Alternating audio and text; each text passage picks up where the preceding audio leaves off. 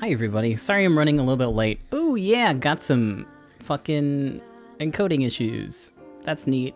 Anyways, hi friends, how's it going? Tonight we're gonna be playing Nier Ending B. If you weren't here last night, we ended Ending A like around 5. But you probably haven't missed much because you're gonna see a lot of the same video game. Give me just a second though, let me make sure everything's good to go. And we'll get started. Yeah, here we go.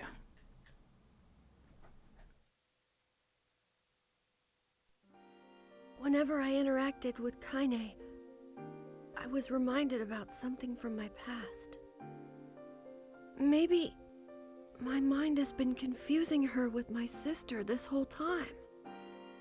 Here we go.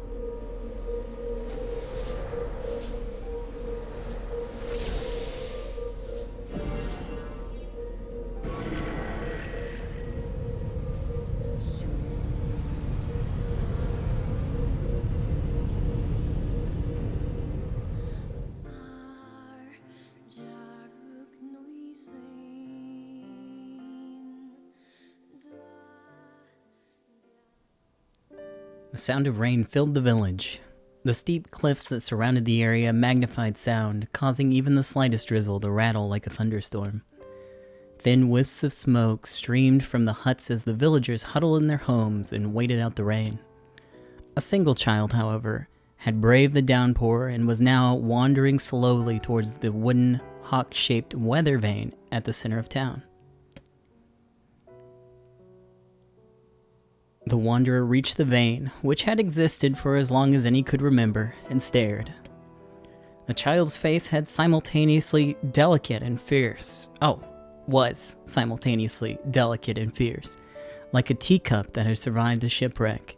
Those traits combined with pale white skin to give the face an almost sexless quality. If the beak turns east, I go home. If it stays west, then The child blinked. Rain slowly dripped down the young one's short hair and began its long descent to the ground. Come on. Come on. The child felt a slight breeze and watched as the vane slowly creaked to life. Spinning this way and that for a moment, it finally settled with the beak pointing firmly towards the east. East? Really? Before the vane could move again, a jagged rock came spinning and tumbling through the air, finally striking home against the child's head. The force of the blow dropped the child to the ground as a hail of stones began to fall all around. Oh no, they found me. A heartbreaking smile crept across the child's face as the stones continued their assault. Through the rain, the sound of multiple footsteps grew louder before a voice rang out. Yoo-hoo, Kaine! The voice belonged to Demo, worst of all the bullies in the area. As Kaine had struggled to stand, a final stone came skittering through the mud and bounced against her foot. Blood oozed from a cut above her eye, and blurred her vision, but she could make out the shapes of Demo and his usual gang of idiots. The boy seemed taken aback for a moment by Kaine's seeming indifference to the blood dripping from her face, but quickly regained his bravado. What's up, freak? You like the rain? You like getting all wet? Or did you finally decide to run away from home? Though she knew it was futile, Kaine turned to leave. Before she could get more than a few steps, the other children scrambled to surround her, cruelty burning in their eyes. Kaine knew those were not the only eyes on her. The tormentor's parents watched from the safety of their homes. She was attuned to this sensation. It was one that she experienced many times before. While some villagers simply turned a blind eye to the actions of their children, many encouraged it openly. In a society ruled by superstition and fear, Kaine was something to be hated, and if possible, destroyed. I didn't say you could leave, freak. Demo's words chewed at her like a worm through an apple. He can't hurt me, she lied to herself. Be strong, be brave. He can't hurt me, he can't hurt me, he can't hurt. Oh look, the little freak's gonna cry. What's wrong? Are you sad that everyone hates you and wants you dead? Kaine prayed for the rain to flood down and carry her away from a world that seemed to have no place for her. But if there were gods, they chose to ignore her. As Demo crept ever closer, the clouds began to thin and the rain slowed. Even the weather hates me. I'm useless. A failure. I wish Demo's rock had taken my head off. Kaine couldn't meet Demo's leering gaze. She lowered her eyes and stared at the muddy ground below. The bully moved forward until he was inches away. She could smell the scent of old meat on his breath. The boy grabbed Kaine's face with thick fingers and yanked it upward. She tried to turn away, but he forced her gaze back and jammed his thumb against her eyelid to pry it open. You're a freak. No, I'm not. Did you just say no? Demo grinned evilly.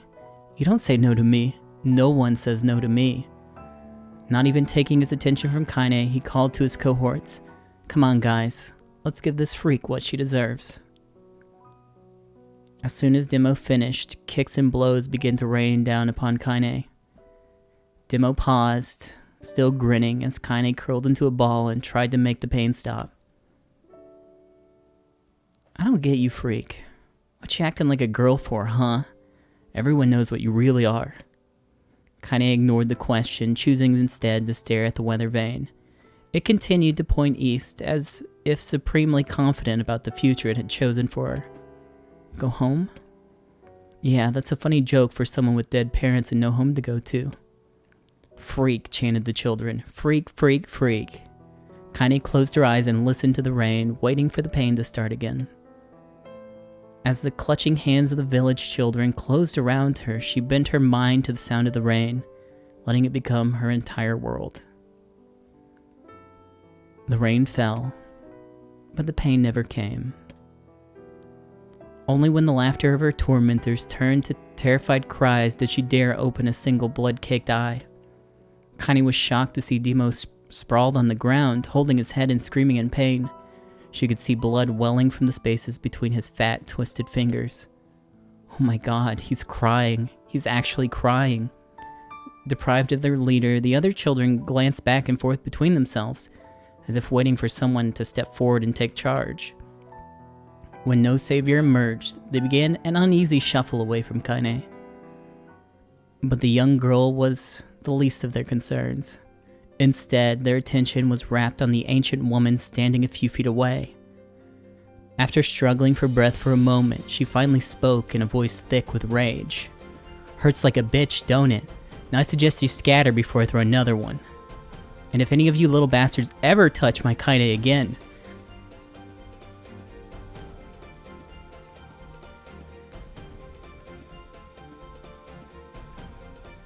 Oof, sorry. I'll do far worse than throw a rock. You can count on it. The old woman crouched down and gently touched the hand Demo was using to cover the wound. Before he could think to protest, she ground her palm into the wound and twisted back and forth. Ow, he screamed, leaping to his feet. Stop it, what are you doing? Quit whining. Ain't no one ever died from a scratch.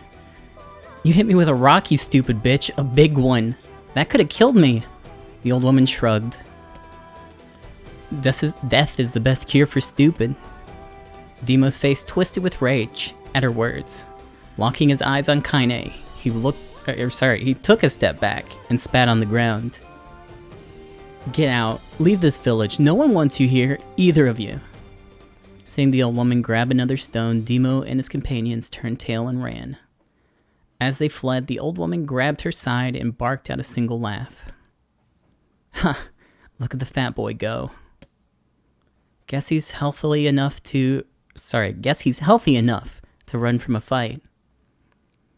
The woman's smile faded as she turned her attention to Kaine. Kneeling down, she removed her shawl and placed it around the young girl's shoulders, then produced a cloth from the folds of her dress and began blotting the wound on her forehead. Oh, Kaine, she said, why didn't you fight back? You're stronger than that lot.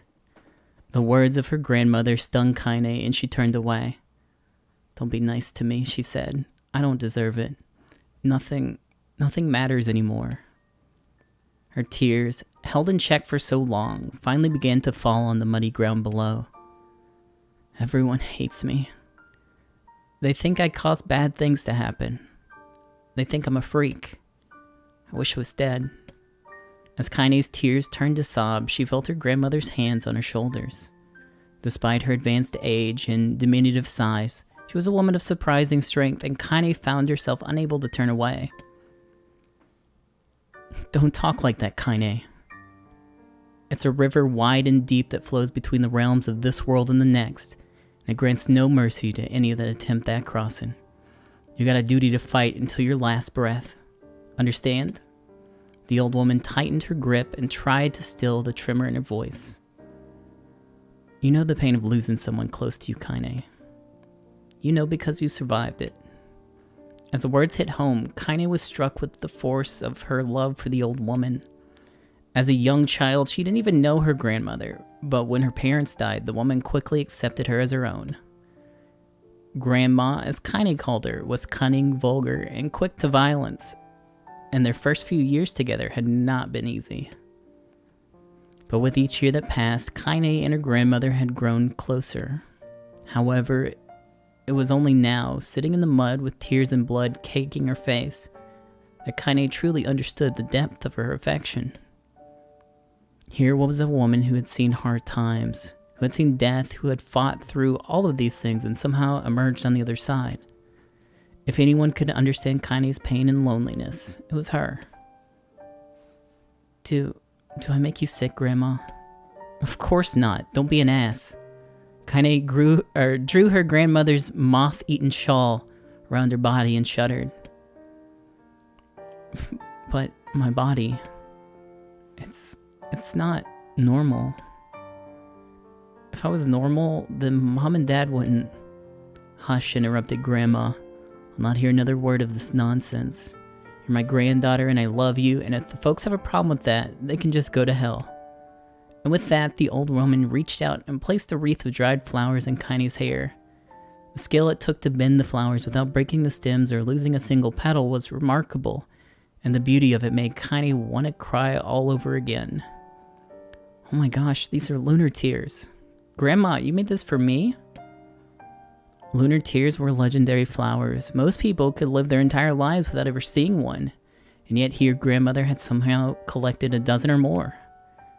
Kaine reached up and touched the wreath as if she couldn't believe it was real. Where do you find these? Oh, you know, just stumbled on them one day while I was out doing the shopping. The old woman turned away as she was explaining, leading Kaine to suspect that the search had been much more difficult than she was letting on. The pain she took to construct the ornament, let alone track down the flowers used in the construction, made Kaine's heart hurt. She reached up and gently adjusted the wreath, admiring the way it felt between her fingers. Didn't quite turn out right, said her grandmother as she squinted at it. These old hands have trouble with delicate work, but it sure looks good on a pretty girl like you. Kaine blushed and turned away. You think I'm pretty? Of course you are. What a fool thing to say. Thank you, Grandma. Her grandma smiled.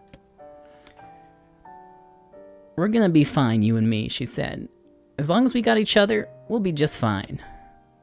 Kaine took her grandmother's hand in hers, and the two of them struggled to their feet. As they began the long walk home, Kaine gripped the hand with all her might, as if trying to stop smoke from drifting away in the wind. The rain had stopped. Kaine stood beneath the weather vane, watching it spin in lazy circles, no longer caring about the direction it faced when it stopped. I don't need to escape. I have a home now. Grandma loves me, and that's enough. Even if it's us against the world. Kaine let her gaze drift up past the vane and into the cloudy sky. The last faint hints of a rainbow were slowly fading. As she turned and headed home, the light scattered into a million particles and vanished, seemingly taken away on the breeze.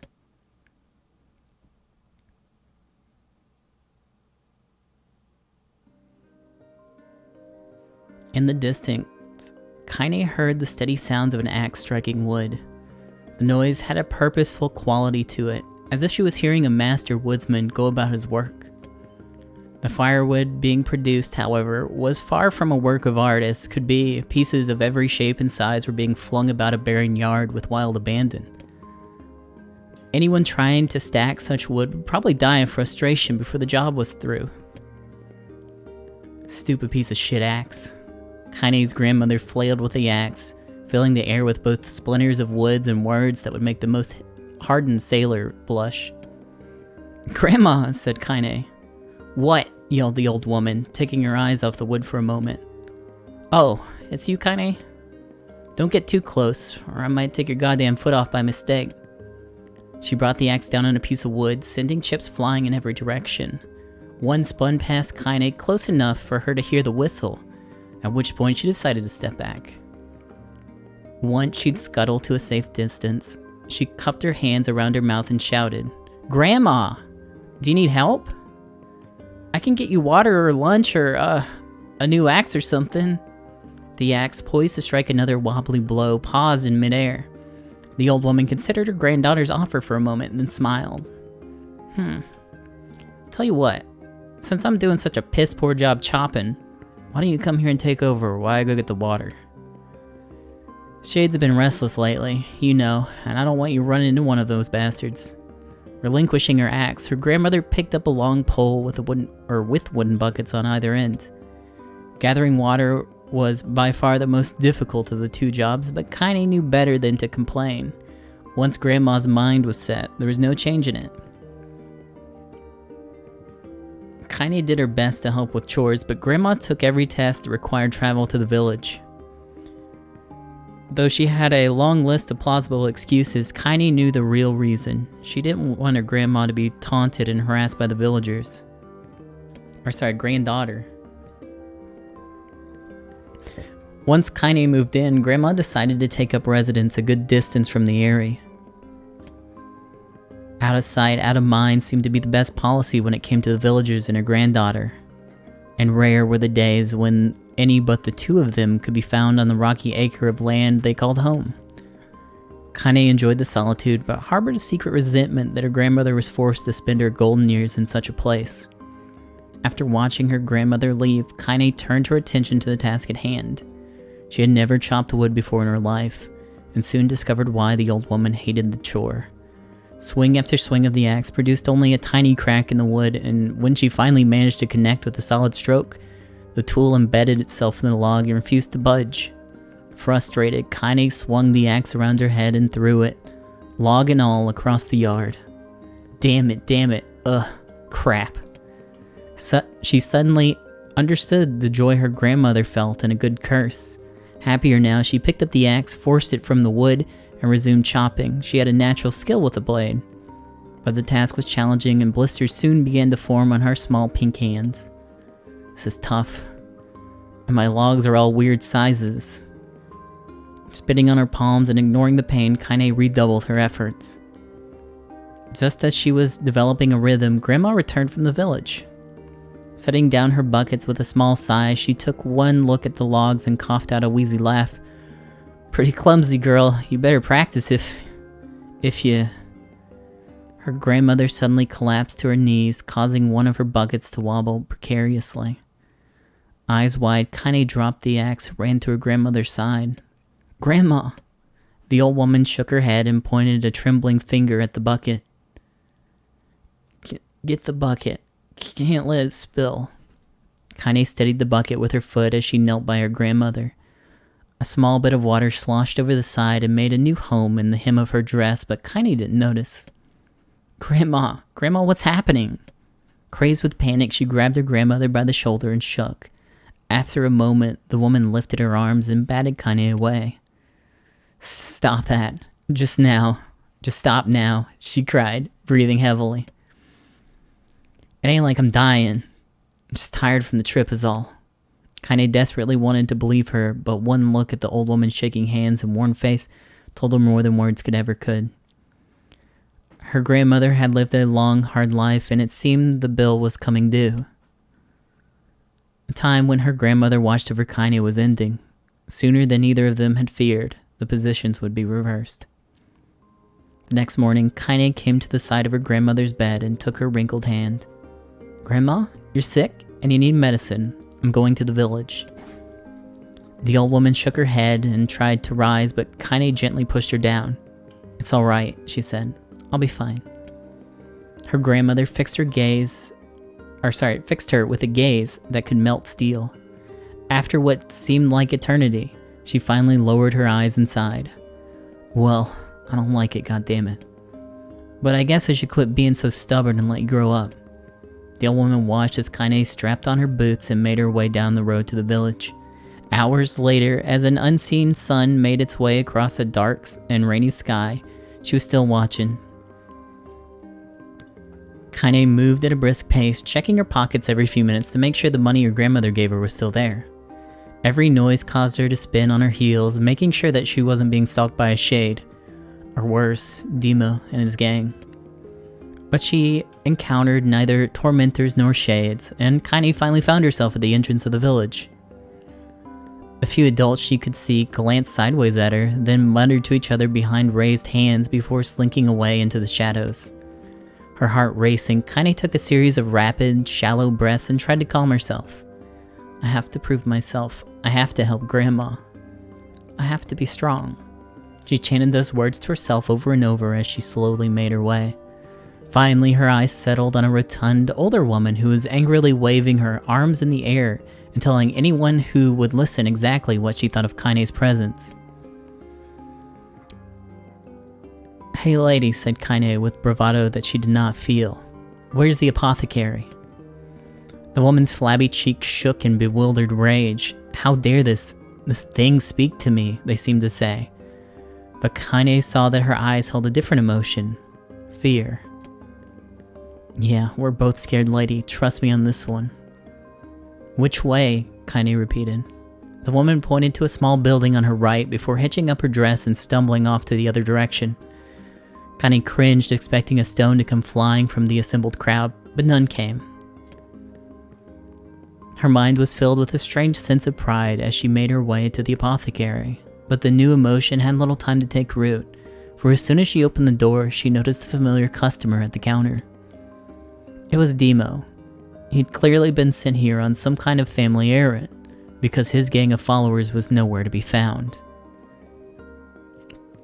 "Oh my god," he sputtered. What are you doing here, freak?"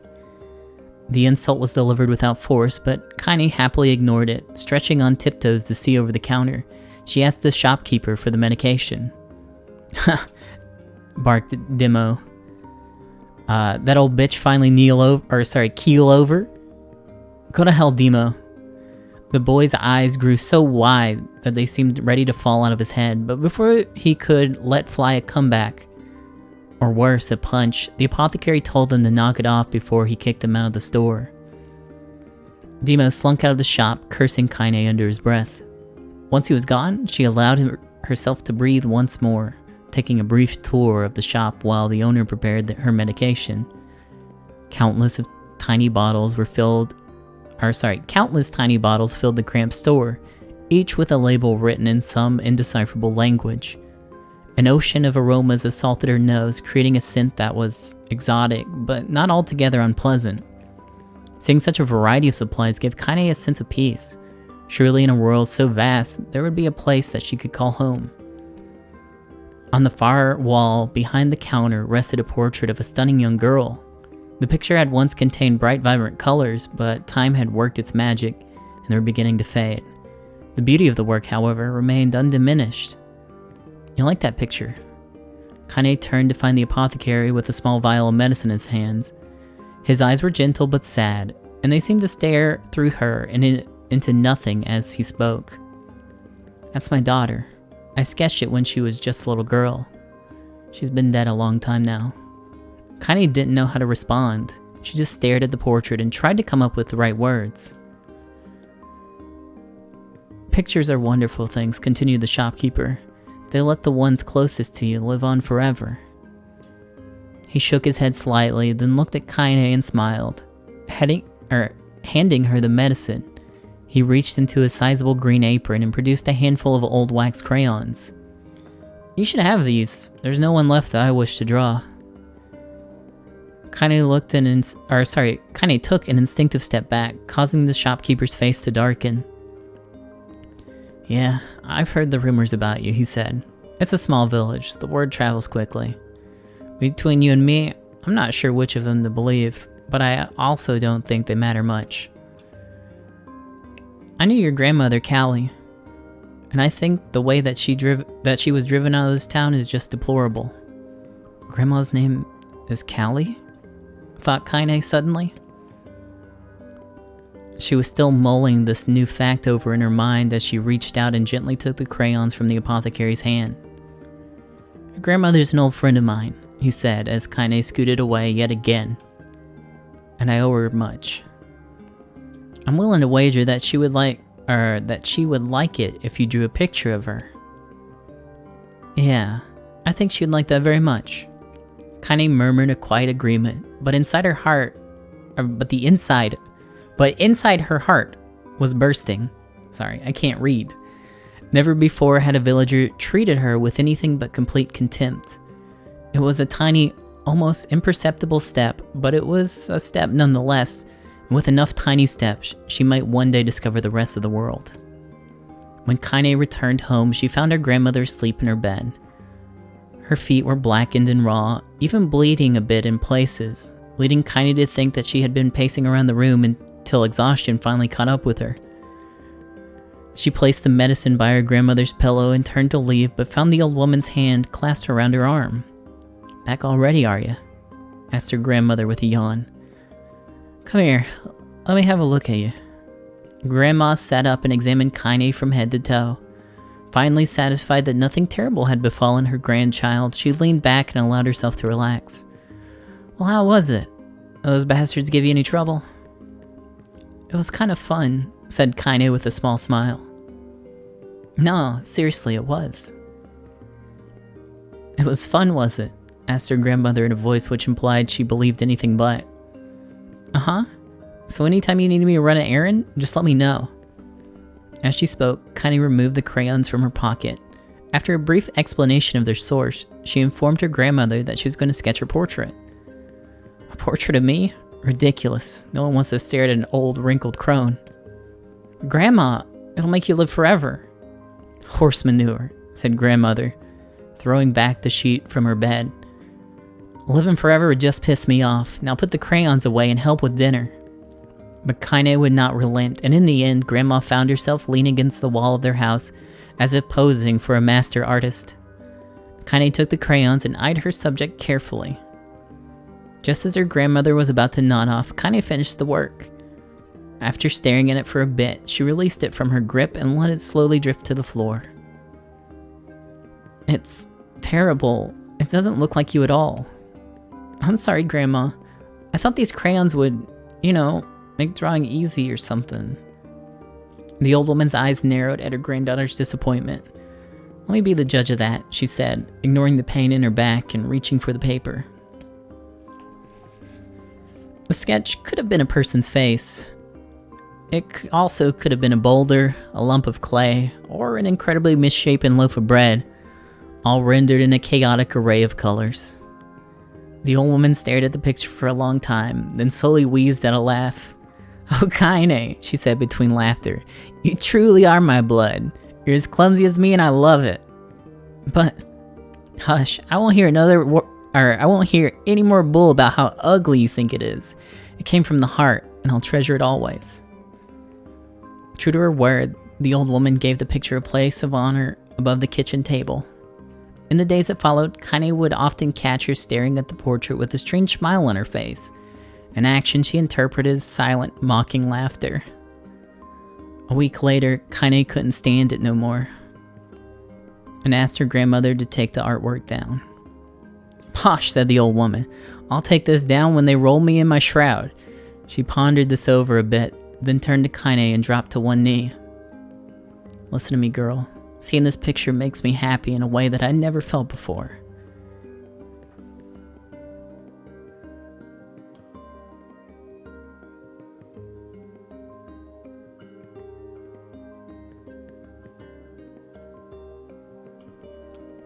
and it makes me want to go on so that someday you can feel the same happiness.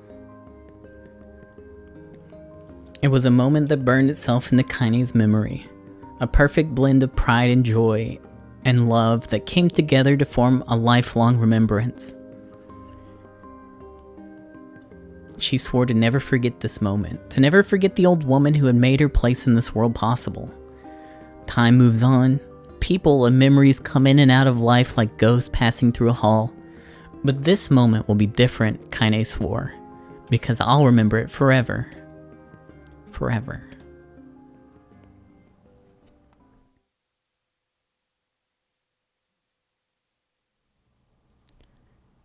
Kaine listened to the sound of crackling firewood and stared at the black object on her plate.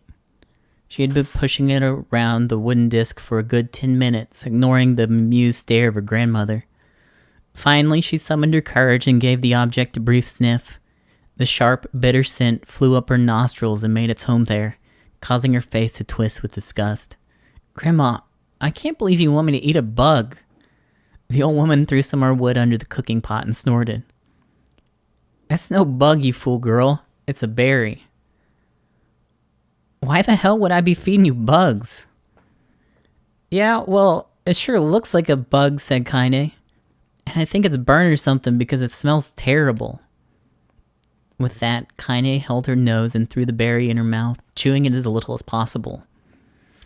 "Oh yeah, that's terrible, alright." "Why, you little brat," laughed the old woman. "Look at the sass on you. You've been spending too much time with me, that's a fact." 5 years had passed since the moment when Kaine's grandmother saved her from the bullies. As is often the way with two stubborn people, their relationship had grown in fits and starts, but moved forward all the same. Meals that used to be somber affairs were now filled with laughter and hurled abuse in equal measure. Kaine could not remember a time when she had been happier. As the years went by, Kaine started to shoulder more and more of the daily responsibilities. Her grandmother's legs grew weaker by the day, and she could no longer do many of the chores she used to take for granted. And so this morning found Kaine lacing up her work boots with a breakfast of burned berry rolling through her belly. "Where are you going today?" asked Grandma suddenly. Kaine looked up, surprised. The old woman rarely asked for specifics anymore. "Well, I was gonna check out the kelma trees and see if they were ripe. I thought we could make some jam or something." "Oh, I'm gonna pick up some flagstones. So I need to take the wheelbarrow." "Flagstones? What in the hell for?" Kaine stared at her grandmother, then held out an arm and swept it around the home. Constructed mostly of cloth, rope, and rubble, the old place sagged like a boxer in the final round. "Grandma, a dying cat could chew through this house. I'm gonna build a stone wall so we have some protection." The old woman laughed, exposing her toothless grin to the world. "Goddamn, girl. If a bunch of thieves want to ransack this whole place, let them come. We got nothing worth stealing anyway." "I'm not worried about thieves. I'm worried about shades. People saw one west of the village yesterday." The old woman tilted her head and stared at her granddaughter. "Well, shoot. I don't know why you have to do it today. We can worry about it some other..." "Grandma, no. If I don't go to the kelma trees, we won't eat tonight. You know that."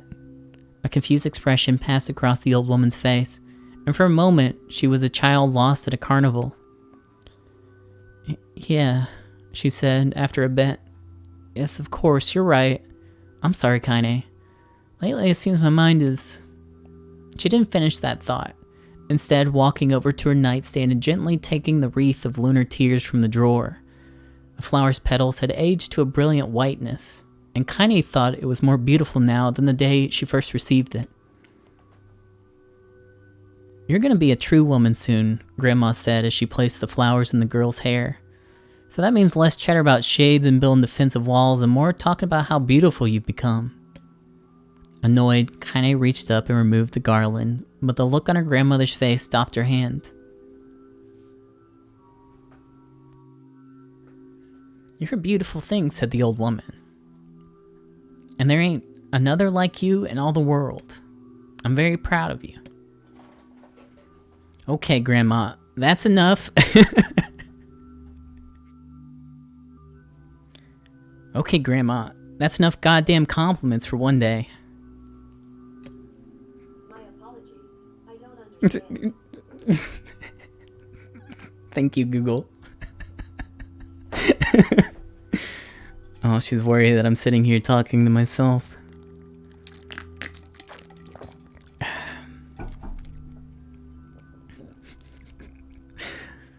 Apparently, Grandma sounds a little like Google. Such a mouth on you. Where'd that come from? Gee, I wonder. I'll teach you to sass me, girl, yelled Grandma. Suddenly, she lurched forward and grabbed Kaine by the ears, pulling her around the room with a crazed grin on her face. Grandma, yelled Kaine in a quaking voice. Grandma, stop it, what the hell? The old woman stared at her and blinked and slowly held her wrinkled hands out if it was the first time she had ever seen them. I don't know what happened there. I'm sorry, girl, sometimes my mind just... Kaine thought the look on her grandmother's face was the most heartbreaking thing she had ever seen. Listen, she began. Maybe I should stay home after all. No, I won't have you stay here and keep an eye on an old codger like me. You go get your fruit and your wall and whatnot. I'll be fine. And when you come back, I'll have a nice grasshopper dinner waiting for you. Kaine rolled her eyes, then kissed her grandmother on the forehead and made ready to depart, trying desperately to ignore the worry that was gnawing at the walls of her heart. Kaine could feel the old woman's eyes watching as she moved down the path. Don't turn around, she told herself, but in the end, the temptation was too great. She spun on her heel for one final look and saw a small, bent woman standing in front of a ramshackle hut with a sad expression on her face. Gods, she looks so old now. It's like the wind could reach down and just carry her away. Kaine worried about her grandmother all day, causing her work to suffer. What little fruit she could collect was tossed carelessly into the wheelbarrow, and she only found a couple of stones before losing interest in the project. Finally, as dusk approached, she decided to call it a day. Cursing herself for the lack of focus, Kaine pushed the nearly empty wheelbarrow down the path. As she crested the final hill, she suddenly froze in place. The wheelbarrow fell from her fingers and collapsed on its side, sending a few pieces of wrinkled brown fruit rolling back down the hill. Her gaze was transfixed by a thick black cloud that hovered just ahead. Tracing its path with a finger, Kaine suddenly felt her stomach knot in on itself. No. Oh gods, no. Her grandmother's house was ablaze, the flames licking up as if trying to touch the sky itself. Grandma? Grandma! Kaine ran then faster than she had ever moved in her life. Once she tripped on a stone that went sprawling into the rocky ground, but she leapt to her feet and continued running, unmindful of the blood that spilled from her wounded hands and knees. As she got closer and closer, Kaine's mind began to race in time with her footfalls. It's too dark. It's too dark. Not just fire. Can't be fire. Too much smoke. Gotta save her. Gotta save her. She burst into the front yard and came to a sudden halt, her worst suspicions confirmed. The smoke from the fire was mingling with the thick, inky blackness of enormous shade. The massive creature supported itself on 3 twisted feet and achieved balance through means of a large armored tail. Scales, horns, and claws sprouted from its body in a random, chaotic pattern, giving it the appearance of a lizard designed by some insane god. Seeing Kaine, it let out a roar and flicked its tail, sending small whirlwinds spinning around the yard. For a moment, the creature retreated into a shimmering inky blackness, as if her mind was unable to comprehend that such a thing could actually exist. But then the smell hit her, a blend of rotted meat and excrement. The horror became real once more. The creature bellowed again, and this time Kaine responded with a scream of her own. "Alright, you bastard," she thought, as her scream echoed off the high cliffs around them. "It's you or me. Let's go." The shade eyed Kaine with bemused interest. Then it began looking from her to the house and back again, as if urging her to look at the destruction it had so gleefully wrought. With dread building in her heart, Kaine glanced toward the house. Through the smoke and flame, she spotted a small figure struggling to escape the ruins. "Grandma!"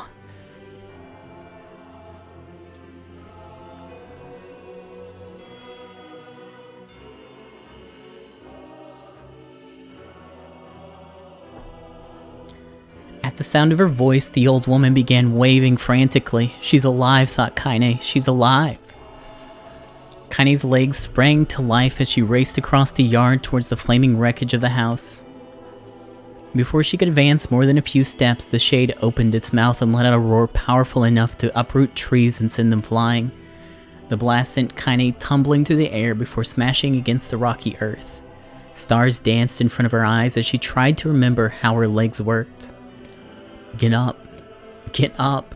Get up, get up, get up now!" As Kaine struggled to her feet, the shade stomped towards the house and pinned her grandmother to the ground with the tip of a claw. The old woman struggled to move the claw from her stomach, but she might well have been pushing a mountain. She coughed briefly, sending a small spray of blood into the air, then collapsed to the ground, her energy spent.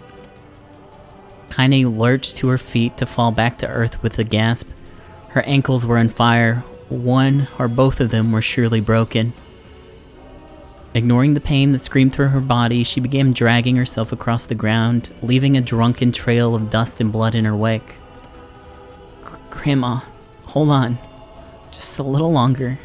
Her grandmother's face was turning blue, her eyes rolling back until only the whites were exposed. Kaine pulled herself across the ground with maddening slowness, the distance seeming to increase with every second that passed. The shade glanced between the two women, flicked out its tongue, its giant mouth turning up at its corners. Short, panting breaths belched from somewhere deep within its core. Bastard, laughing at us. She had no idea how such a mindless creature could experience emotion, but there could be no doubt that the shade was taking joy in their suffering. "Yeah, I see your plan." The shade moved its claw slightly, allowing Grandma to breathe again. It was clearly keeping her alive, only to snuff out her life when Kaine was close enough to touch her. "I'm gonna kill this bastard." Summoning all her strength, Kaine rose to her feet. There was a sickening snap from her right ankle as the foot twisted backward, but she forced it from her mind and began to hobble toward the monster. Pulling a small knife from the pouch at her waist, she leapt on the foot that pinned her grandmother and plunged the weapon deep. "Give her back," she screamed. "Give her back to me." It was like stabbing a rock. After a few swipes, the knife broke at the hilt with a dull snap. The shade panted laughter again, then raised its tail and sent it rushing through the air toward the young girl that was latched to its foot. Kaine never had a chance. The tail struck her square in the chest and sent her crashing into the burning wreckage of the home. As she lay on the ground with blood pouring from multiple wounds, a small weak voice spoke up. "Kaine." Kaine's vision blurred, but she forced herself to focus on the sound. Finally, her eyes cleared enough to make out her grandmother's hand reaching out to her through the smoke. "Grandma? Kaine, you gotta run. You can't defeat him." Kaine grabbed the hands and held on with all her strength. "Grandma, come on, we have to go." The old woman coughed loudly. One of her hands, slick with blood, slipped from Kaine's grasp and thumped to the ground below. "Grandma, no, no. I said run, goddammit. You have to live. You have to get through." That thought would stay forever unfinished. Before she could say another word, the shade's claw foot descended, smashing through the remains of the roof and down upon the shattered figure of the old woman. Blood oozed thickly from the gaps in the creature's toes as the terrible putrid smell assaulted Kaine's nose once again. She stared at the foot, dumbfounded, convinced that what she was seeing could not possibly be real. When the creature finally lifted its appendage, all that remained underneath was twisted, unrecognizable mass of rubble and red. Her grandmother was gone. Kaine blinked, trying to feel the hands which had been in hers just a moment before. For a fleeting instant, she could remember the warmth of that embrace, the trembling of the fingers. But the sensation drifted away on the breeze and was gone. Memories flashed through Kaine's mind, one after the other, faster and faster until they became meaningless jangle of noise. Kaine screamed then, a thunderous sound that echoed off the cliffs and seemed to roll away forever. The shade eased forward, black ichor pouring from its mouth and dissolving into smoke on the ground below. The earth shook with every step, and it crept towards its prey. Kaine's body slowly rose as if controlled by a mad puppet master. Her arms and legs were bent at impossible angles, her head lolled dangerously to the side. Yet somehow, she managed to stand. Staring at the shade, her eyes began to glow with a deep red fire. The creature, so confident just moments before, took a slow, hesitant step backwards, trying to discern if this broken human could possibly pose a threat. Kaine seized the moment. Laughing like a madwoman, she leapt into the air and plunged the shattered hilt of her knife deep into the leg of the shade. The shade shook off Kaine like a fly, sending her crashing into the earth once again. Her chest rose and fell slowly, as if a great weight were resting on it. Moist sounds of pain echoed through her mind. Something warm and thick oozed from her ears. Is that blood? I think it is. I think I'm bleeding to death. No, can't die. Grandma told me to live. Deep inside Kaine's mind, something finally broke. The sound, the pain, the smoke, the flames, all of it faded away until all that remained was a single incantation repeated over and over again. Kill it. Kill it. Kill it. Kill it, kill it, kill it, kill it. And so on. Kill it now. As the spark that was Kaine slowly began to flicker and die, she felt her desire to kill and her desire to live blend into one. The distance between her heartbeats grew longer and longer and longer.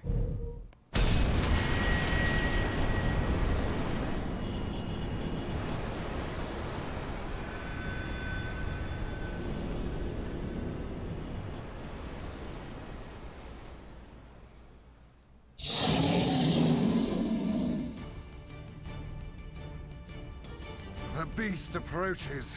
Oh, I got it.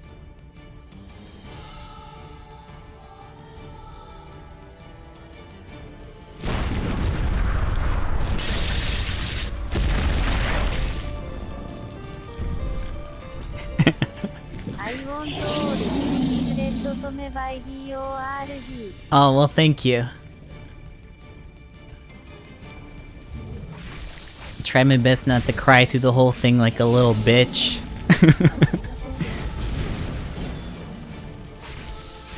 What anger this creature must have. How did it even survive these past 5 years? I'm not gonna let this happen again. He dies today. My sword feels lighter. It's not the blade, but the skill of the user. Strike him down!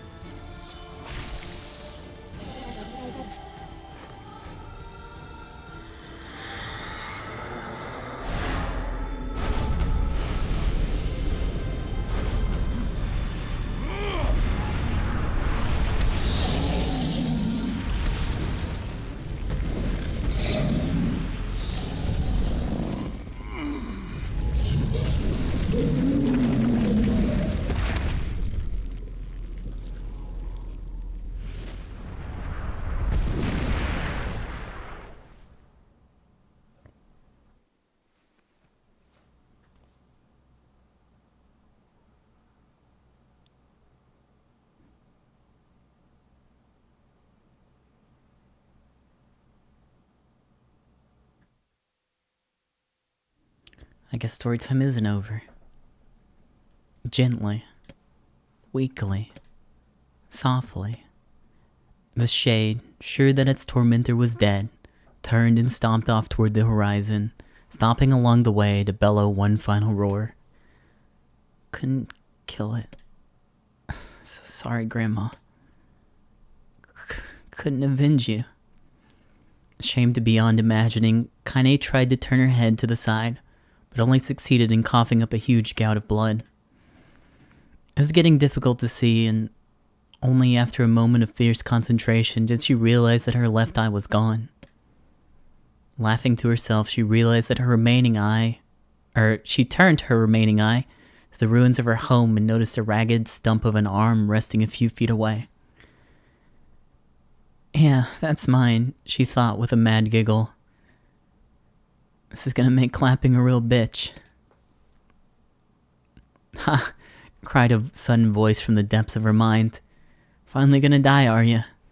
Well, you had it coming. Go to hell, Demo, she thought at the unseen assailant. Go to hell before I pluck your eyes and feed them to a dog. The voice of her childhood terror evaporated into smoke, only to be replaced by another, more recent voice. Hold still, said the apothecary, materializing from the ruins like a ghost. I want to draw you. That way you can live forever. No, stop. Don't want to live forever. I want to die right here. I see, he said quietly. Well, if that's how you want it. The spectral shopkeeper fluttered in and out of existence for a moment, then produced a piece of paper and sketched quickly. After a few seconds, he turned the page to Kaine and smiled.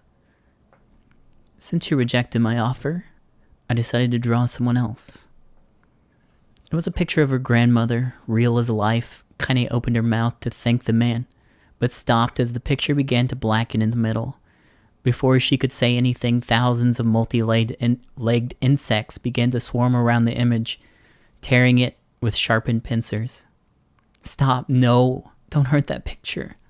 Kaine reached out with her remaining arm and waved futilely in the air.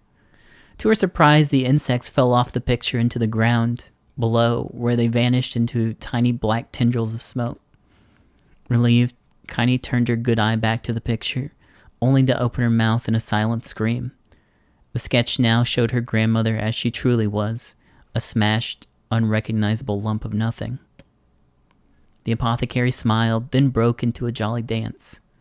See that? He cried as he danced his jig. It's perfect now. She looks just like you. Ha-cha-cha-cha.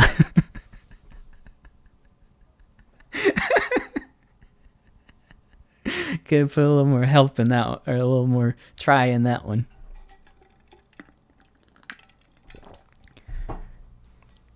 I look like that? Oh God, I'm gonna die. Drowning in despair, Kaine laid her head back in the mud and smoke of her ruined house and waited for the end to come. But just before she let everything go, an unfamiliar voice began whispering in her ear. And you got a wish, sunshine? The voice was vulgar and fierce at the same time, as if insanity had somehow found a way to take form. Kaine wanted to scream as the voice crawled under her skin, but her lungs refused to work. You know, a wish? Like a prayer or something. Why don't you get on your knees and start praying to heaven? Please, invisible man in the sky, save me, save me. Kaine finally resorted to shouting at the voice with her mind. I don't make wishes. They don't come true for me. I'm a curse. I'm a freak. I should be left to die. The other voice boomed in her ears. Oh God, you are the best. Kaine glanced down and saw a black, shiny substance oozing from her legs. She tried to brush it away, but her remaining arm would no longer respond. The substance slowly crept around her feet, and then began moving up towards the rest of her body. Is this death? Is this what it feels like? Or is my mind just losing itself? She could feel the slime oozing upward, feel the hot, searing pain it left in its wake. Whatever else might be happening, she was still alive, and this was real. "Come on," said the voice. "Let it go." Kane tried to ignore the voice and concentrate on the pain, but the newcomer would have none of it. "Don't ignore me, sunshine. You're ready to give up, ready to die. So why not let me have it?" "Have what?" "Your body. Come on, give it to me. Give it to me. I want to stand on the ground, feel the rain, taste the wind." The voice paused as if licking its lips. When it resumed, it was filled with mad, unabated joy. "And I want to take your hands and use them to choke the goddamn life out of people. I want to tear out their throats and bathe in the blood, just like before." In response, Kaine shifted her head and vomited. The warmth of it crept down her front and mingled with the pain of the encroaching black ooze. Are you a shade?" "Yeah, maybe. What of it?" The slime reached for her face, crept up past her nose, and slowly oozed into the socket of her missing eye. The moment it touched her brain, Kaine was struck by the most powerful sensation she ever felt in her life. It was ecstasy. She managed to scream with delight. She wanted to scream with delight, but all she could manage was a small, whispered moan. "Feels good, doesn't it?" asked the voice with a chuckle. "Yeah, what can I say? I know how to please the ladies. Now give me that body. Come on, give me the body, and I'll give you more of this feeling. It's a fair trade." A black lump began to protrude from Kaine's side. As she watched, it grew longer and thicker, eventually taking the form of her missing arm. "I can see better," she thought. "My eye must be growing back too." The slime reached up to envelop the rest of her face, but she managed to brush it away. "Stop," she whispered, marveling at how she had regained her voice. "Stop." The black ooze hesitated, as if considering this request, then quickly shimmered down her body before disappearing in a cloud of smoke. "What the hell, sunshine?" screamed the voice. "We had a deal. I thought you wanted to die." "Grandma said I can't die yet." A brief image of her grandmother, bloodied and broken, flashed before her eyes. She saw the shade that had killed her and heard its mocking laughter, then closed her eyes and forced the image from her mind. Her whole body was quaking with rage. When she opened her eyes again, they burned bright red. "That thing took my grandmother.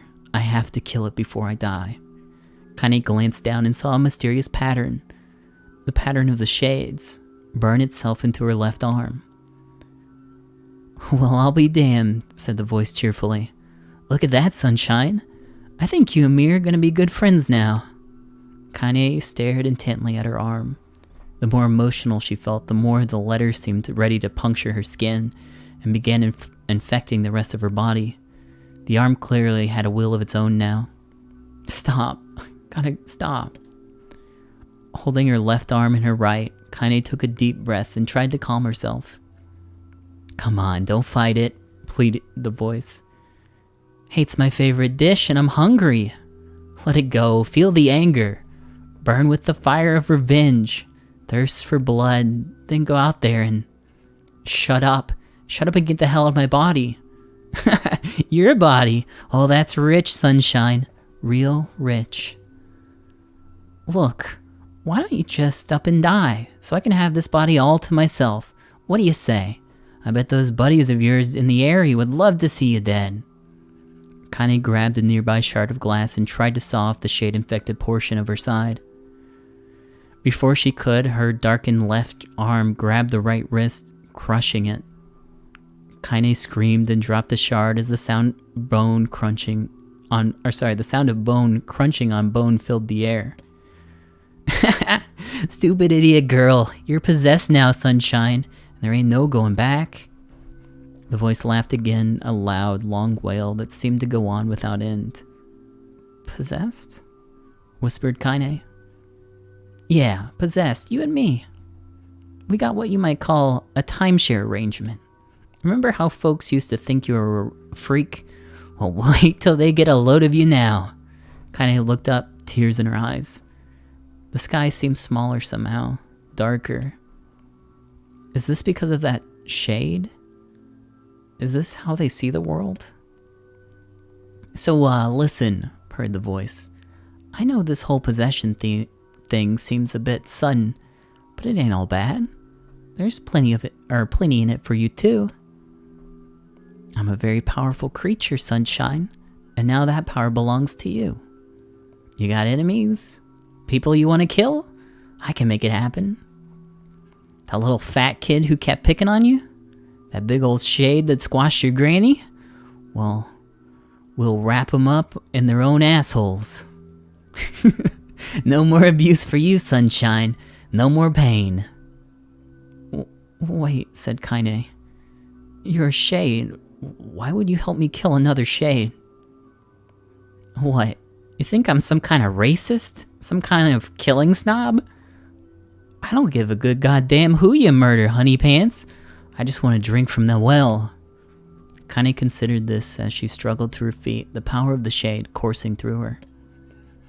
The smoke from her house was drifting away with the wind, and she enjoyed the way the cool evening breeze felt on her new left arm. After a long pause, the voice spoke up again.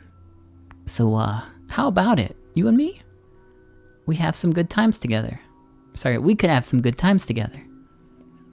Look, I'll even take care of the bloody part if you don't want. Fuck off, asshole, muttered Kaine. I'll handle the killing. Screamed the voice. Look at you go. Oh, Sunshine, we're gonna have so much fun. So listen, my name's Tyron, and if you ever need me, I'll just be hanging out in this piece of meat you call a heart. Now get to it. The more you kill, the more your heart turns rotten and sour, and I like rotten and sour. Kaine found herself nodding at the voice.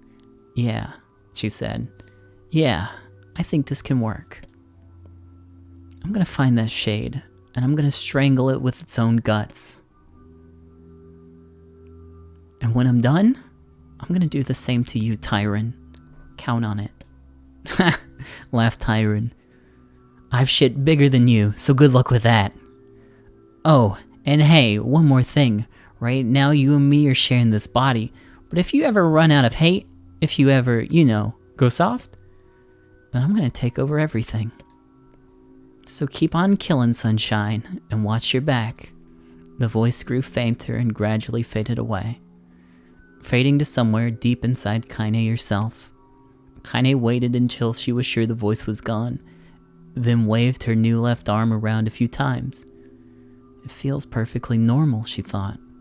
It feels like mine. Desperately, she began poking and prodding at the new limb, determined to find something wrong with it. She didn't want it to feel normal. That would mean the creature inside her had already won.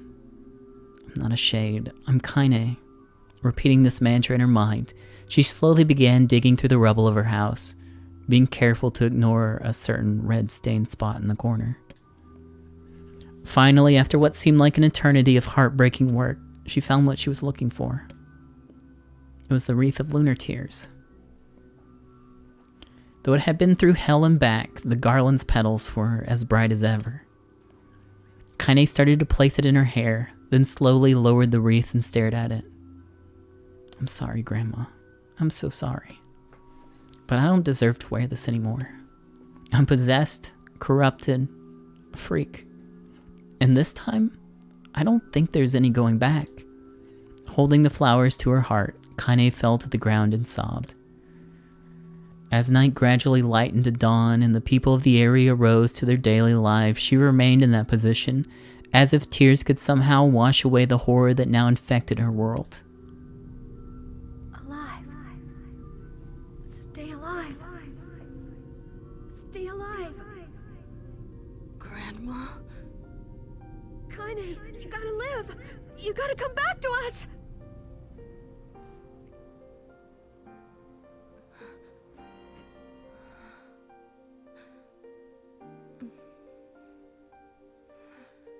Who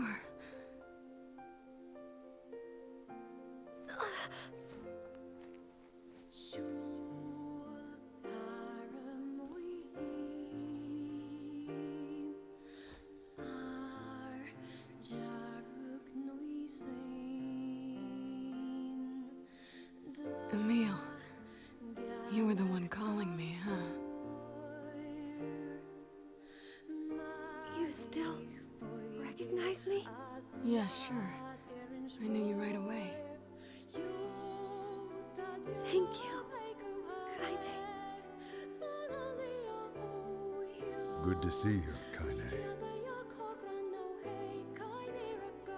You look like shit. How long has it been? 5 years.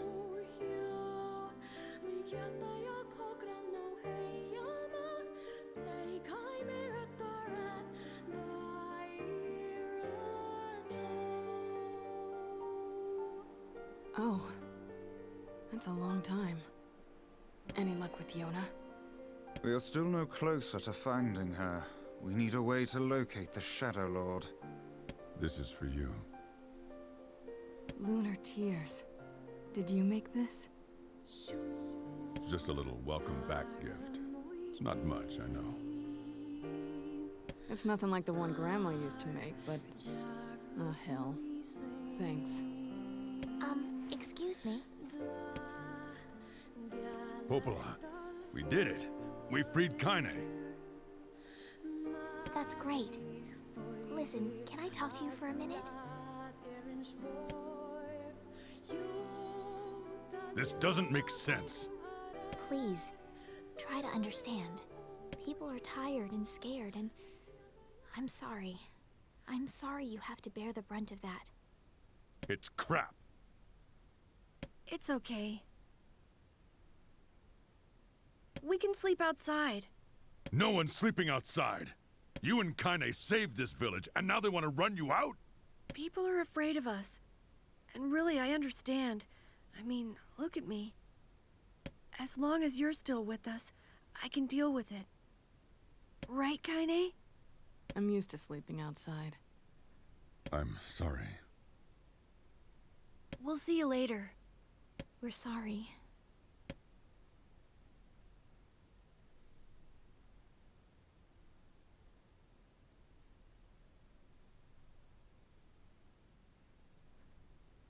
What is the matter? Kaine always sleeps outside. I never thought about that until just now. How could I have not noticed that? How selfish am I? What the hell is wrong with me? We should turn in.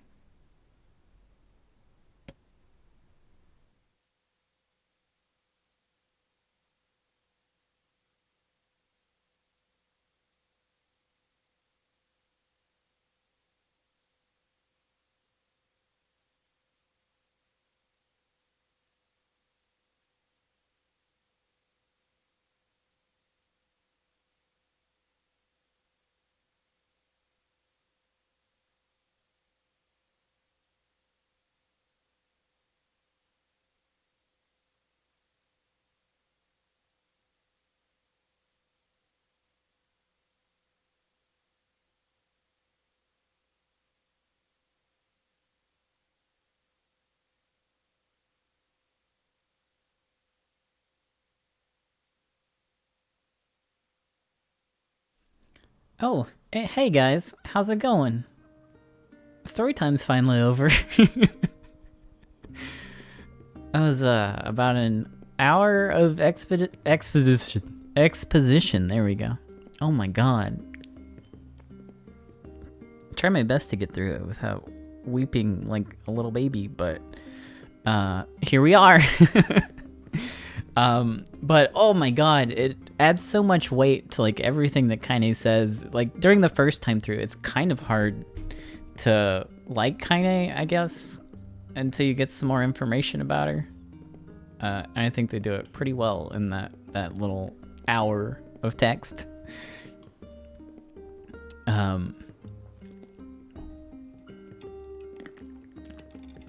But I'm sure it'll get better. Well, if you say so. I need to go see Devil and Popola. Very well. And fortunately, we get to skip the first half of the game. We're back here in post-Dark Colossus, whatever the fuck. I don't know what that shade is called. I guess you don't find out either. Oh no, leave the diary alone. Please God, no.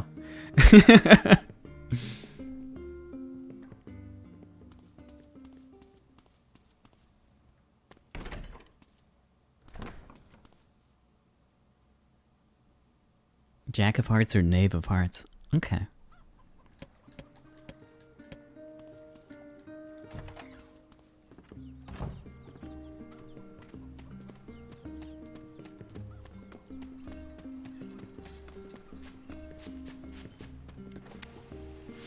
Anyways, I'm back. I'm ready to play some video games and have a good time. Hey. Hi. Kinda thought you'd never talk to us again. This is bigger than you or Popola. It's about the whole damn village. I know, but regardless, you should go talk to Popola. I think she wanted to discuss the Shadow Lord with you. I can do that. Oh, and also, yeah. Sorry about yesterday. I kind of flew off the handle. No, you didn't. Besides, it was our fault in the first place. Let Emil and Kaine know that we're sorry, alright? I'll do that.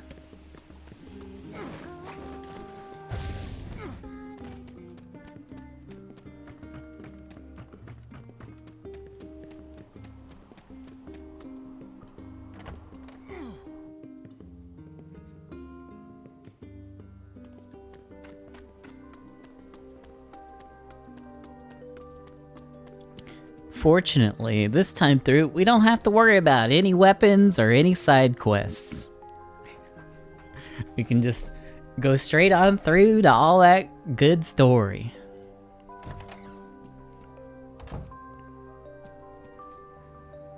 Popola? Oh, hello. Look, I want to apologize for you. Stop. Don't you dare. You had every right to be upset. I understand why you did what you did, even if I don't agree. You're just trying to protect the villagers. It's not your fault. Well, I still feel terrible, just so you know. I believe there was something you wished to discuss with us. Oh, right.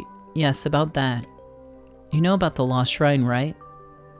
The temple where I was first discovered. That's it. And it seems that the Shadow Lord's lair is connected to it somehow. Oh, it was right under our pages this whole time. But the entrance is sealed off, and the bridge that led us there. So take a boat. A boat? Yes, the trade waterway's been repaired.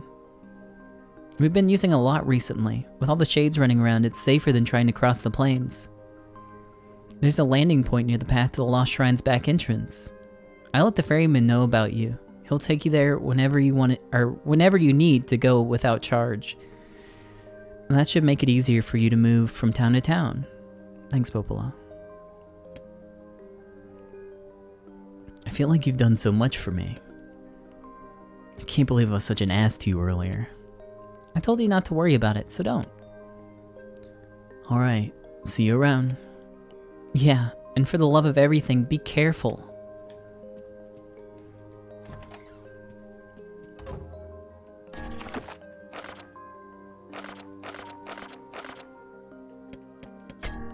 Oh hey, we are very fortunate. Last night, I went all unga bunga, gotta kill the Shadow Lord, and I didn't read any of the documents.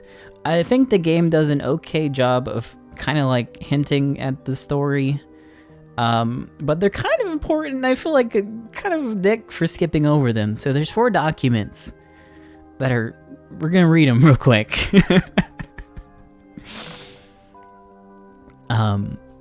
Let's see. Archival storage 8/2/2026. Following the recent incident with number 6, we've decided to establish an archival room. Hold on, is this the right one? No, this isn't the right one, is it? No, I don't think these are the documents. Oh no, they're not. No, they're not. We'll have to go through again and get them later. These are the one for Emil. Oh, I'm such a dick. I'm so sorry. We goofed up. We goofed up big. That's okay. We'll be back there soon. And I promise this time around we'll read them.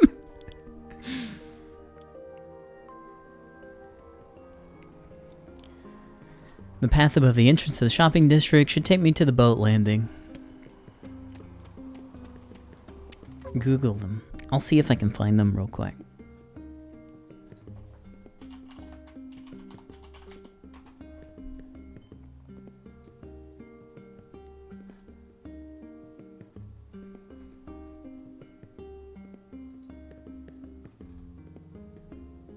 I just gotta figure out what they were called. No, not the underground research records. Is it the researcher's letter? No.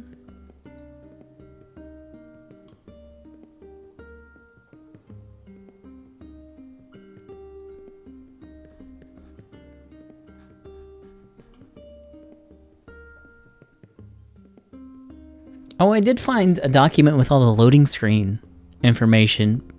That might be interesting because they all go by so fast. Yeah, it's the notes on Gestalt.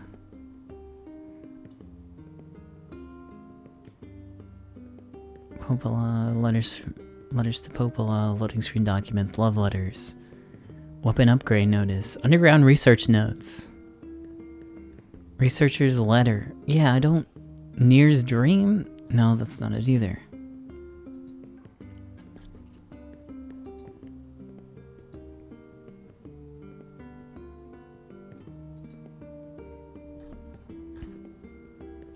Oh, I found them on the page, though.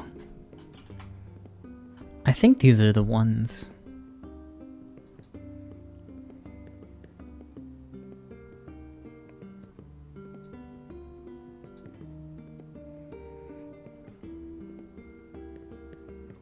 I wish I could confirm that these are the right ones before I'll wait.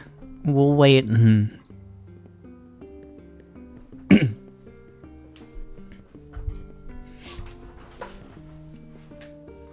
Because I don't want to spoil anything that isn't the actual documents.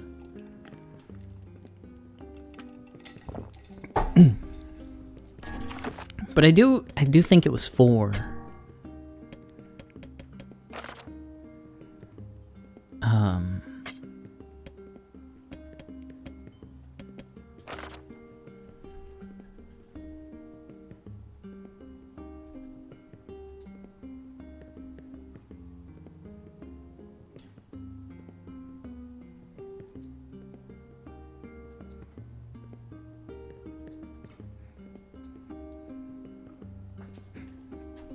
Give me just a second, I'll look into this.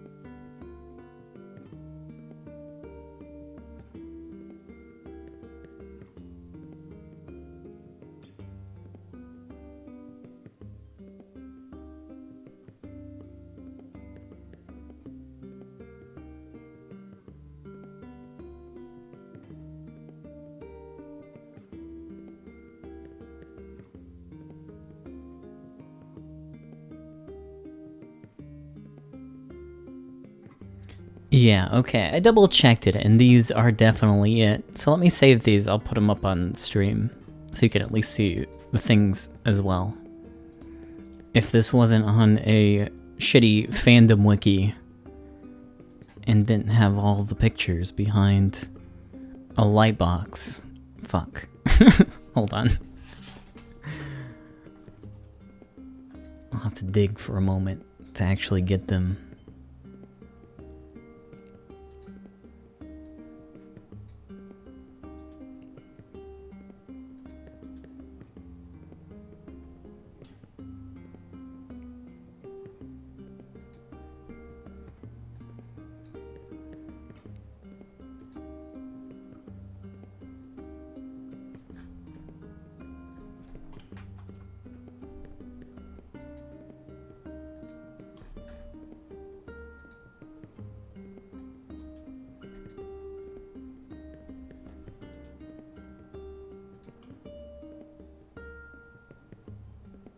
God, this is such a pain in the ass. Sorry. Media. Open new tab.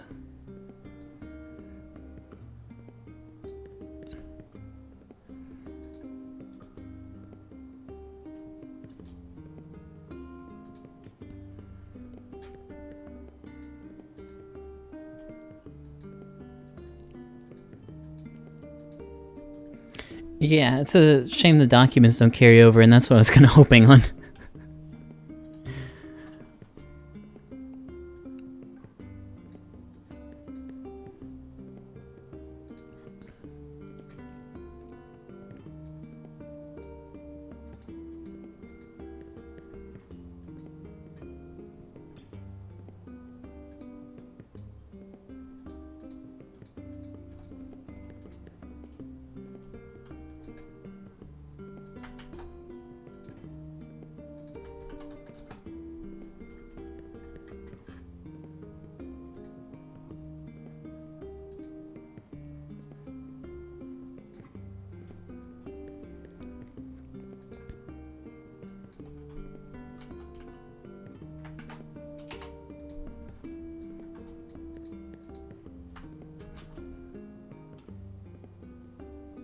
Sadly, this is not going to be worth the amount of effort that I put into this.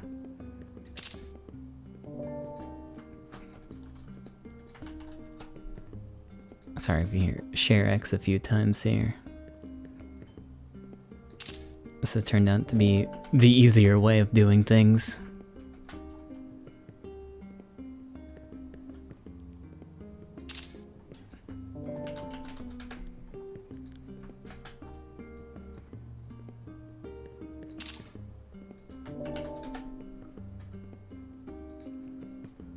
Yeah, sorry, that is share X you hear.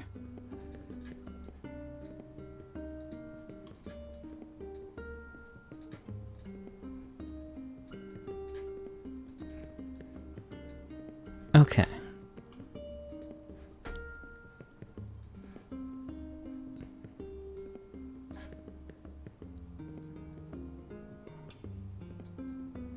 Here's the first one. So these are the documents that you get right before the final fight with Popola and Devila. And I went so fast that we went straight to the next boss fight, and I didn't bother reading them. But they're kind of incredibly important. The first one being Project Gestalt Report 0923. As noted in the previous report, implementation of Gestalt mode can be prevented or can prevent the white chlorination syndrome we recently experienced. Transfer of bodily information to civilization repressed replicants is proceeding as planned, with the genes of the original safely stored inside.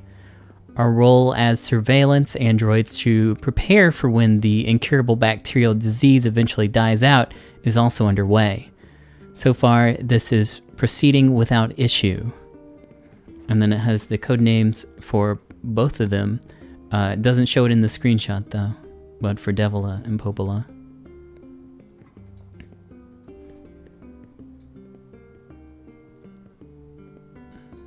Sorry, this is gonna get messy, because they're all different sizes. Let's see, which one is this? 9182.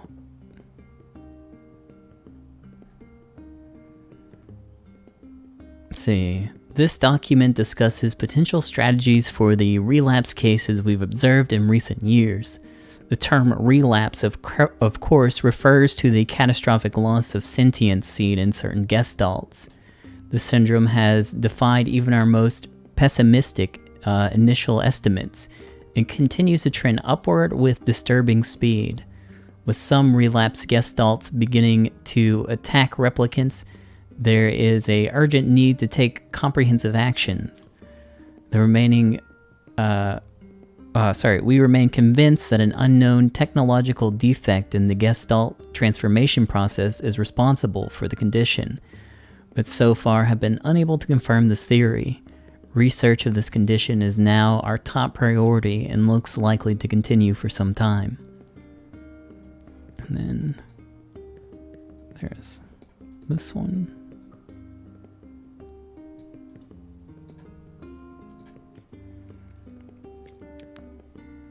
For Project Gestalt Report 10432, the shorthand minutes of Case 23, Emergency Response Conference, Committee Special Meeting, Issue, Observed Upward Trend in Relapses, Noted and Discussed.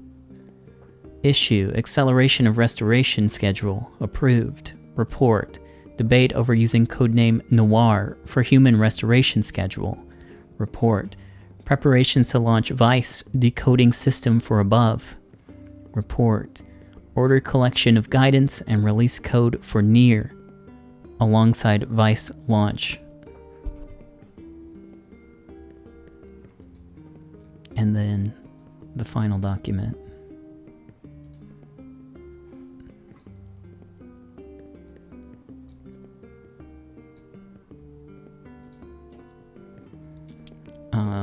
Project Gestalt Report 11242, we have determined that the rise of relapses was due to an unexpected spike in the sentience of replicants, as well as a genetic instability within the original Gestalt. It seems the original's effects on bodies that have undergone the Gestalt process were not anticipated in advance. Immediate action must be undertaken to identify the links between the trend and the original Gestalt, along with its daughter, the relapse case known as Yona. The observer contact group is growing uneasy, so finding a solution to the relapse issue should be considered a top priority. See other reports for more details from Observer Popola. And those are the 4 documents, which are pretty important. And I skipped right over them, because I'm dumb.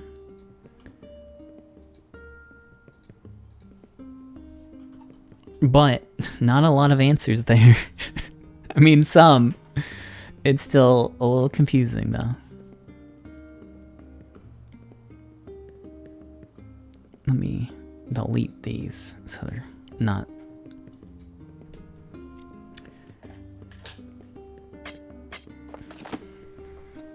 So, now that we've done that, let's continue the video game. We have to head back to the Lost Shrine and recollect the parts of the key to get into the Shadow Lord's castle.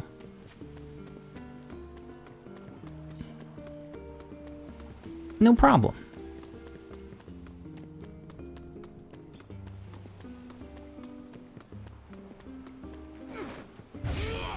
Grimoire Nier? I mean, it's a 99-page document. I don't know what parts I should be reading from it. The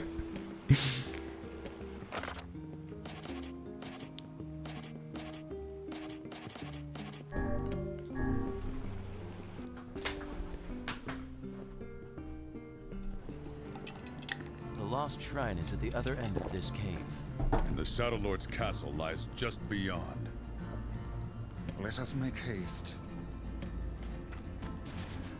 Alright, here we go one more time.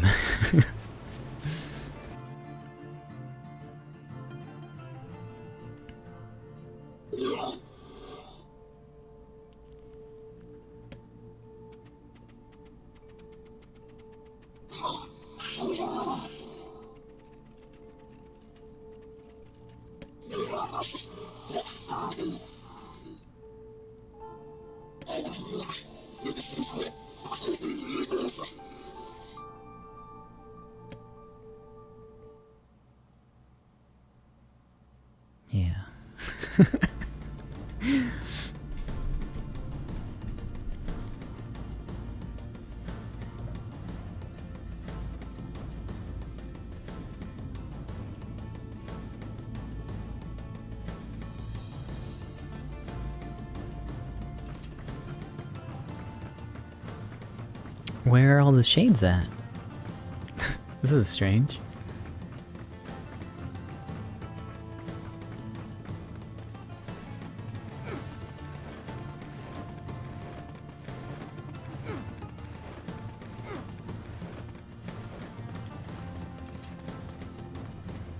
It was nice of them to remove them because there was an obnoxious amount going through here of armored shades.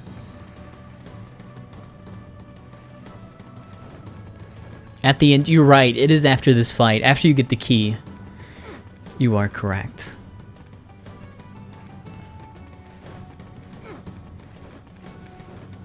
Alright, at least after you get knowledge of the key.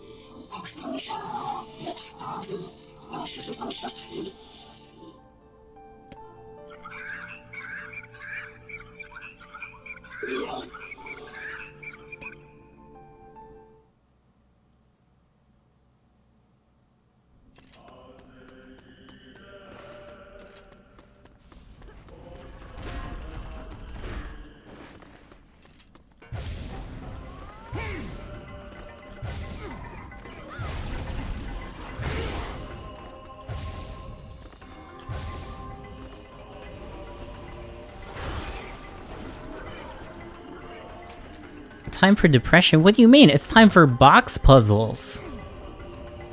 Wowee.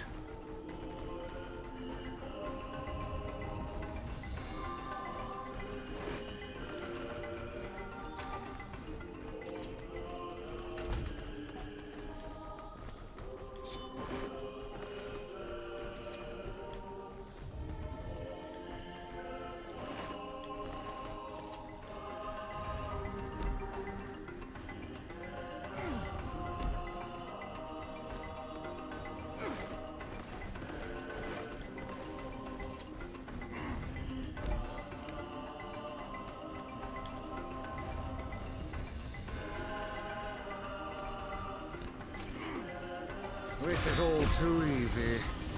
I'm almost disappointed. I'm gonna grab some healing items because I still am playing on hard.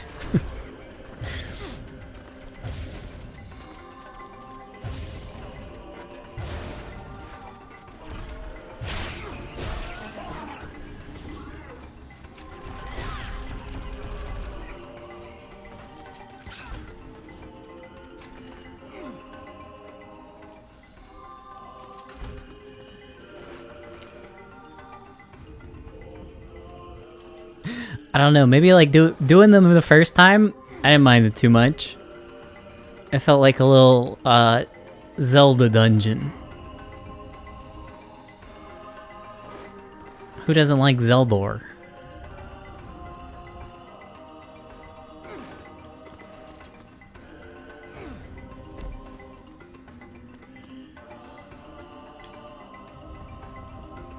The third time, no.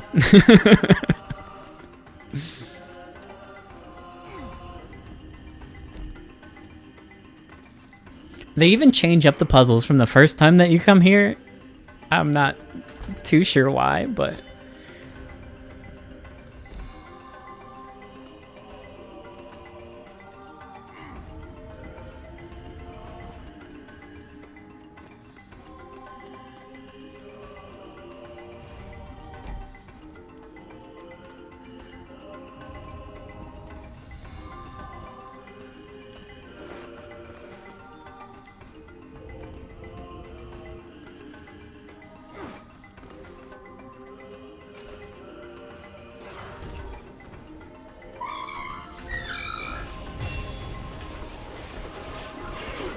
are these guys? Certainly not your garden variety shades. Their bodies aren't fully functional. I've heard of this. A cursed area where incomplete shades gather.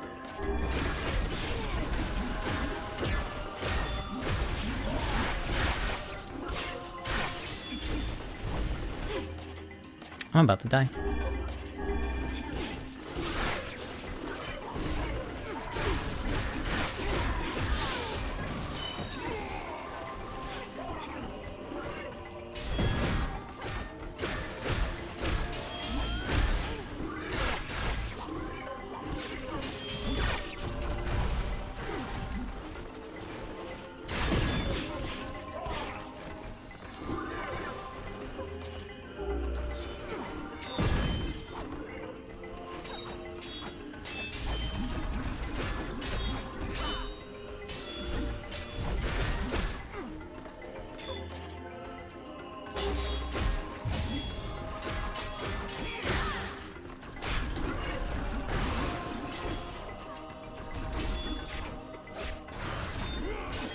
It's okay, my sweet boy Emil will heal me.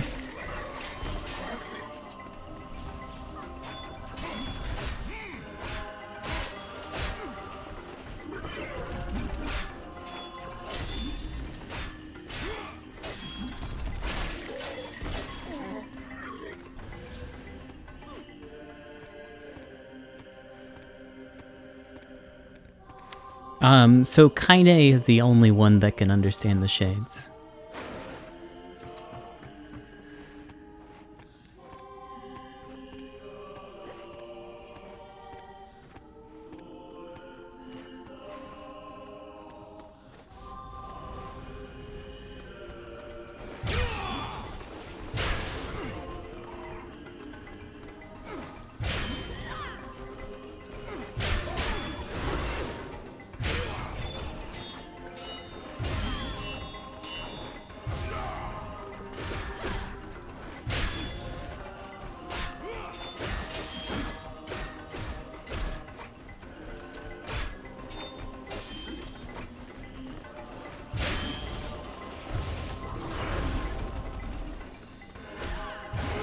Healing salve?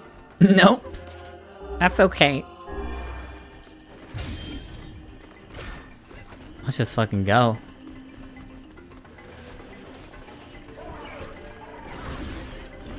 These dudes tanky as frick.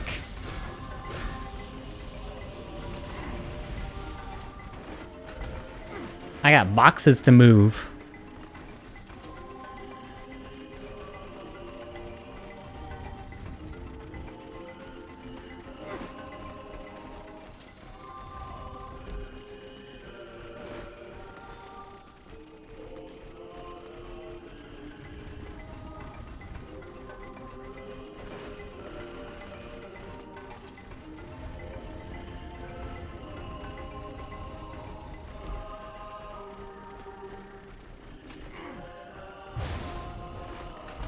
I need that.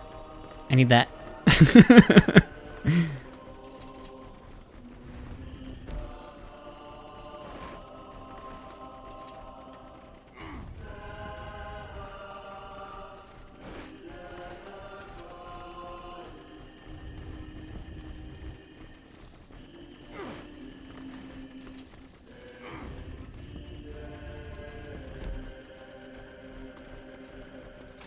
The doors push in.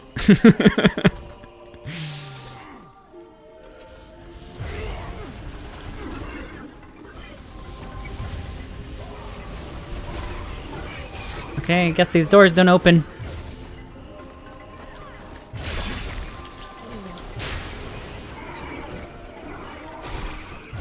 Yo, what's going on with my magics? Are they not assigned? Motherfucker.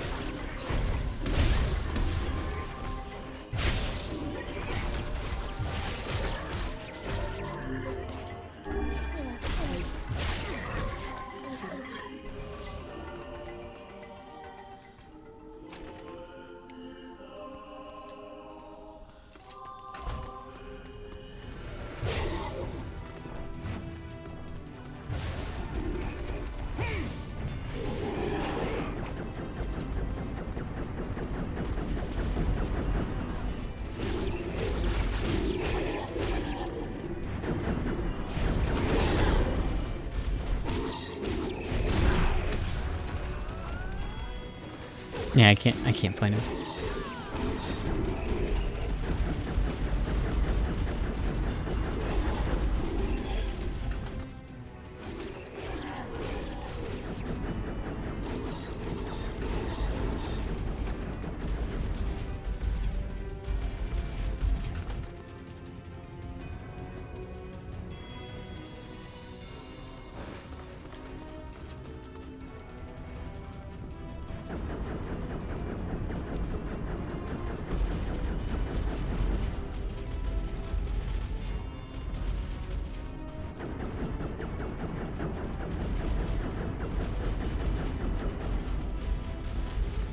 My friends are being murdered, but I really gotta do this box puzzle.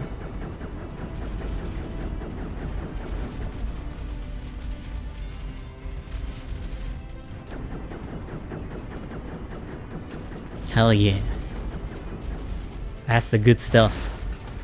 One medicinal herb, the good stuff. Okay.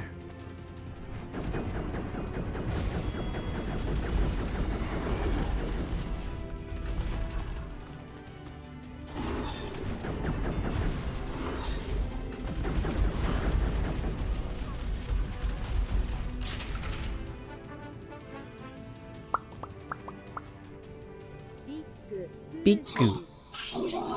Bigu Poozy. Thank you, Napkin.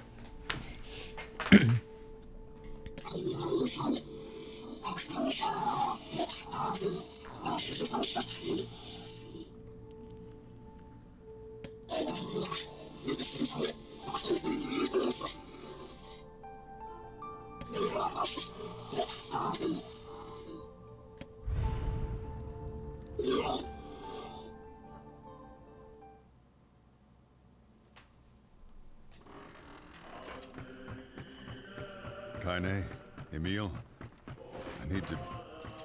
I want you to... Look, I'm sorry, right? Sorry for what? I'm going to talk to the villagers. I want them to let you in. Oh, it's no big deal. Right, Kaine? I'm used to it. Well, you shouldn't be. It's crap, and it needs to change. I wish everyone felt the same way. It's all right, really. I like camping out with Kaine. Wait, what? Weird way. Sometimes we sit around the fire and tell stories, roast. Emil, that's enough. I got a fucking image to maintain. Thank you, Napkin. Grab the box. Can't be doing the other puzzle. I got time to save. We seem to be surrounded by a mob of helpless puppies. Just kick him Oh, never aside. mind.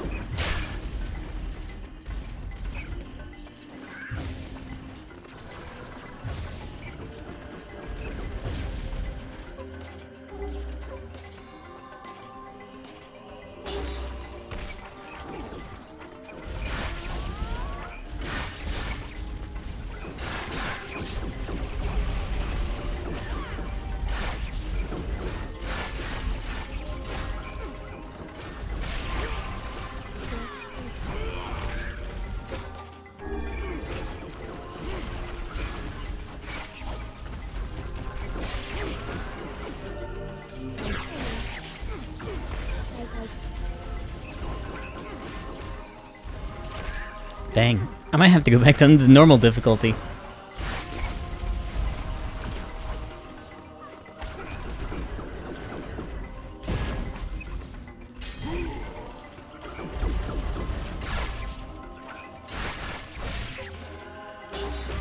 How's the combat in this? Not great.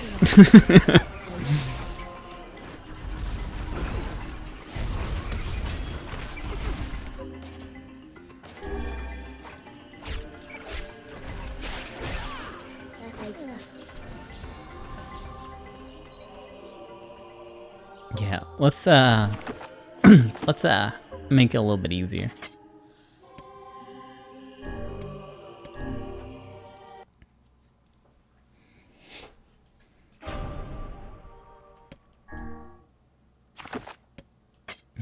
bump that down to normal. Things are getting a little more difficult on this subsequent playthrough. Automata, nope. I don't think I'm gonna play it.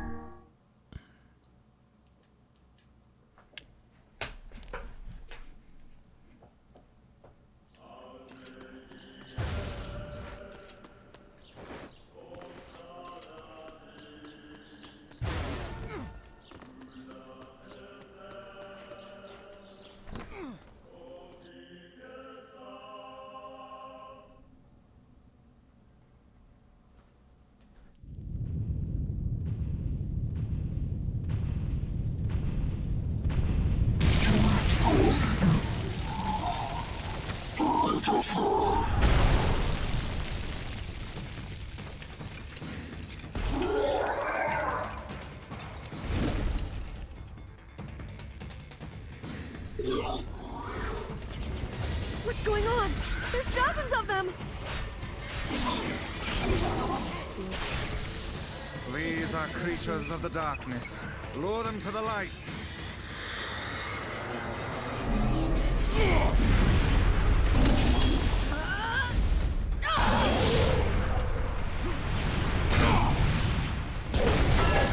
Have you felled the beast?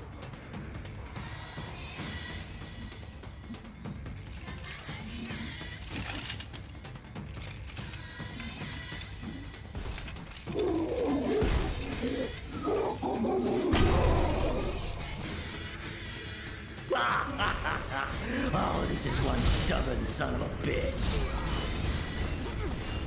Damn it! Damn it! Hey there, Sunshine. You ain't feeling bad for this freak, are ya? Ain't no turning back now. You gotta lust for blood. You gotta embrace the slaughter. All we know is the thrill of battle. Ain't that right, Kaine?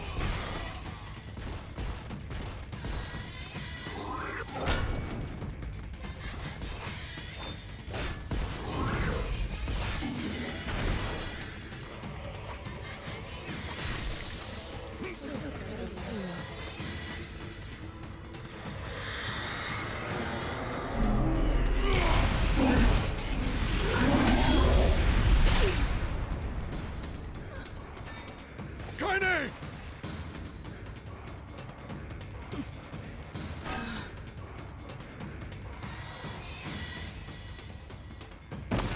Oh, you're kidding me!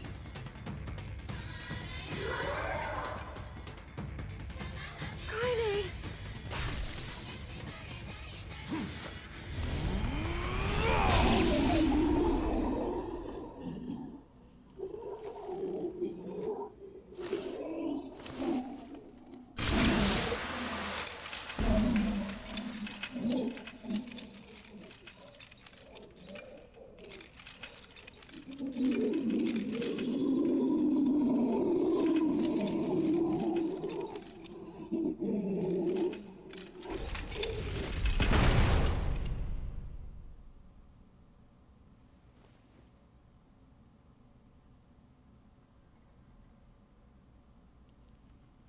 Kaine, are you all right? We've got to get help. I fear there is little we can do. No! Kaine!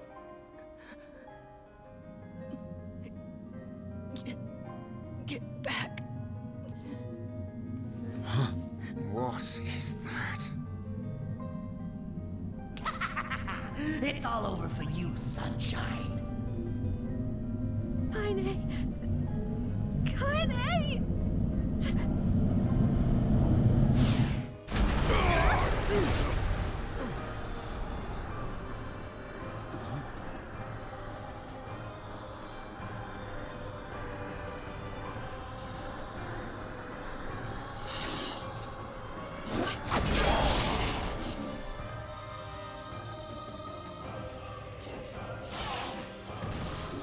Look at Kaine's shade! We've no other choice. We must strike it down. Kaine! Please come back!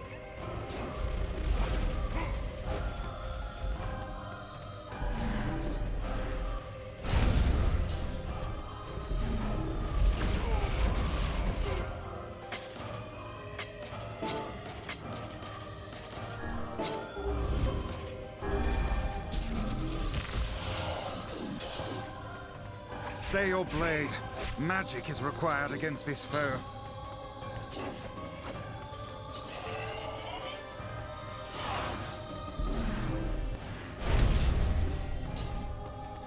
This game has like the worst fucking balance between difficulties. Hard is so frustrating, and normal's too easy. I don't know what to do. The boss fights are okay on hard, but like the normal enemies fucking are miserable.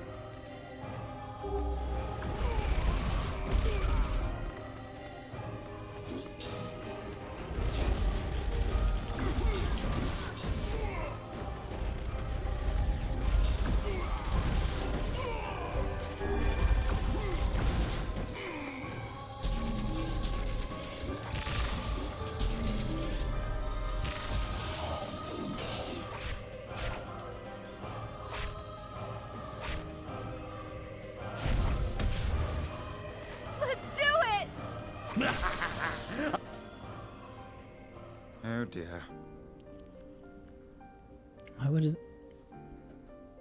Why would it have dialogue during the last hit?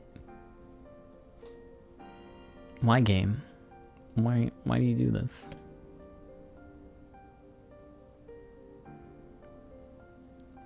Kaine! Kaine! Kaine. I couldn't hold it back. I can't be with you. We're always going to be together, Kaine. If you transform again, we'll just stop it again, as many times as it takes.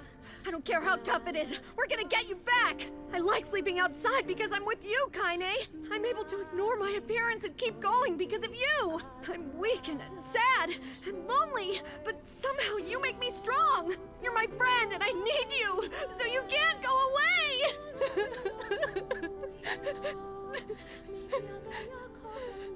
All right. All right. Stop crying. Thank you. I'm all right.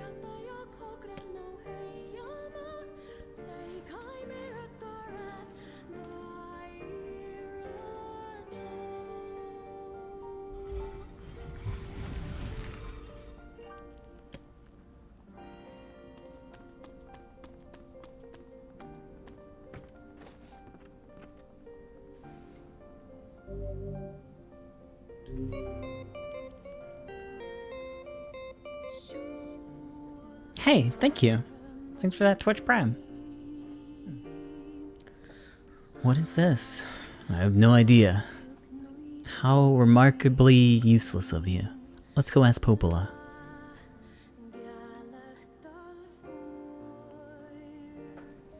It's a cipher of some kind. Can you determine its meaning? I think it's a key to unlocking the Shadow Lord's castle. Here, take a look at this. I wrote down all the words I can understand. This fragment is called the Stone Guardian. Given that you found it in the Lost Shrine, the words must mean something. There's spaces here for 4 other fragments as well. Sacrifice, the Law of Robotics, the Memory Tree, Loyal Cerberus. The Law of Robotics probably refers to the Junk Heap, and the Memory Tree might be the Forest of Myth. But as for Sacrifice and Loyal Cerberus, I don't have a clue. No problem. If we want to fill in the words, we just run around the world killing every big monster we find, right? Oh, splendid. By all means, let us undertake a murderous rampage. We kill them, or they kill us. Besides, it's the only way to reach the Shadow Lord. Won't be easy. Kill Shades and save my daughter. Easiest thing in the world. But how can you even be sure that she's... Because she is, alright? So the Junk Heap in the Forest of Myth, right? I'm on my way. Please be careful. Oh, and listen, about Kaine and Emil. The villagers know how much they've sacrificed and they're thankful. It's just, they're scared, you know. People can't change overnight. I'll hurry them along as best as I can, but can you please give them a little more time? I guess.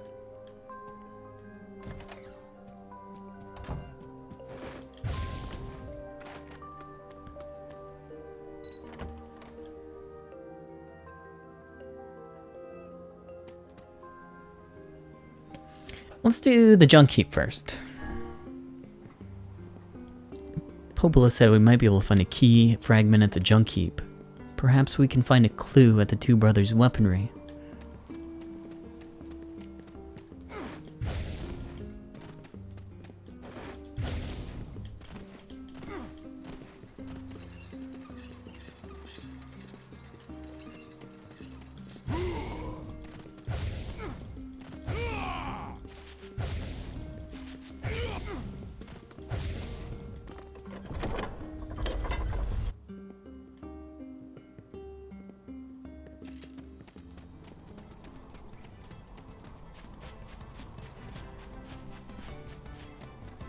All happened because of Dad bringing up the plant.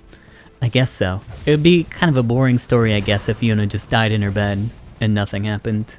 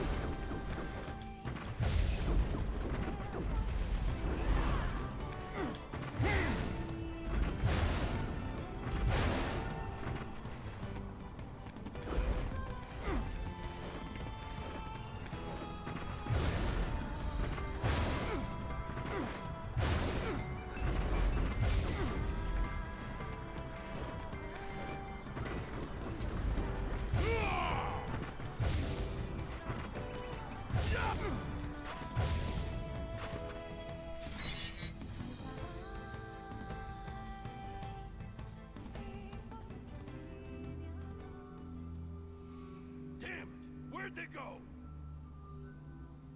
Get him! Don't let him escape!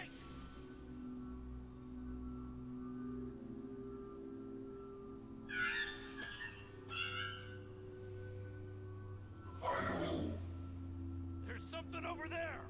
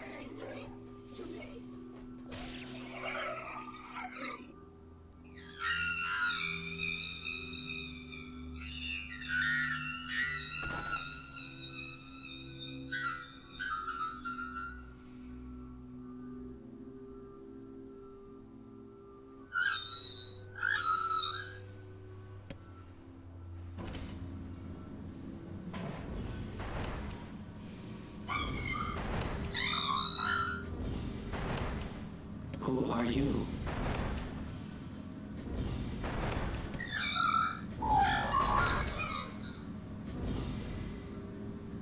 Military Defense Robot P-33. You are an intruder. You must be eliminated. Error. There is something leaking from your eyes.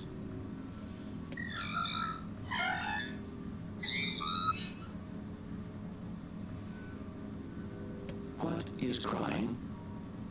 Who is Mom?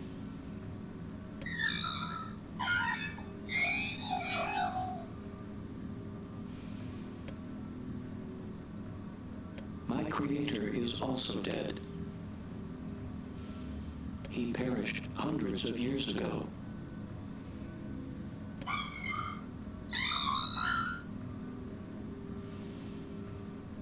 $874 years, 10 months, 14 days, 4 hours, and 43 minutes. 44 minutes.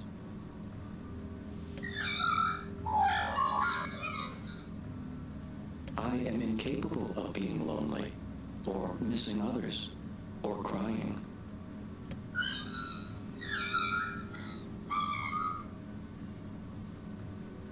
You will die.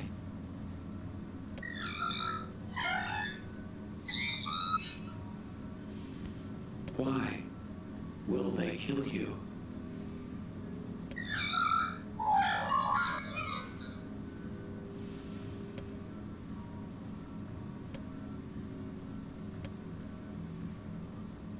I will not permit the humans to kill Khalil. Military defense robot P-33 will protect you.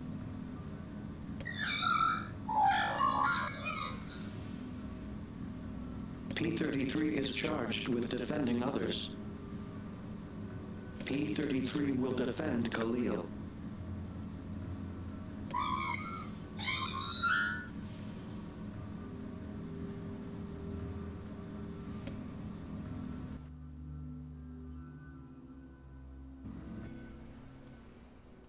There's gotta be tons of machinery here.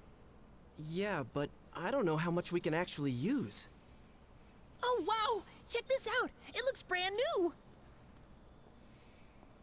Hey, be careful there. I'm fine! Oh no. Huh? Look out!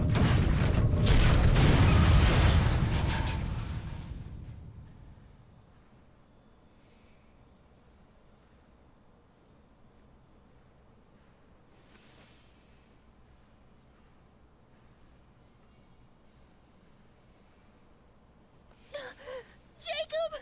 Jacob, no! No, this can't be happening!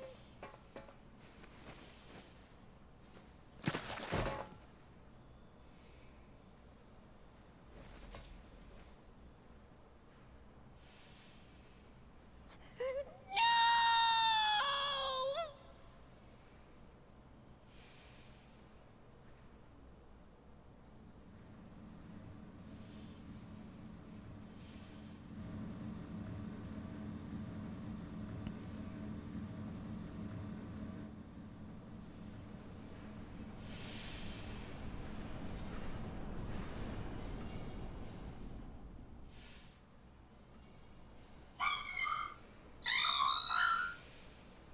The noise of the intruders caused the structure to fail. They should have proceeded with more caution. One intruder has perished.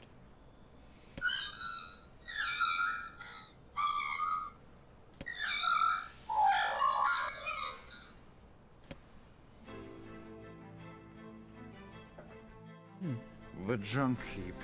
Perhaps we should speak to the brothers. They might know something about this. How can P-33 speak Shade? I think it said P-33's creator died 800 and something years ago. So it's in the time after humanity kind of ended, I guess. So I guess he was created by a Shade.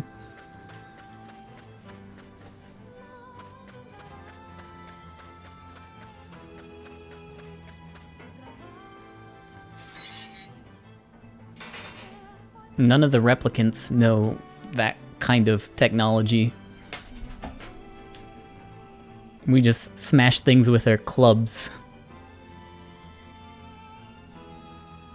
Oh, hello again. You're the little one, aren't you? You've grown. How fares your brother? My brother's been dead for 4 years. I see. Please forgive the question. It's okay. Look, I need to ask you something. What is it? You heard any rumors about shades around here? Not the little guys. I'm looking for one that's unusually big and strong. No, I haven't heard anything about like that. But I haven't really been listening. I just want to destroy robots. Rip them up. Okay. Well, never mind then.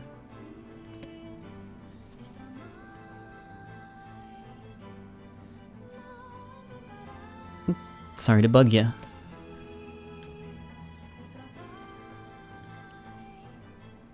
Wait. Yes. I recently got my hands on a weapon. A very powerful weapon. I thought you might get some use out of it.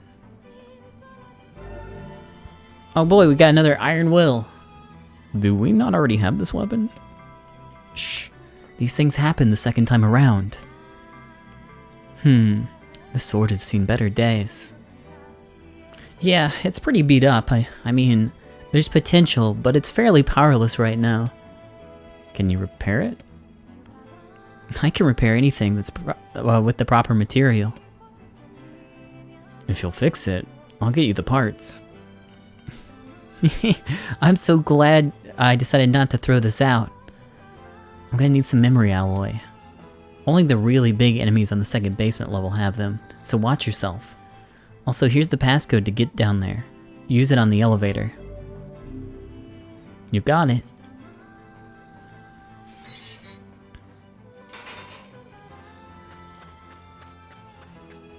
Not everyone's shadified at once. So the white chlorination process started, I think, in 2004. And they didn't have a lot of time to figure out the Gestalt process.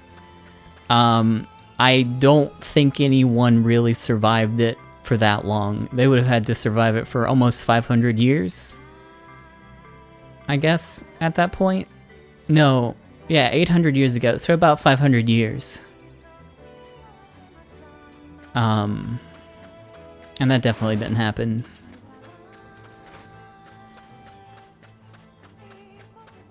Turned pandemic in 2010, so it's probably by a shade.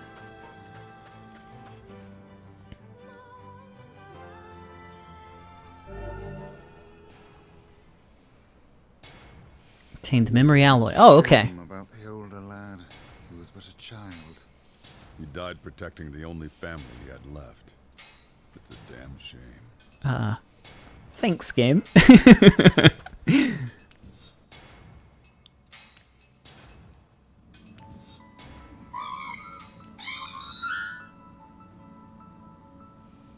A large seagoing vessel that carries freight and passengers over bodies of water.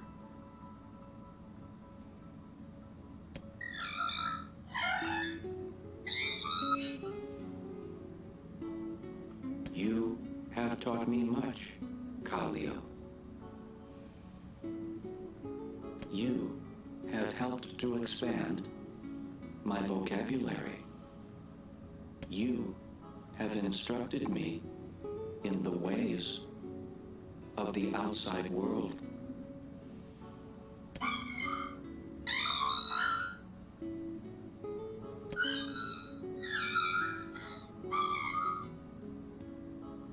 Because we are friends.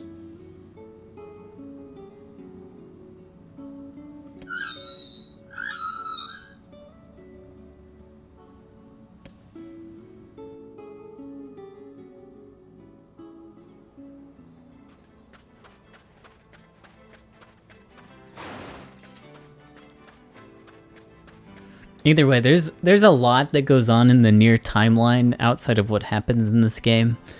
And I couldn't even tell you everything that happened, so I might even be wrong about that.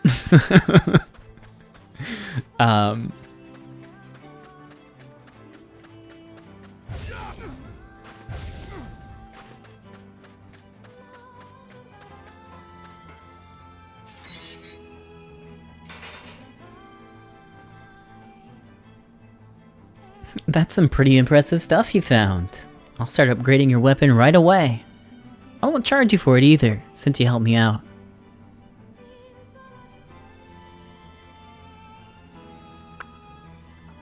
Well, actually, this is gonna take a little more time than I thought.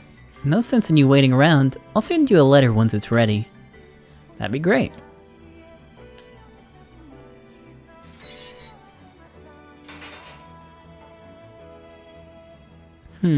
It seems like we have some free time on our hands. Let's go talk to Popola first. Maybe it'll let us finish this one without having to do the other one in between.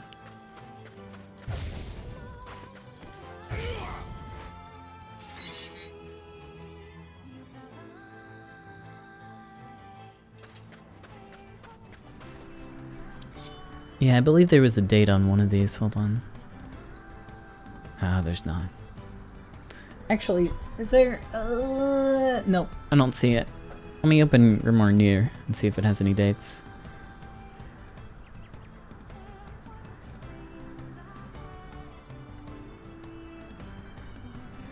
Yeah, the game begins in 2049. And we're at 3366 at the halfway point in the game.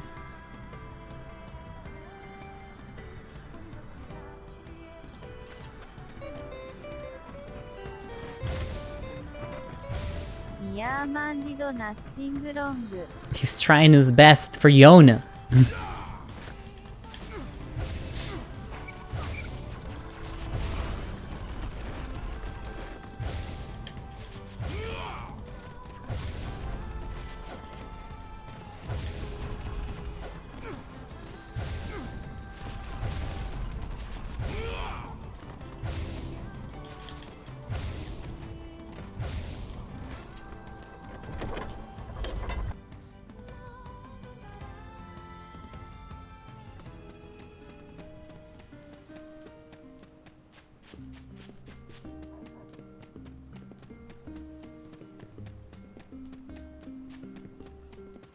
We'll be dead from salt. Yeah, that'd be pretty cool.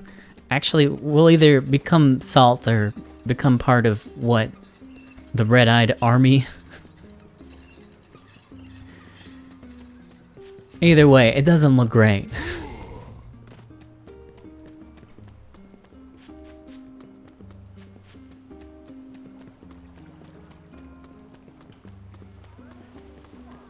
Has the game mentioned the Legion yet? I don't think this game mentions it at all. I can't recall it coming up. I think they briefly mentioned that either they turn to salt or they go insane in one of the documents, maybe.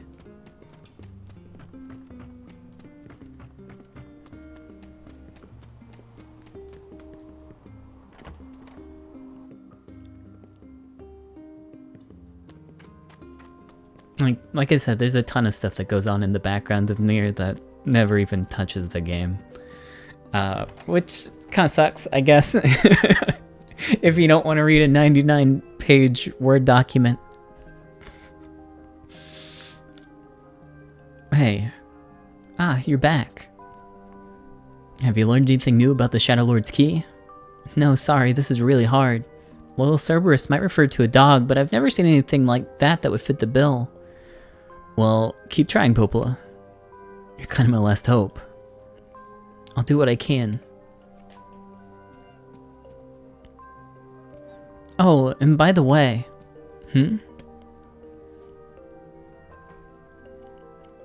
I was walking by your house earlier, and I noticed you had some mail, so you might want to check it out.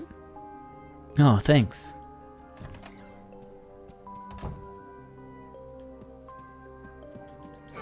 Yeah, once it gets to like the Drakengard parts of Nier, I don't fully understand what happens, but when the giant came through the portal, I guess the magic particles from the giant or the dragon, I don't remember. I think it's the dragon after it's destroyed.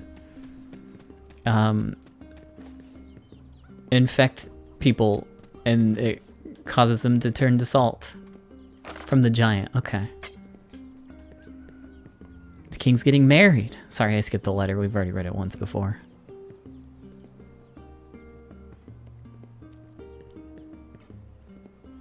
It'd be rude to miss the king's wedding. We haven't been to Vizada in a while. We should pay them a visit. I guess we're doing Facade first instead.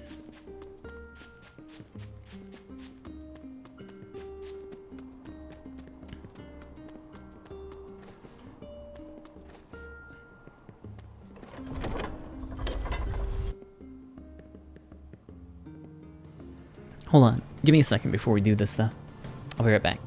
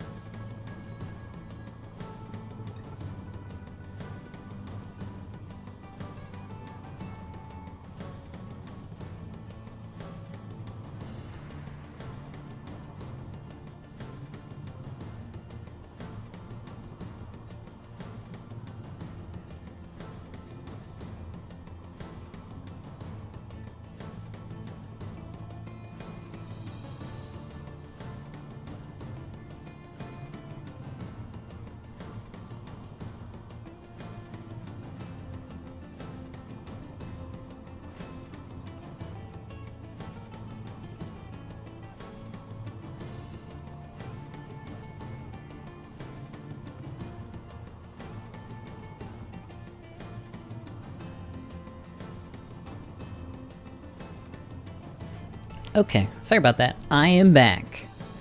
Let's continue playing this fun game. Am I going the right way?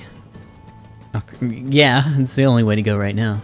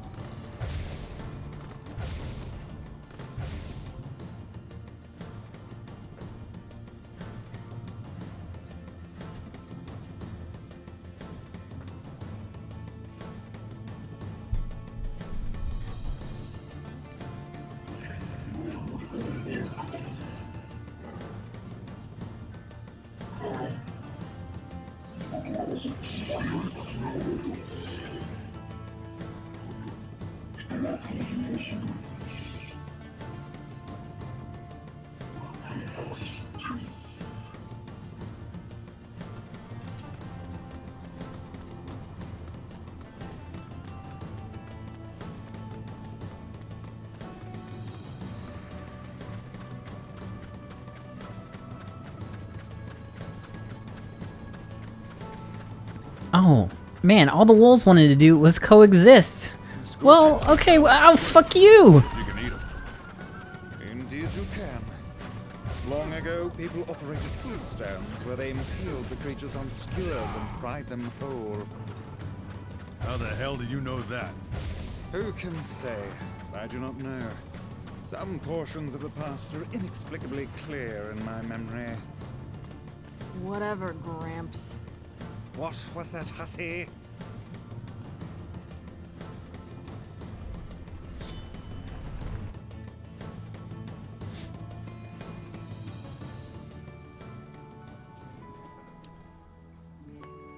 Unfortunately, only some of the shades end up murdering people, and I believe it's only the ones that relapse, but there's no real way to tell the difference between them. Hansel was fine and wasn't murdering people, and he was actually just protecting the shades. Or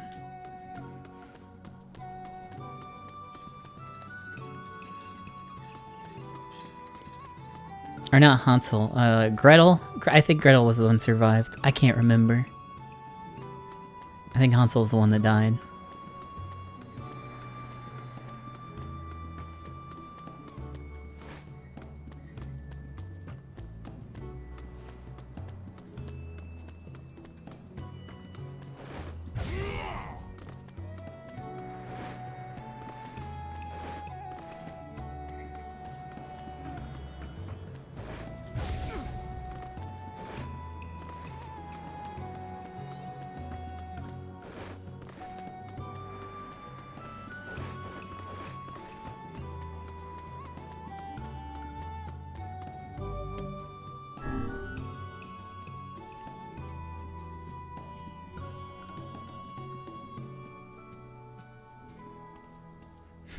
Well, I guess you're right, neither one. Oops. I hear your days of bachelorhood are coming to a close, King. My deepest sympathies. I'm just kidding. You'll love married life. Forgive my prying, but we are all eager to know the identity of your lucky bride.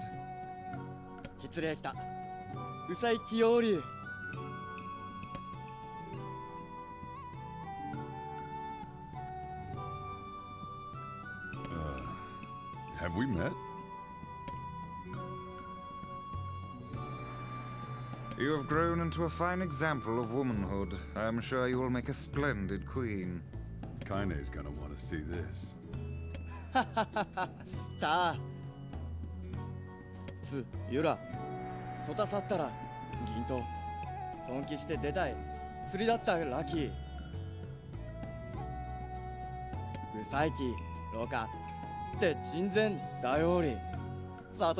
Pleased to make your I acquaintance. skipped it again. Congratulations That on line the is so wedding. long spoken.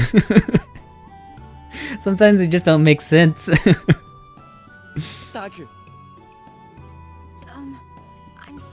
Kaine's not here, but けことぐるなろ行ってして沢たいて土地ラタチアタ Waiting. You good? Okay. よりされやりさたちとっていいテスレ How can we refuse?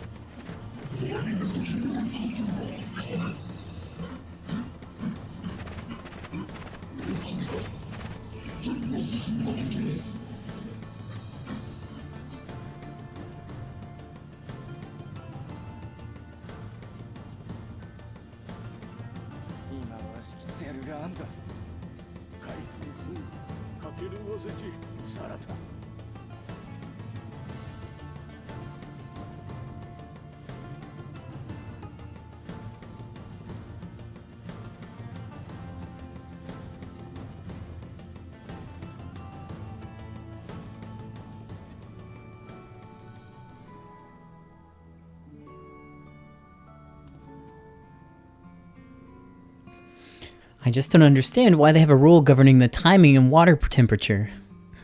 Just be glad they don't have any rules about flying books. Kaine? What's wrong? I don't like this. Weddings are festive occasions, you know? Should I even be here? Perhaps you could slip in a few profanities into the ceremony so you feel more at home. Shut up, asshole. I was asking a serious question. The city runs on rules, not prejudice. And besides, the queen owes you her life. You're gonna be fine, don't worry about it. Yeah, I guess. Will you at least procure a new set of lingerie for the festivities? Some spring colors, perhaps. Keep talking, Vice.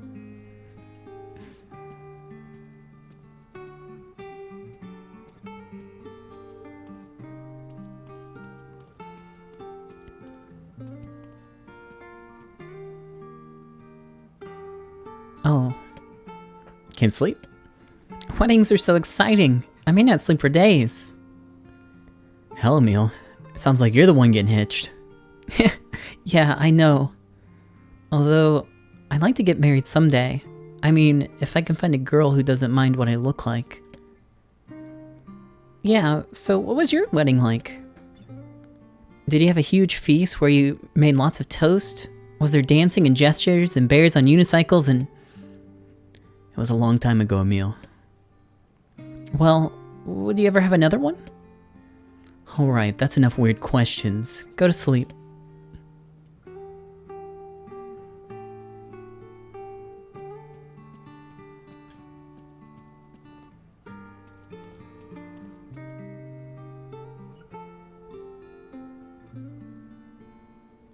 I think it's an important question.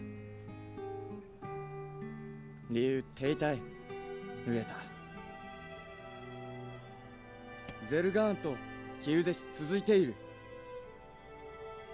カイザムときてとキゾとヤーズだ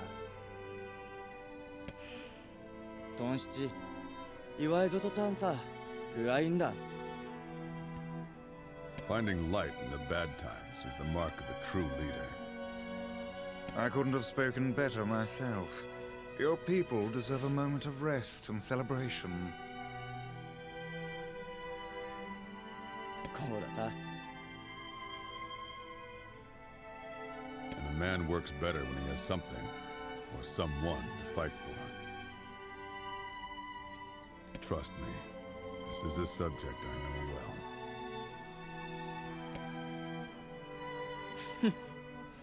アルテルアッチさったた対決だささ 「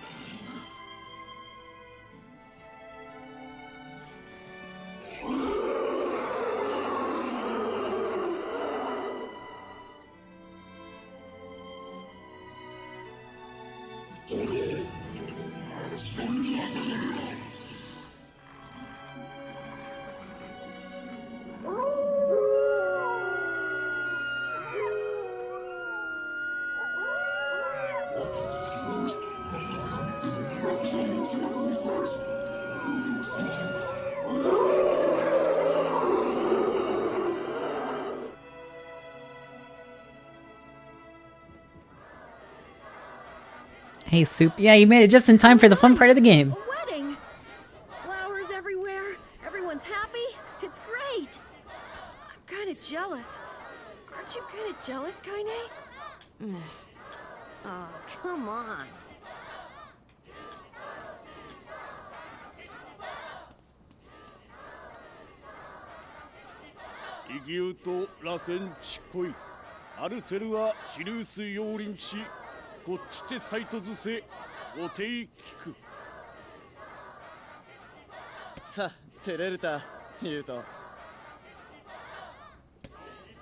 It's probably gonna go better this time.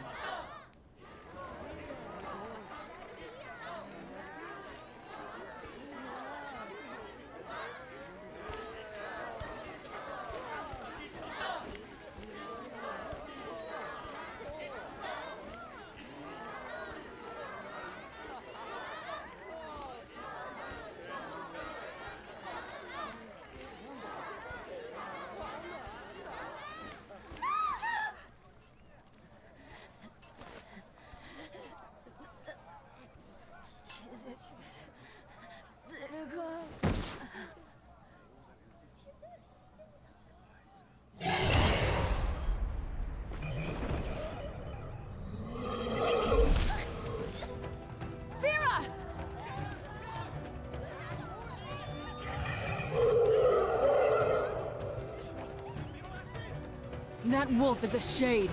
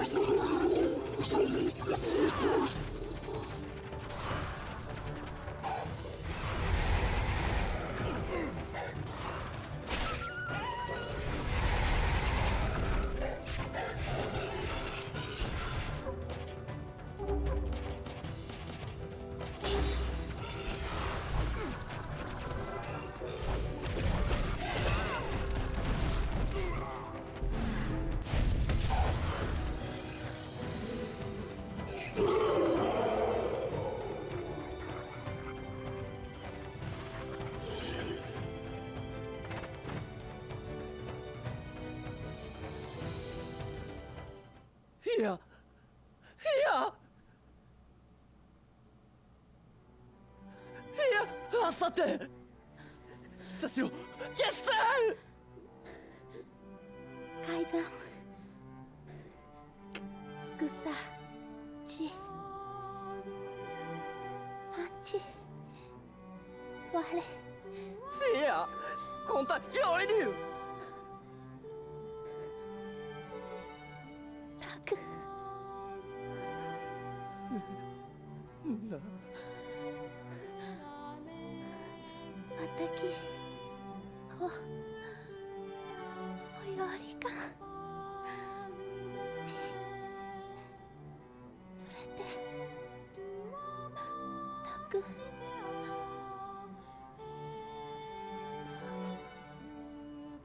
いや痛いいやあせろ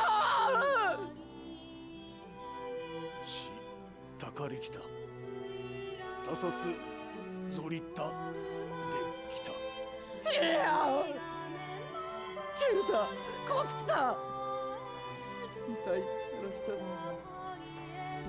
たさちとケルタコスキタ改ざん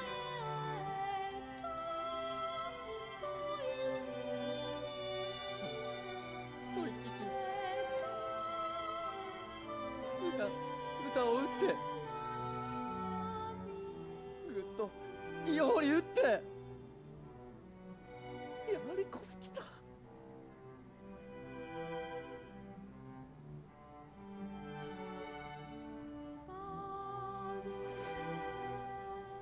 インコゼルガーゼシ I would rethink this course of action, King. Ahead lies a battle you cannot win. カイゼムよりザフヤ出せネンザルツゼルガーザルツンだその気あるゾデイオラリキタゴユリペルアトルカイザムタトデクラックルトデクゼルガンツイカラツグキテテカイゼムタエキウサカイゼラオットときて総取りリスダカイ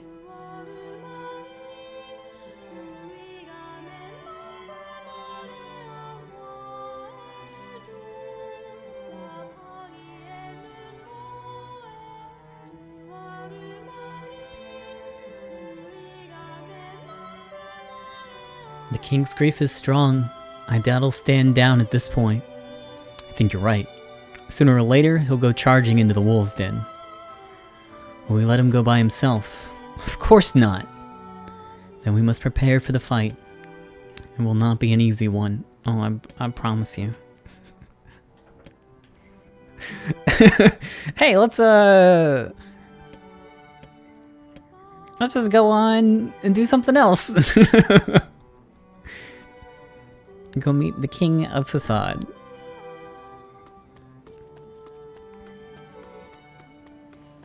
Man, I kind of want to change the difficulty back. Normal's so disappointing.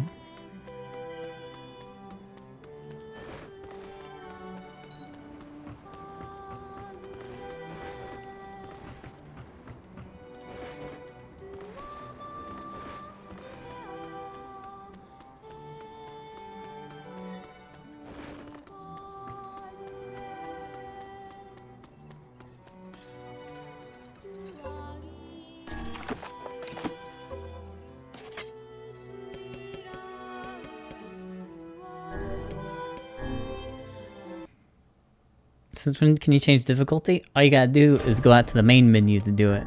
I didn't realize that at all, but you can change it at any time.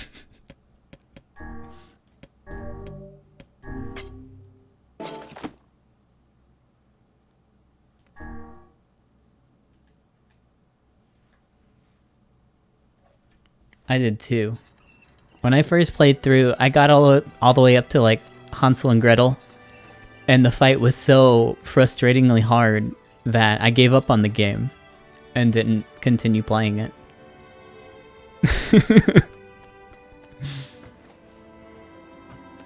You can just change the difficulty.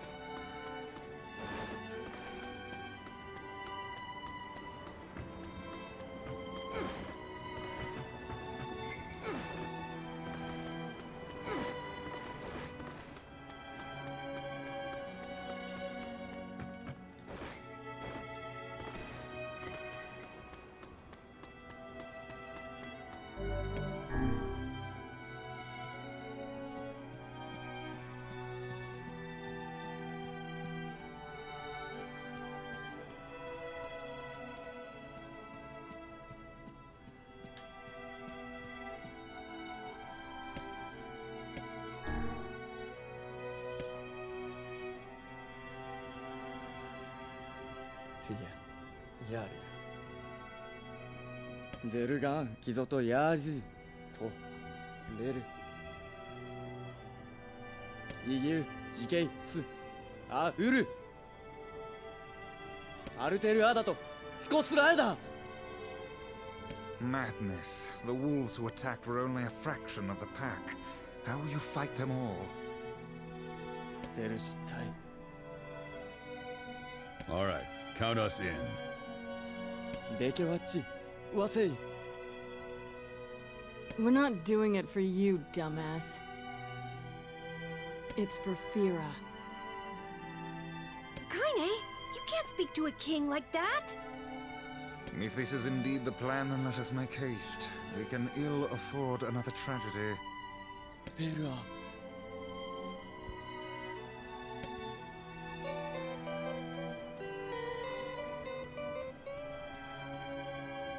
Hey, thanks for the resub. カイザム・アコラ。ゼルガン撃つと避けた。これでサト・アルテルア・チンクルチーラス。アルテルやトラーヤリアフィーヤくすったあチンフィーヤギ来たタトサダキラツヨーリュータタキツシリウストサティンヨーリワイトソフィーヤとつだったあティンなんだどうせティンドシケンユーカイザムデクなんだルアミしか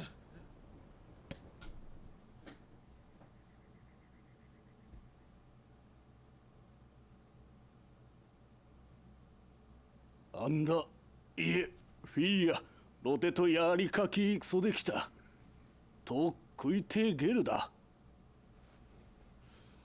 ユラ・ブラーデペアとカイザムテカイザムとアイソフィーヤ・アイサムテフィーヤ・チネセキタとトラゼルガンテアンダーゼルガンヤーイズガッチクルソーカイザンゼスタルペア老体リスラ関係かけてしたすわれアルムキエルトチギサンテキタアルム浮きわせんクユリエ押してキルタチエクグギリスアーガイカイザムより生き落ちずテクゴユラカイザムチジストズイわくれたしよりこうだたちよう言えたい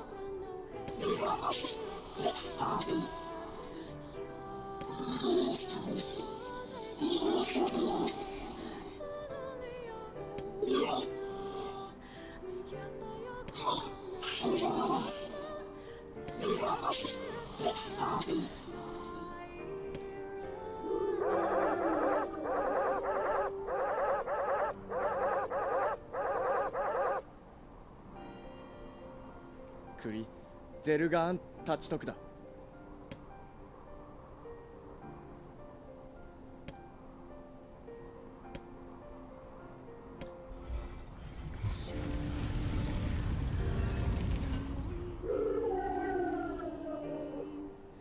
いやとゲイか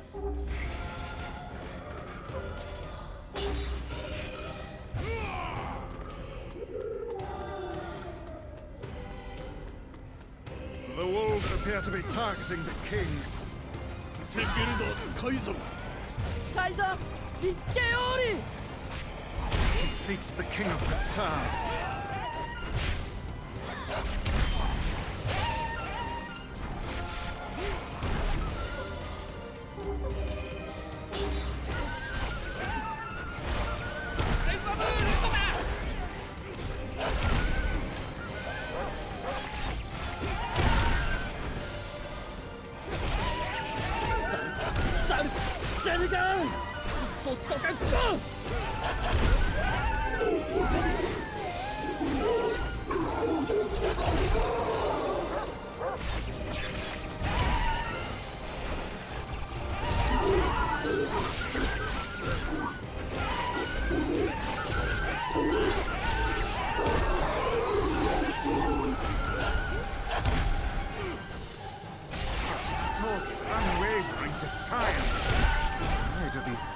hold so much rage.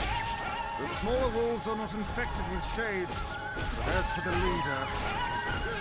If even one shade is here, then I have to kill all of them!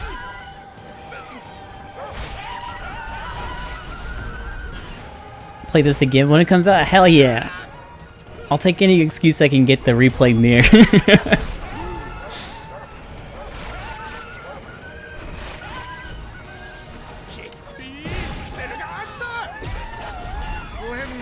Now just keep pushing. But when Nier 2 Far comes out, oh my god.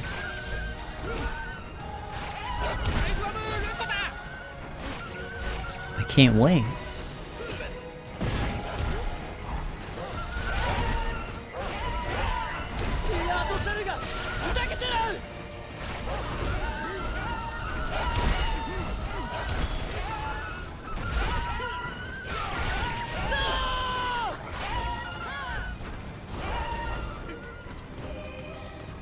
Above you, stay on your guard.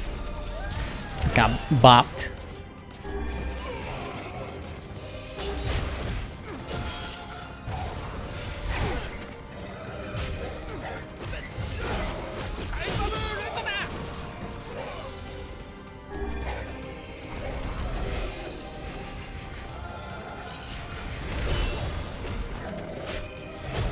Ooh, this fight's actually a little difficult this time around.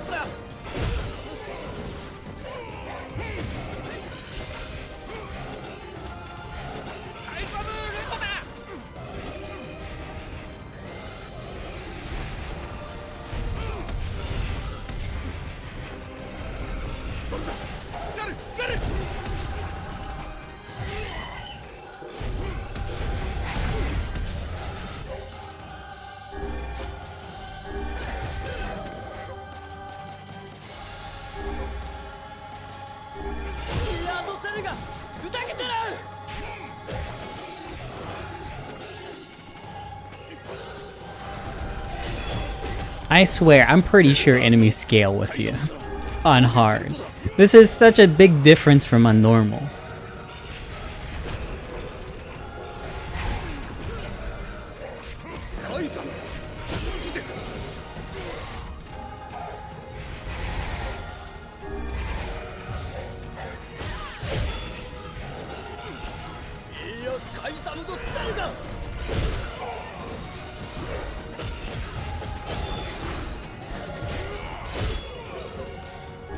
I think they've talked about the cast as well for the Japanese release of Replicant's Remake. So I think they've already decided on who's going to be in it. So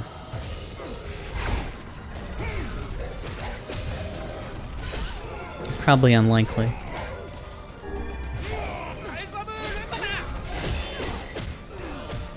What the fuck?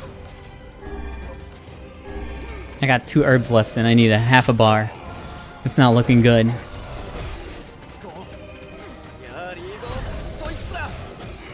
Jesus.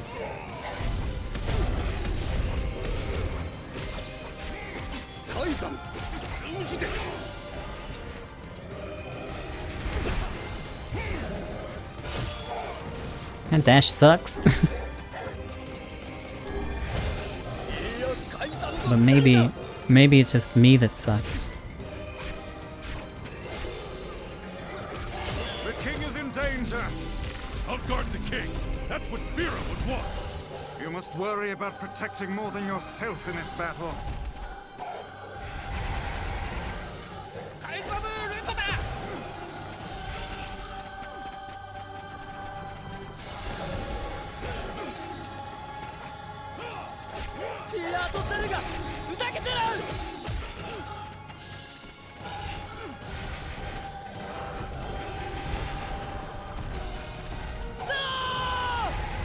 The tracking on some of these attacks is fucking wacky.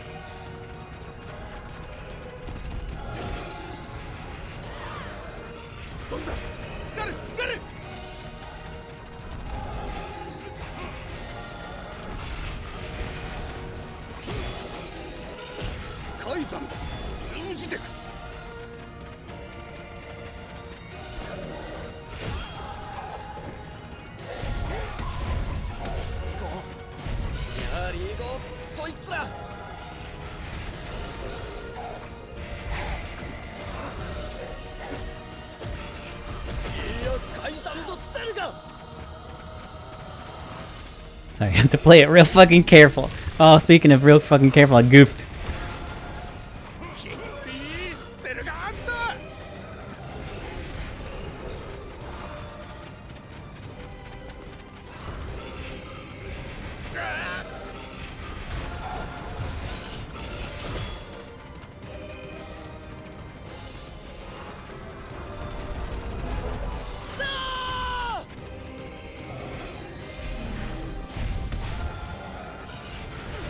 Oh god.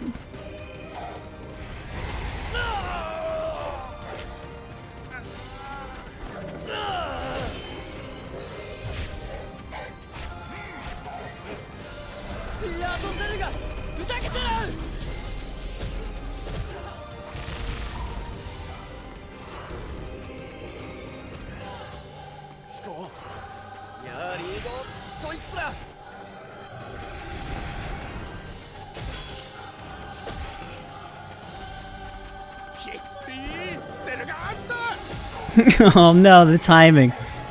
I fucked it up.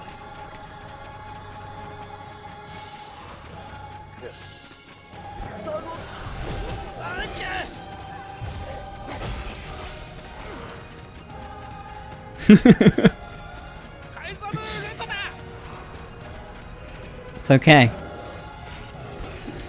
If I don't ever stop running, you can't ever catch up.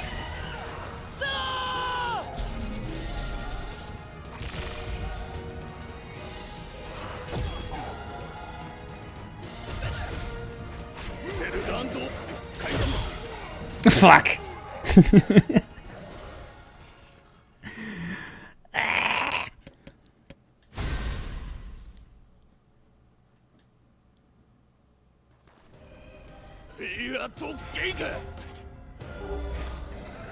Alright, gonna have to play even more carefully this time.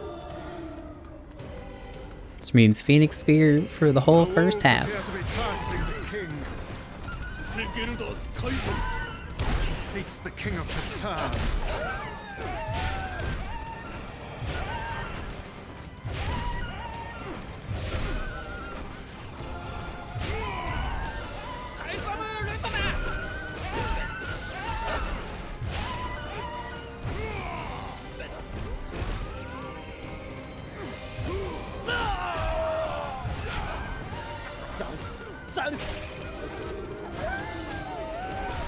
The fights either take like 10 minutes on hard mode or 10 seconds on normal, and I don't know which one I find more frustrating.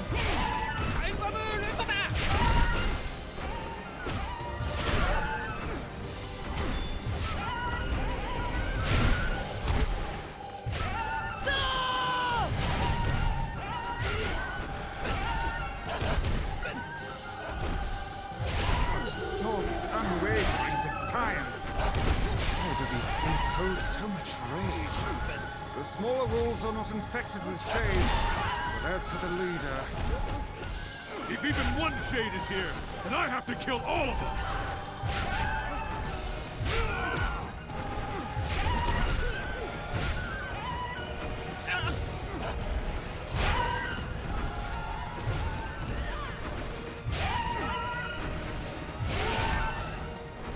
Blended! Now just keep pushing!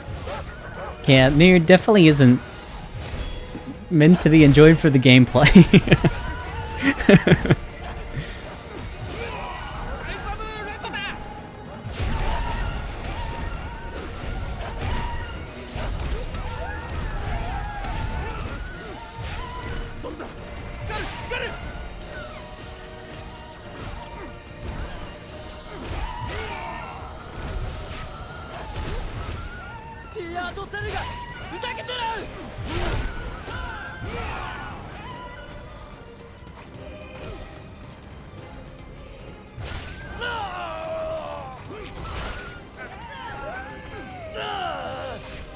Above you, stay on your guard. Come the fuck on.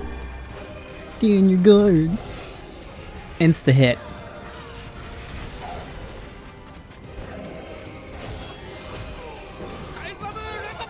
This is going even worse.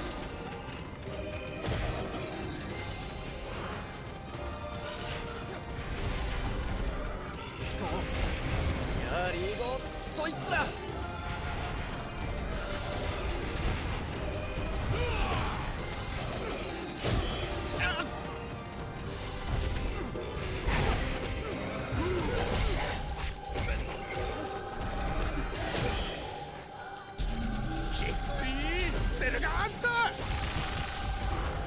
Good.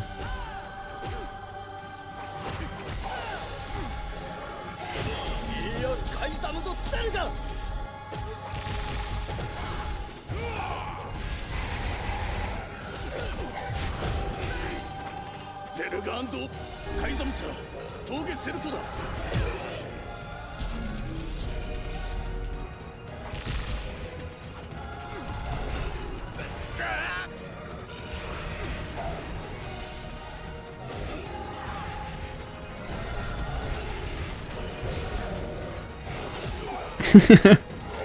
He's so good at counterattacks.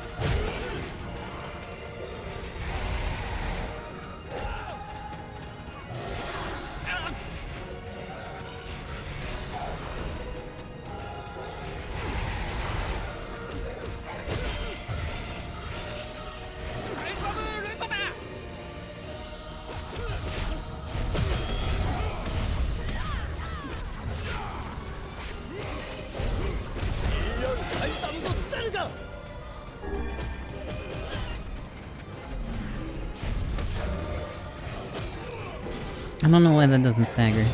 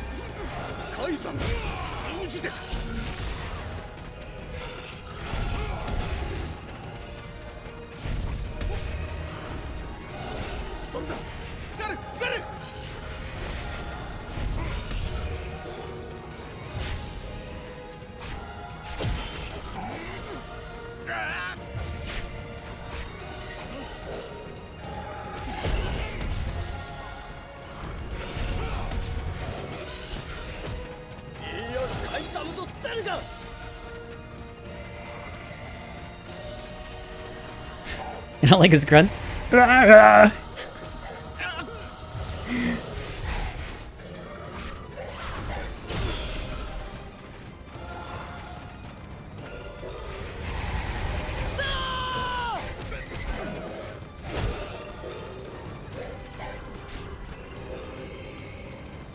like how he started deflecting before he got his barrier up. That's pretty cool.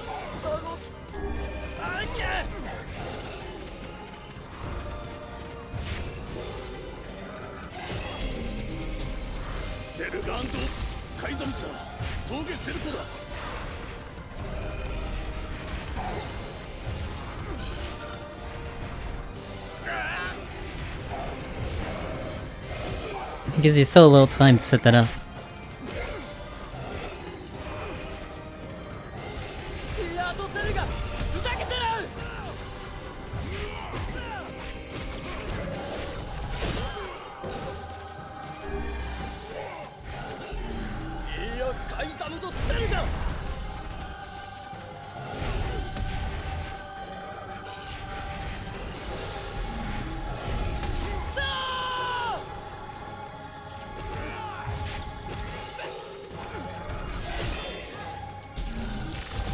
Yeah, if you can hit him with the fist, it pushes him into his like barrier recharge thing he does, or just like a defensive stance. I don't know what it's supposed to be.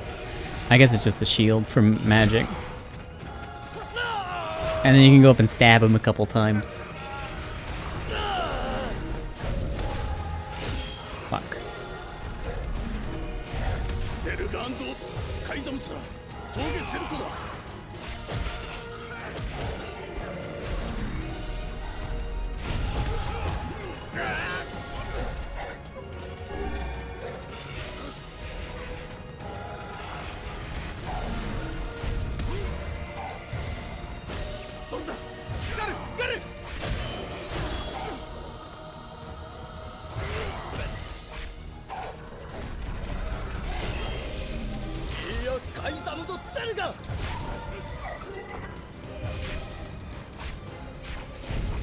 What the fuck? Oh my god. End me.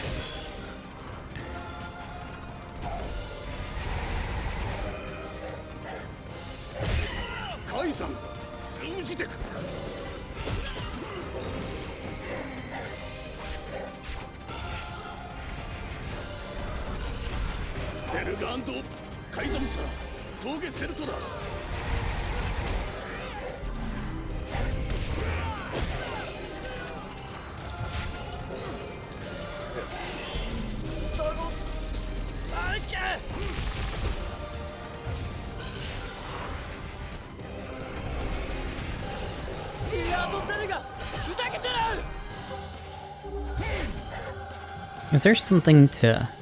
Here's poison. Have damage from magic. Doubles magic damage.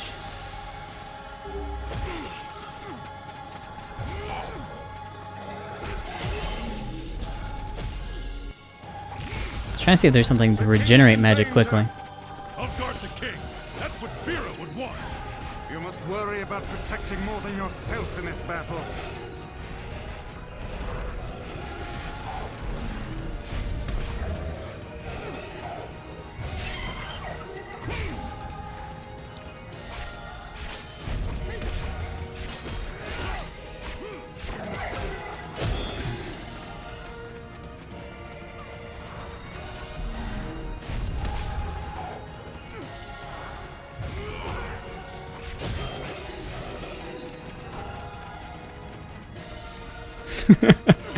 I wanted a harder fight, I got it.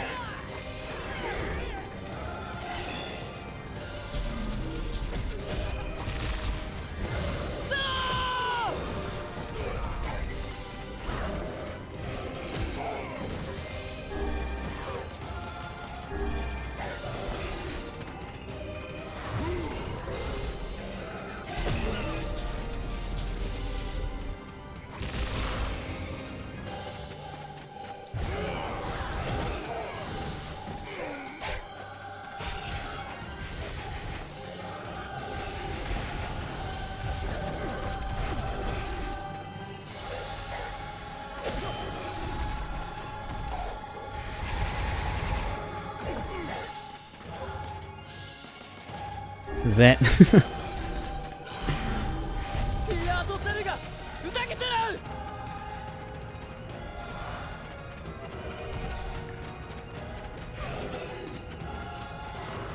Alright, companions, I'm gonna need you to put some work in.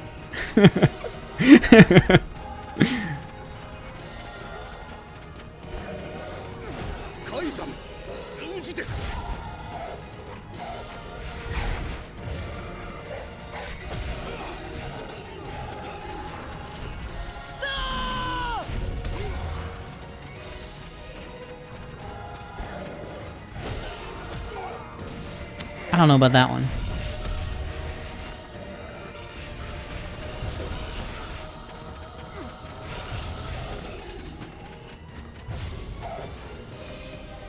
Fuck.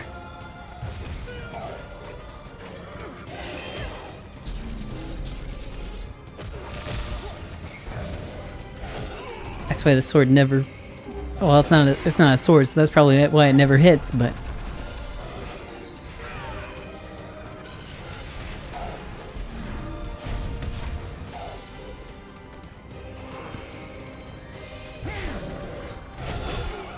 Oh my.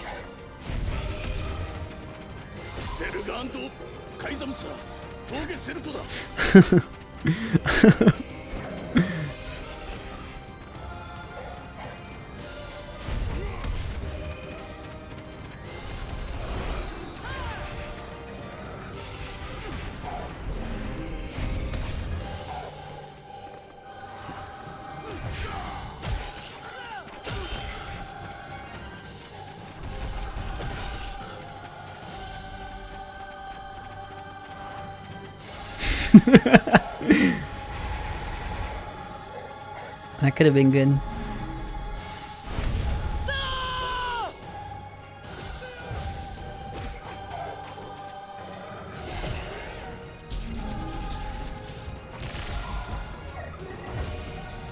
Oh no, no, no, no, no. Oh, this fucker.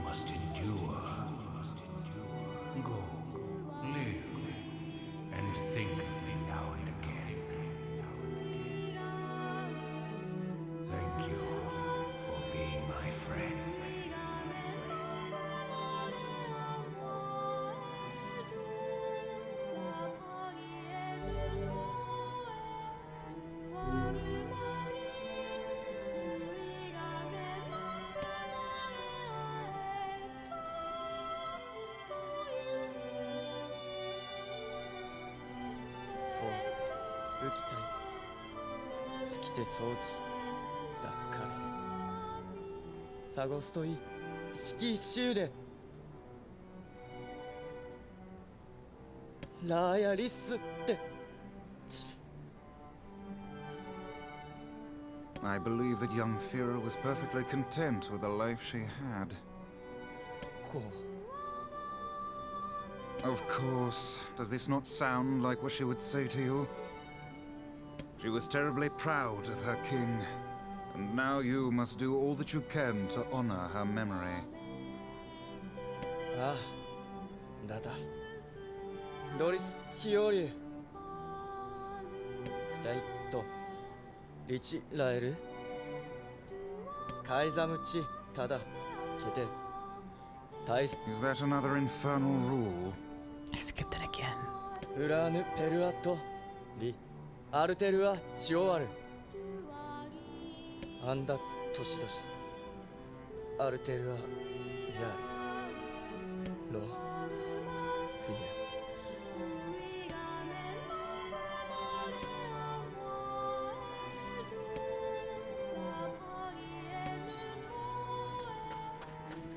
Alright, let's get back to that fun adventure. We'll check to see if our letter has arrived. Let's see if the Junk Heap kid sent us a letter.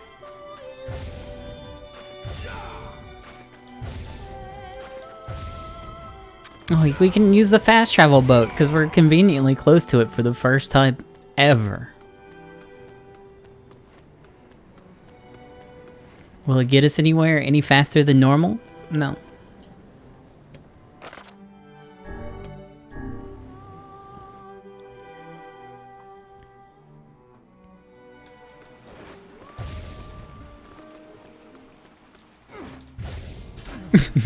Especially not now.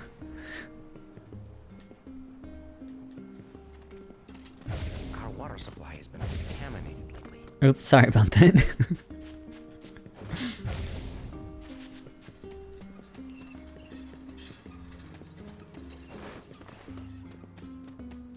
Hey. You would have a letter, it seems. Dear Nier Dad, this is to inform you that the upgrade work on your weapon has been completed. The weapon is ready and available for pickup at your earliest convenience. I also have a more personal request to make of you. One I hope we can discuss further once you arrive to pick up your weapon. Yours, Two Brother Weaponry. A new request, is it? The kid's been pretty good to us. We might as well see what he wants. Off to the junk heap then.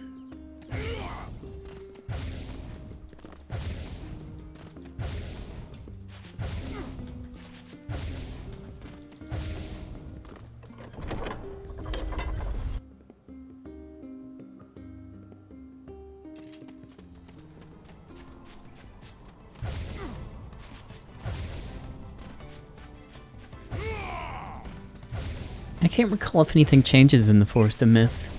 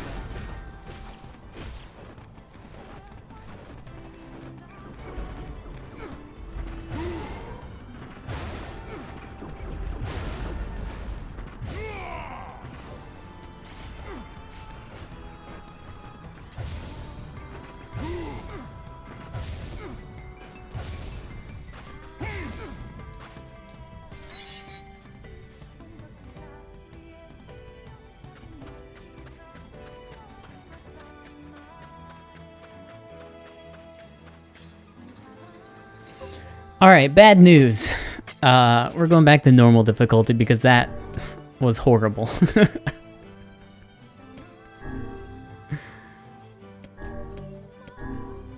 And I don't want to do that again.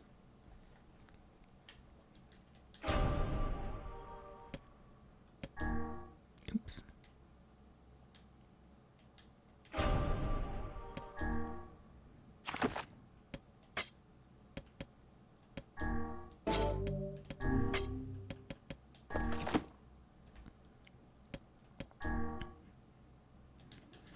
It is for the best.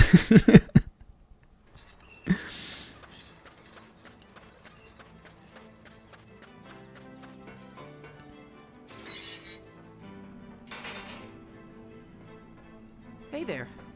Your weapon is ready to go. Great. Thanks.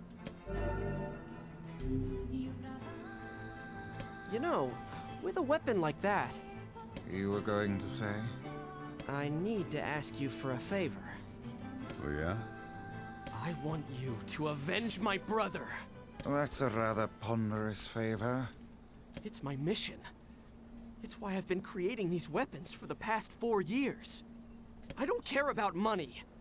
I only care about making a weapon strong enough to kill those bastards.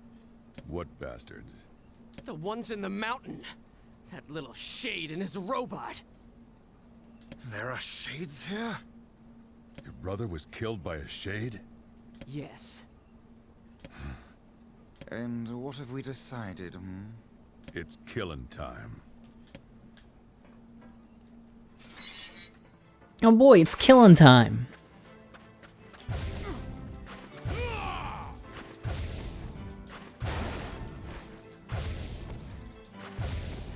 I'll do my best to try to make this a little bit faster than the last one.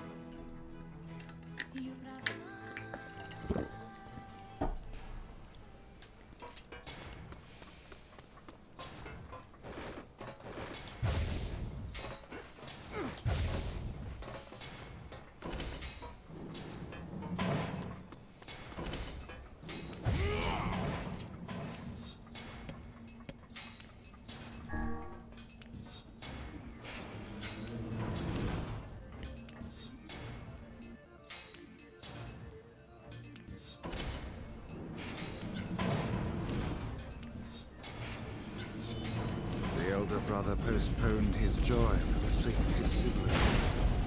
Do you think he was ever truly happy? He was able to help shape the life of his brother. I'm sure that was reward enough.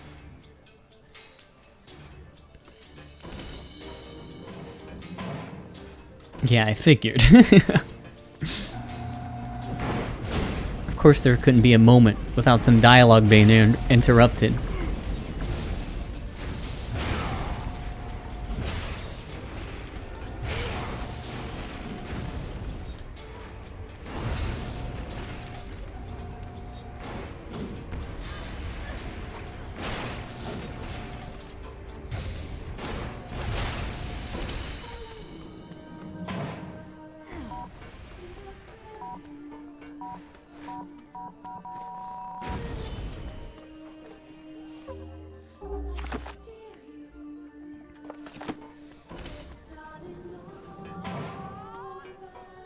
Mining crafter.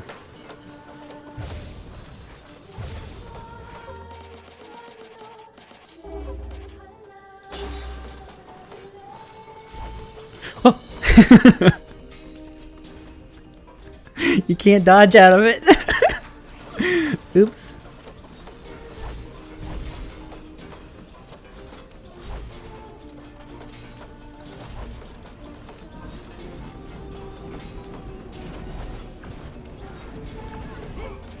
Phoenix Bear superior once again.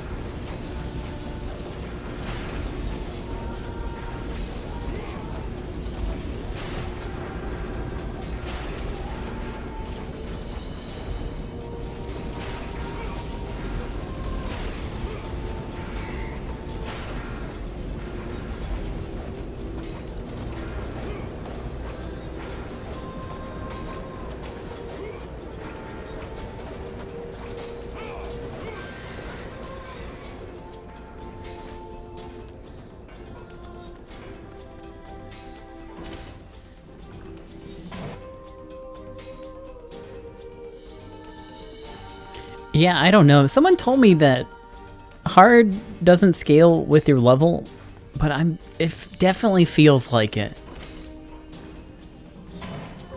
I'm not even that high of a level. So maybe I just need to be higher level to be able to do hard.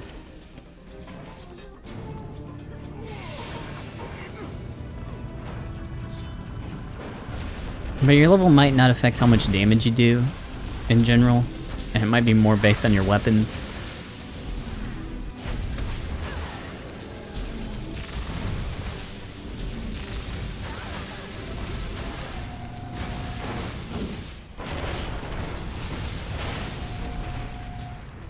Can I leave?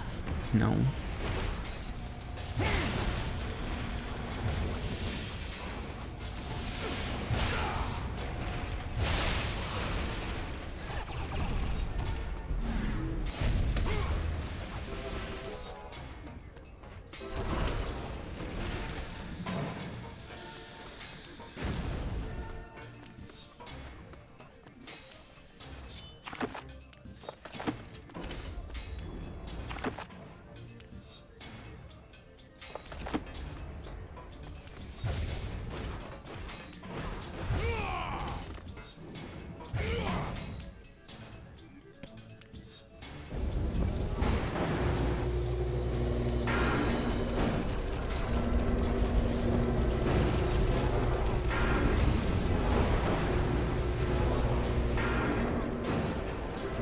Yeah, I did this whole section on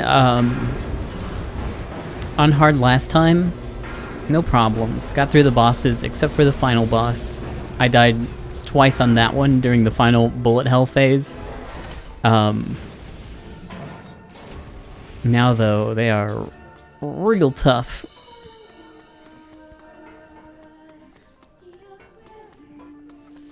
I don't know how much more I'd expect you to level, though, because, well, you don't get to do the first half of the game.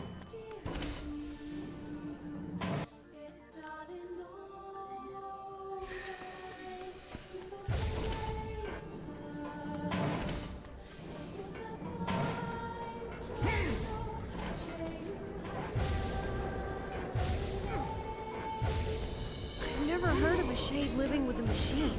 What's that about? Doesn't matter. I'll kill the Shade and anyone who gets in my way.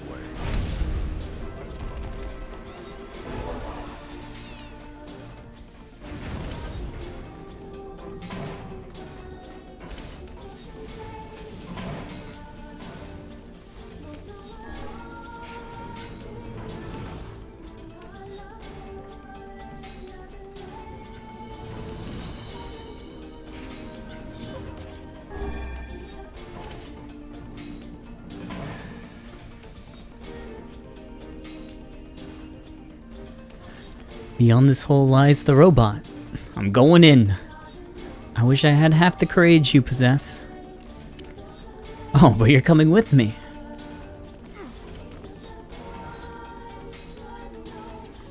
Meow.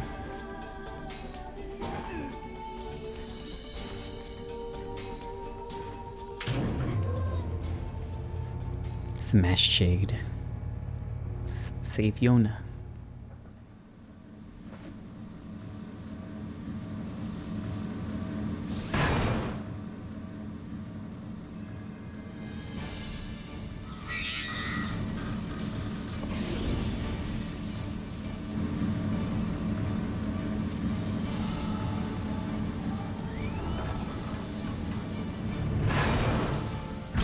Intruder detected. Scanning. Scanning.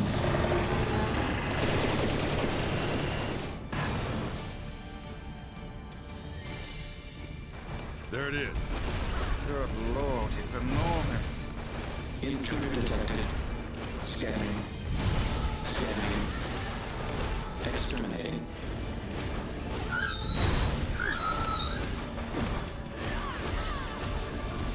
Look at the shade!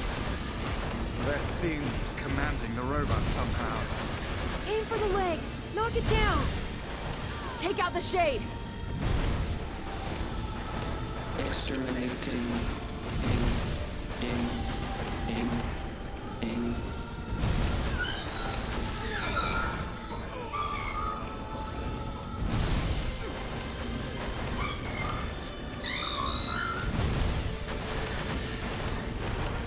Must defend my mission.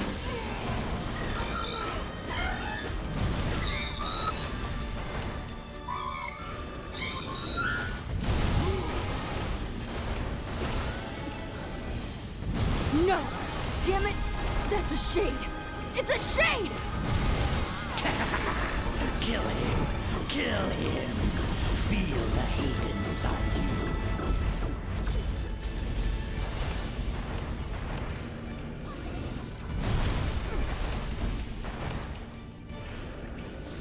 You don't even have to participate in the fights on normal. They've already halfway killed him. I haven't even touched him.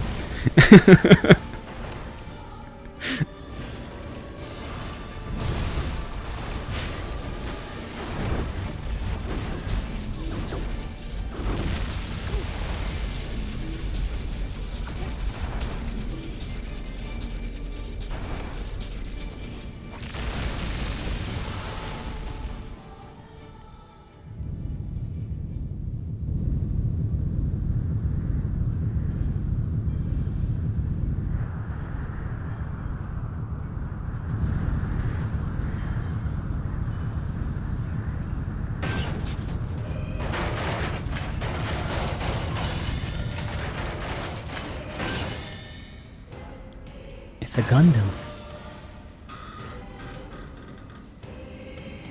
Exterminating. In.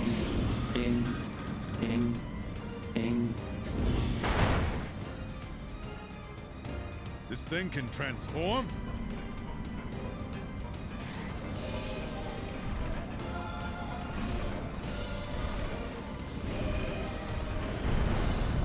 Watch for falling debris! Look out!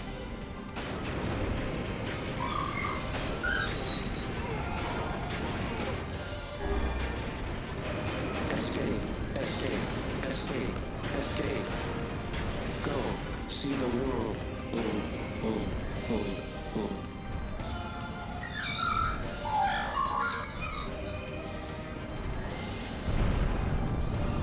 Must protect. Must fight. This bastard's pretty crafty for a robot!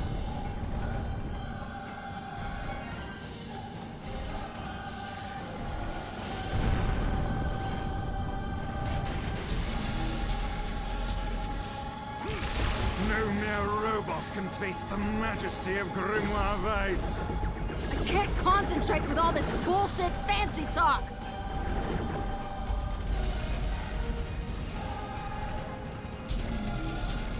Swat him down! I'm getting killed here!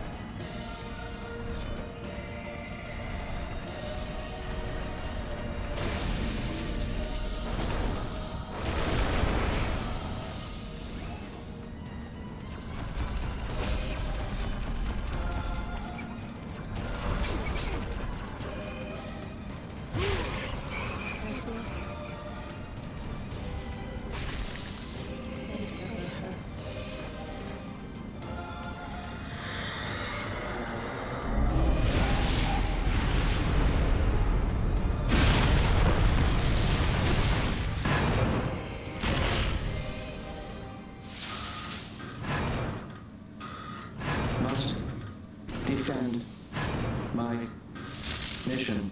My mission. Mission.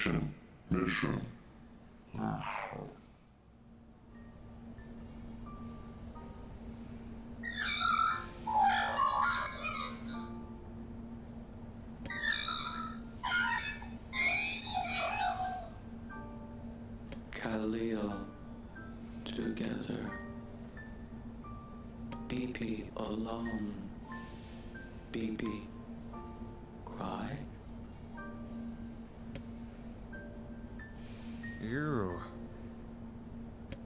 You stupid machine! You killed my family! You took everything from me! Why did you have to be here? Why you? Why are you here? Why? Beautiful. What a perfect example of humanity.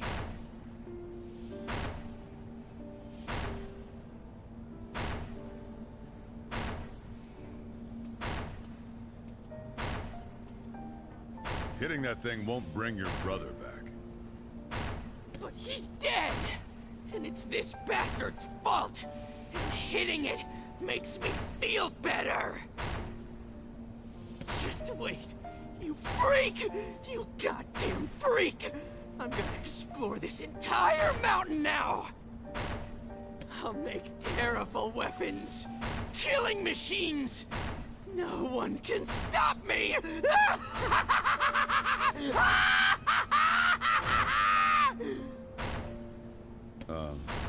Yeah.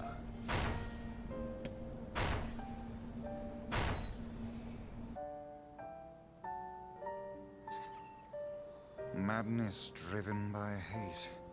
This is hardly the happy ending I was expecting. He doesn't know any other way. Revenge is a fool's errand. I know.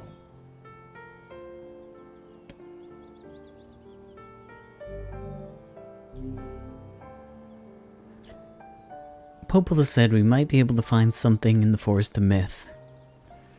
You will forgive me if I seem less than enthusiastic about such a trip. Do you, Nier Dad? Do you really know?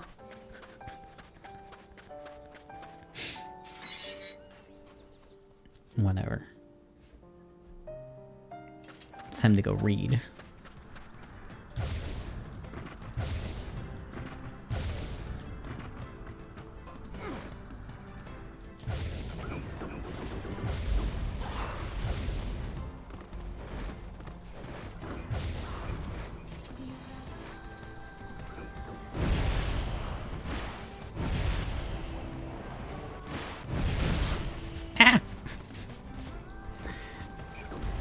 These waypoints on the map suck. No! Bye, pig, I'm sorry.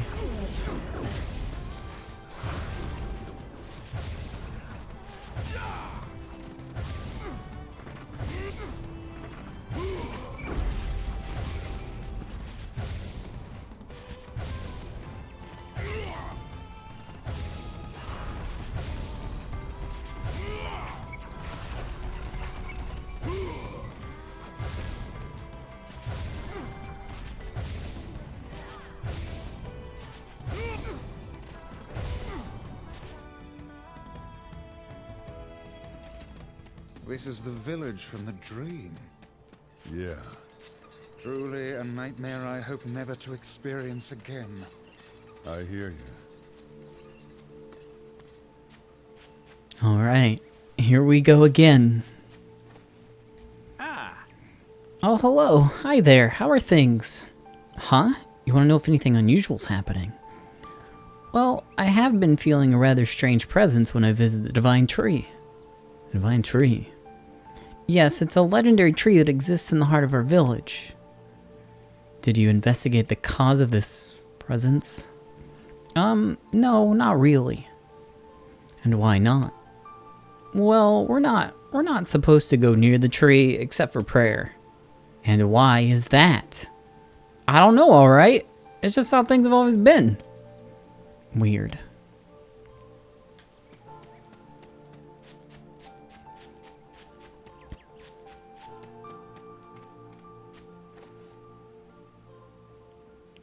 We are the grass, we are the trees, we are the root, or the woods. Oops, I don't know where I got roots.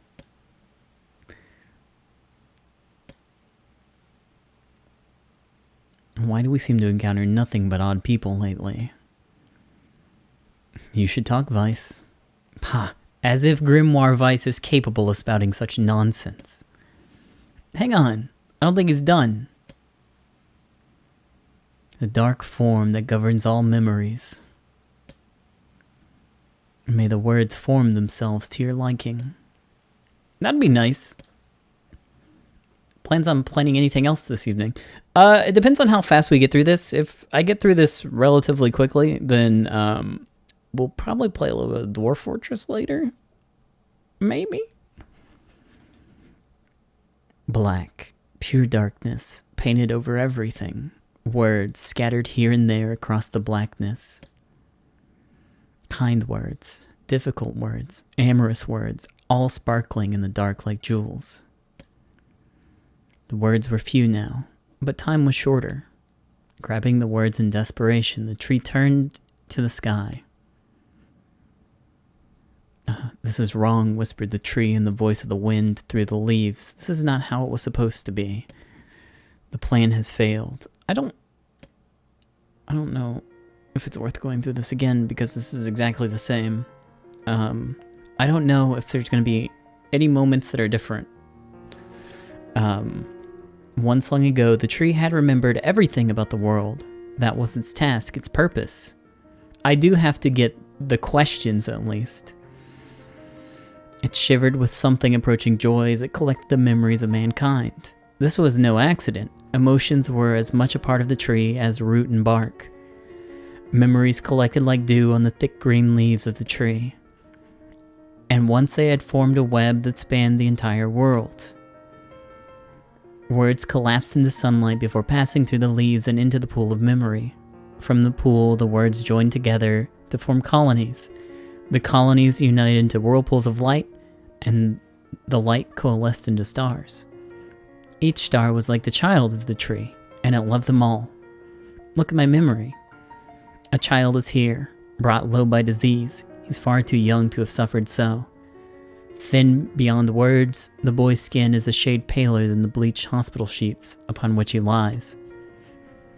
His parents no longer visit him, for they cannot bear to watch him suffer. The doctors have long since surrendered his fate to the gods. The boy too has abandoned hope. Strange emotions, weariness, hatred swell within the dark recesses of his young heart. He tries to reject the black terror that germinates in his body, but no amount of effort or tears can drive the invader away. He has long ceased to resent his parents and doctors. Once he did, but now his pain is so great that there is little room in his heart to think of others. Only one person brings the boy comfort, a healthy young girl with tan skin and deep brown eyes. She is a beacon of brightness in the light in the boy's world. Her very presence is a comfort to him, but he is unable to look upon her face. Whenever they meet, the boy is filled with loathing for his own state. Soon this loathing eats away at what joy he receives from the girl's visits. The girl will stop coming, he knows this.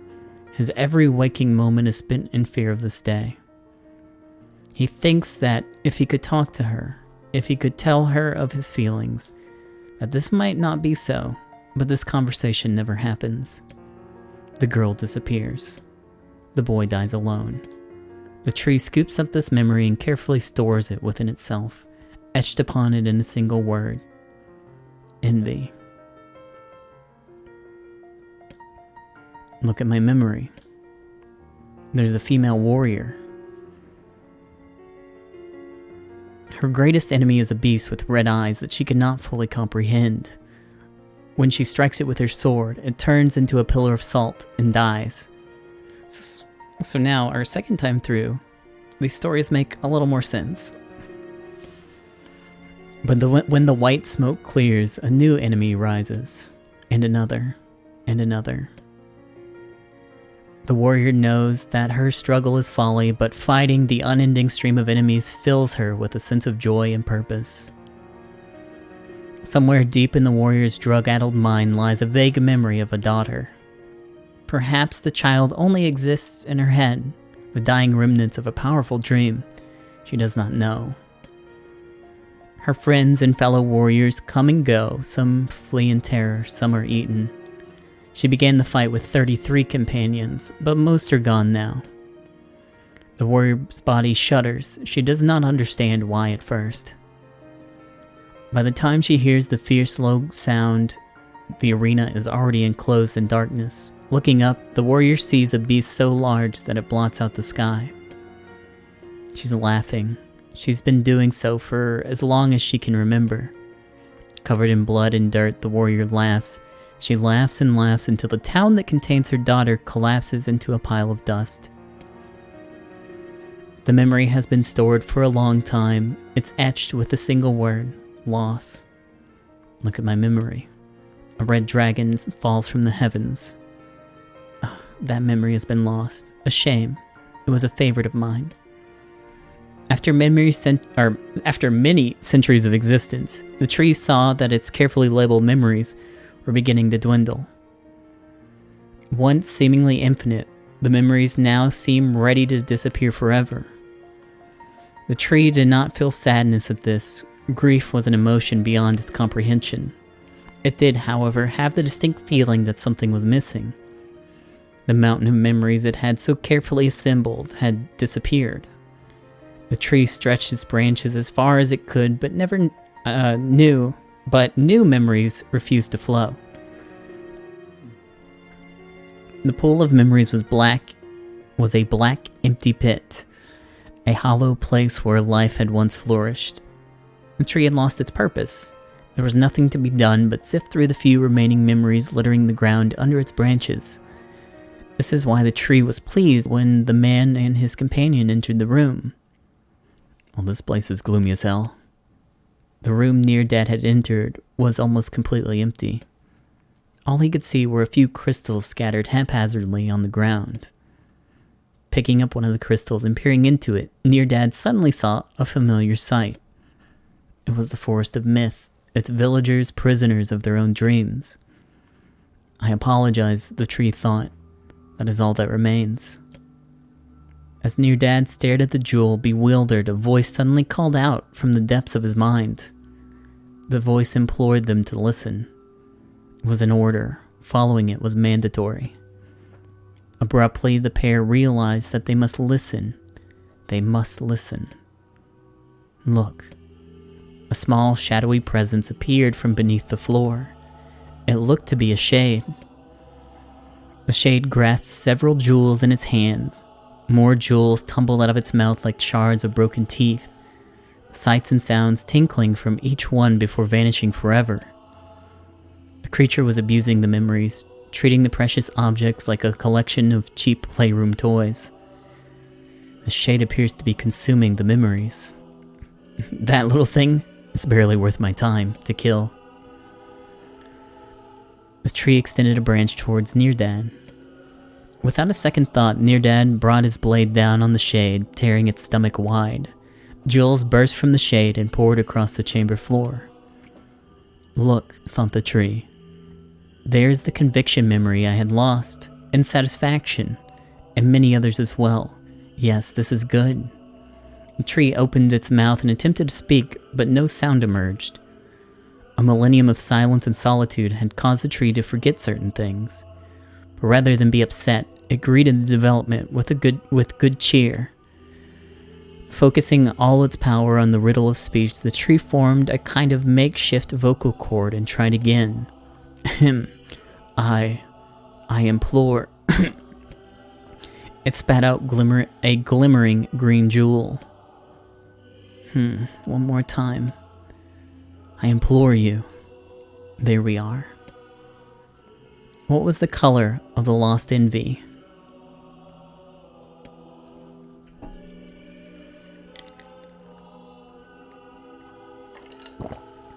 I believe it was brown this time.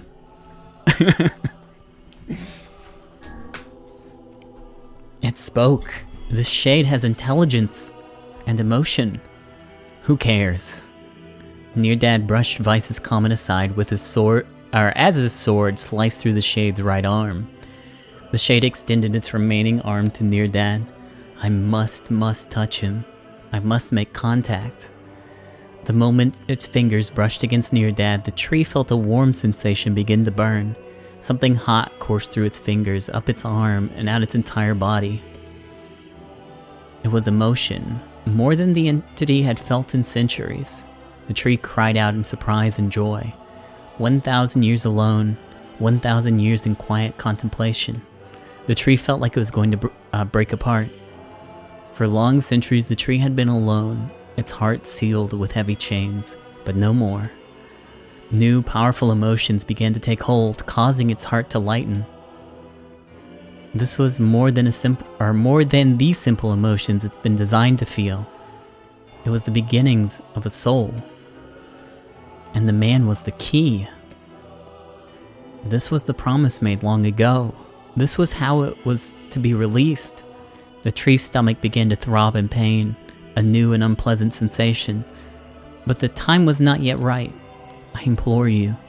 How many were lost by the warrior who fought the red-eyed beasts? Okay, riddle time is over. I'm gonna kill this stupid shade once and for all. Something round and shiny fell from the open stomach and clattered to the floor.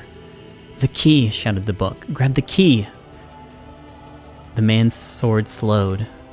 Time began to dilate around them, stretching and slowing. Time is essential. The next word must be heard. The words exploded. It became difficult to discern the meaning. The pool of memories began to crack as infinite blackness burrowed its way into the wall. Vice, this world is falling apart. How can a world of letter... I implore. Most important thing. World.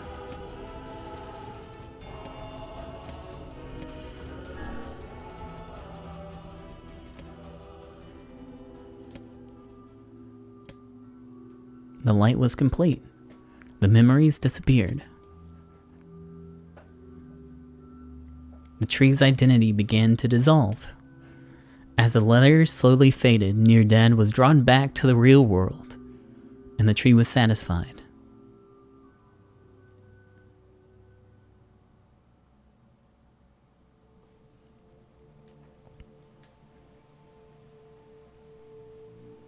What in the... I never realized that shades were capable of rational thought. I don't care if they can tap dance and play the fiddle. Can't I just kill something with all of this voodoo nonsense? With the tree defeated, we no longer have to worry about being buried in this world of letters. Unless, of course, time itself begins to rewind.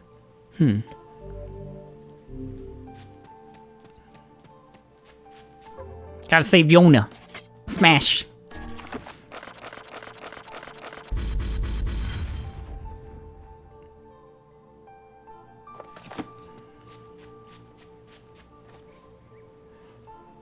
Let's go see Popola. Can Shades actually tap dance and play the fiddle? Unfortunately for Nier Dad, yes, I can. But he doesn't care.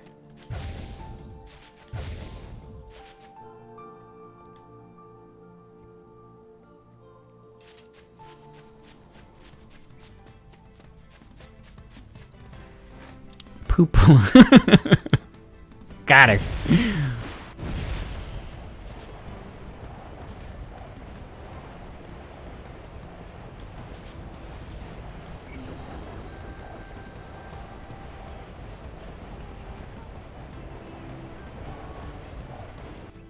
Good job, pig. What the fuck? He can walk right over it, too.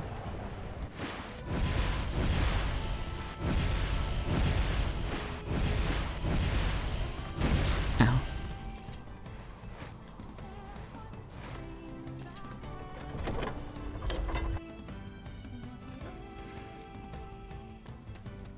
It's a boar, but they got big flat tails for some reason.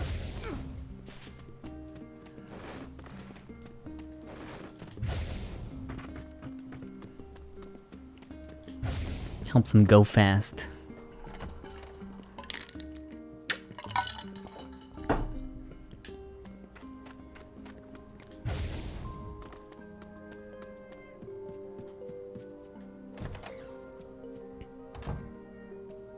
Hey.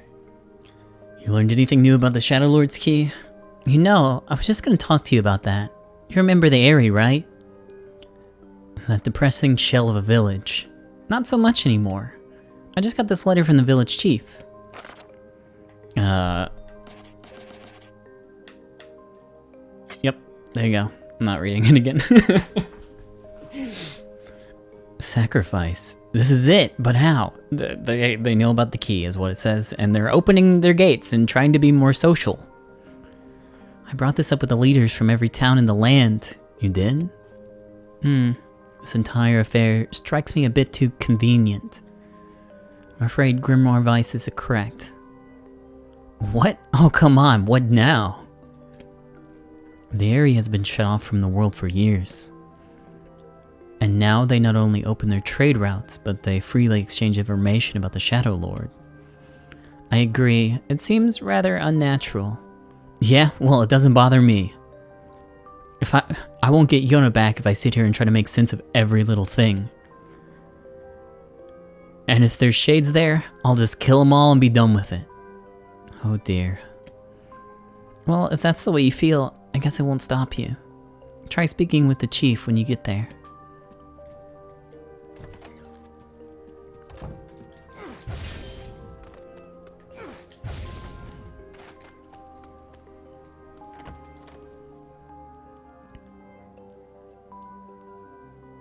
The area, huh? Alright. Let's go see the chief. What a soul-crushing place.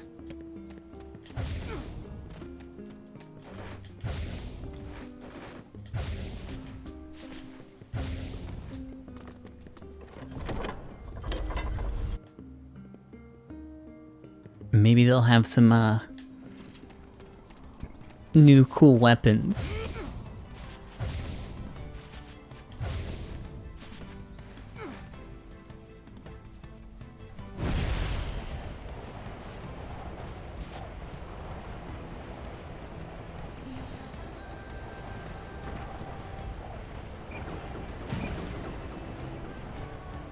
cannot fathom that village opening a mercantile.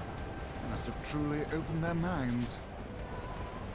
You think so? Wait, this isn't it! I have no doubts. Aren't you glad to be going back home, Kaine? What the fuck? Oh. Don't be so nervous, Kaine. We'll protect you. I got me taken care of. Worry about protecting yourself. Ooh, the village. It's home to so many terrible little memories, isn't it, Kaine? Terrible little memories. Shut up, shut up, shut up!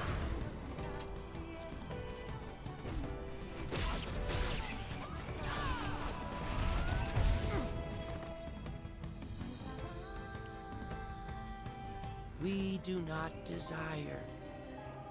We do not desire needless conflict. If we can continue to live with humans, then we can continue to live peacefully. But that man will come. Yes, that man will come. He will kill us all. He will kill our women and children. What should we do? What can we do?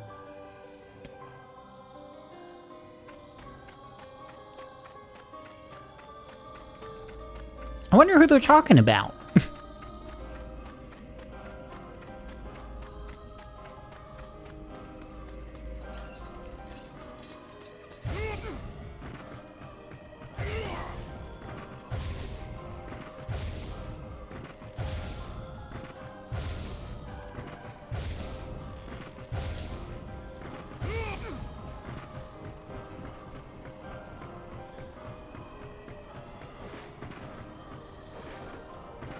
I hate the layout of this place.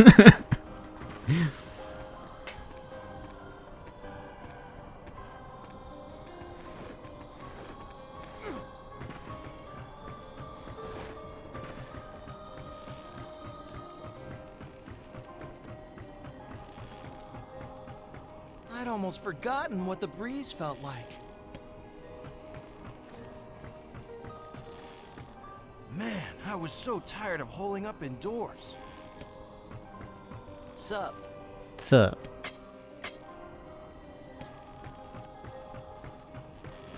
Yo!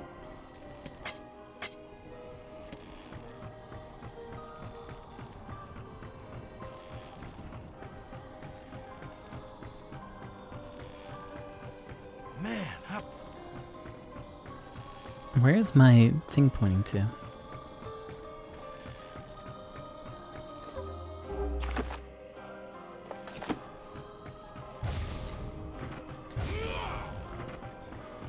Is there something that I didn't do?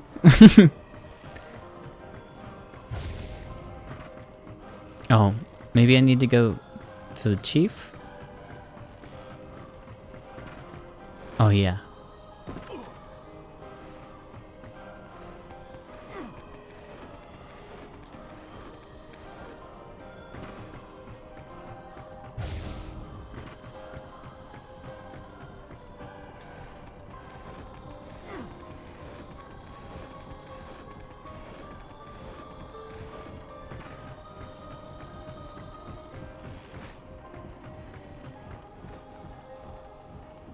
How did I forget how to get over there? Yeah, I was going the right way. Sorry for wasting this time.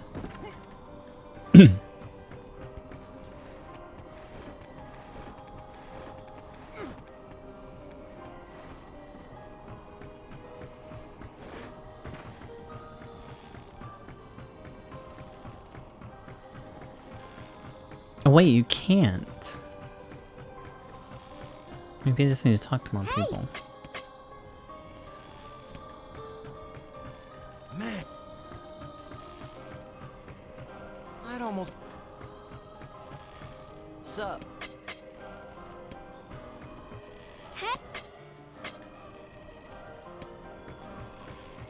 Man. What is it that I need to do?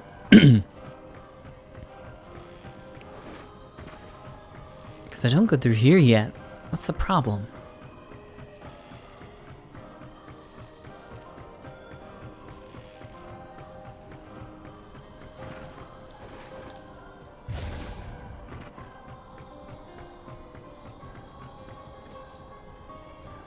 I talked to the guard. Several times. I talked to everyone out there too.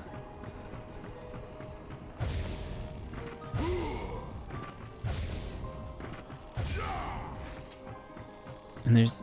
Oh! Oh, I do go visit the chief. Oops. For some reason I thought that bridge wasn't there. I'm so fucking dumb.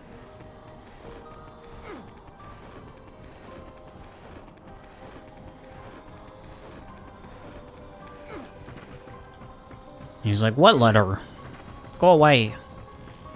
Eagle eggs. Oh, we gotta get some quick.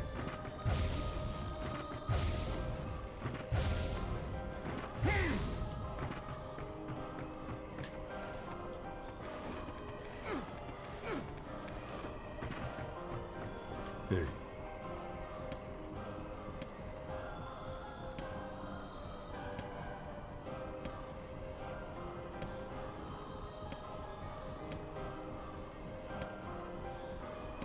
Okay.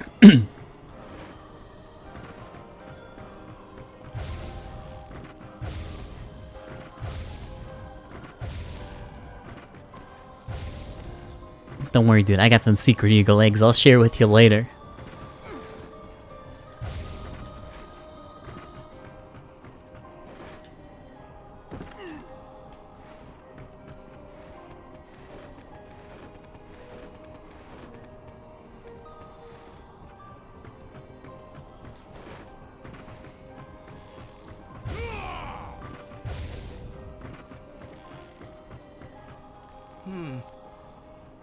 A letter, huh? Yeah, I think I heard something about that.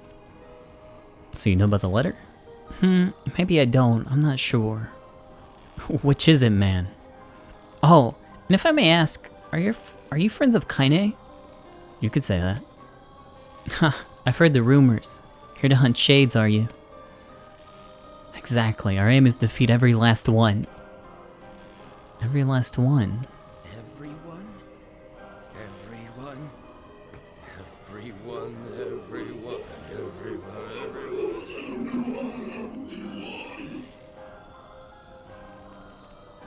Ah, crap.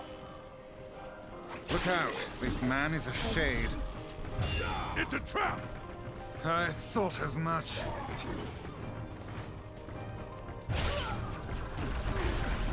What? I got bored. 1,000 apologies. We were distracted by the local welcoming party. Mind if I join you? A carnival of murder? I love it.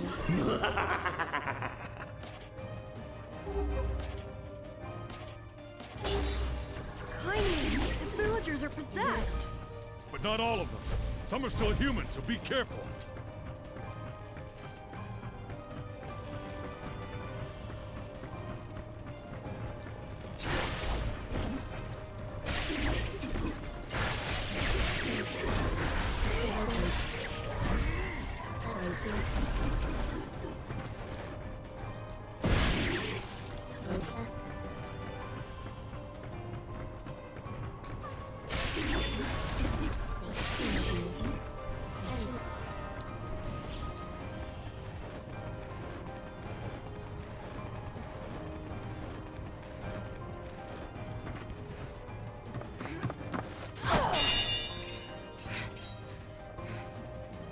Why does this happen? I assume the villagers set up an ambush for Nier Dad because he's the only one that could probably do anything about this.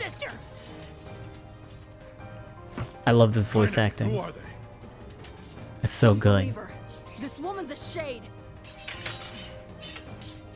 I think they hired a real goblin. My sister! No!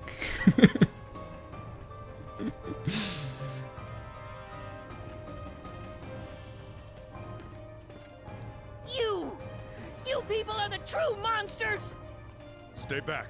Your sister is one of them now. I don't care! She's my sister and I love her!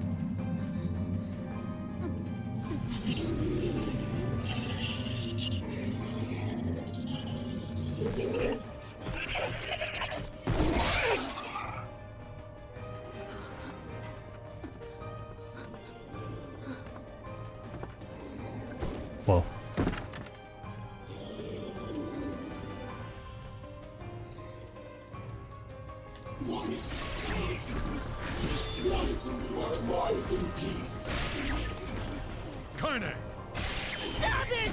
Don't hurt my sister!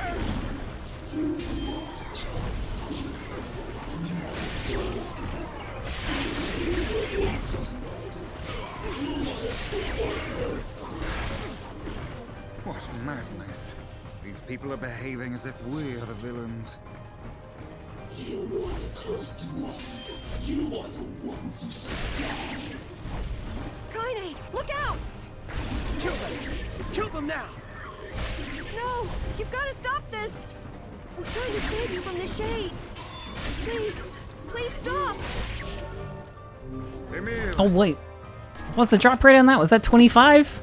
That can't be I right. need to get out of here. Kaine! Kaine, get up! Hurry!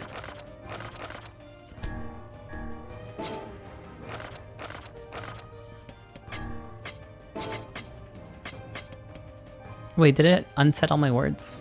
What the fuck? Oh my god, it is. Wow, that's nice. It'd been nice to have that a long time ago. Well, it would have helped if I guess if I had some of my words equipped.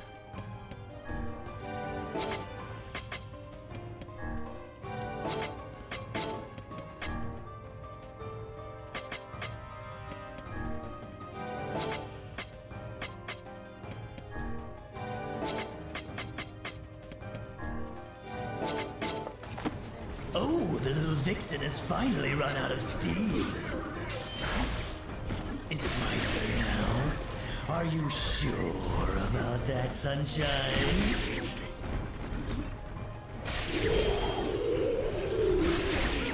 Stop this at once! Leave us in peace!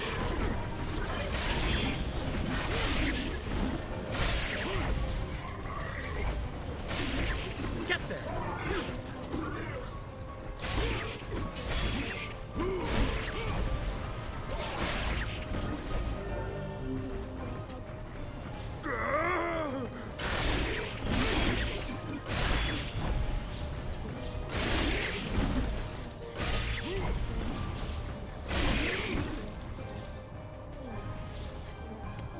I blame you for all this!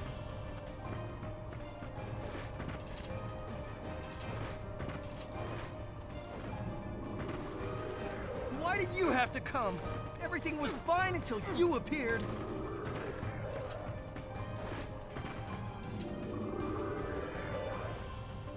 What could that black swirl be? I can't stand it anymore.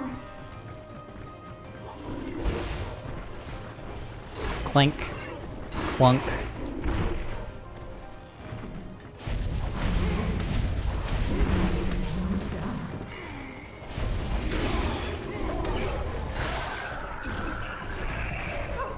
Help me, please.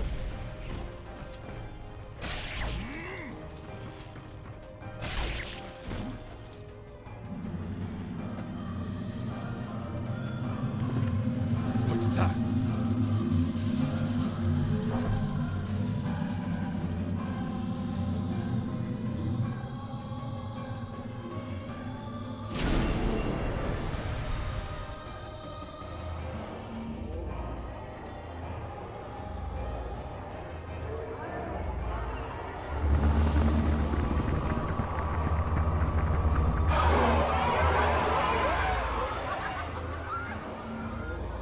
By my pages. Is this beast a shade as well? That thing sucked up the villagers. We have to stop! We killed them all! I can't!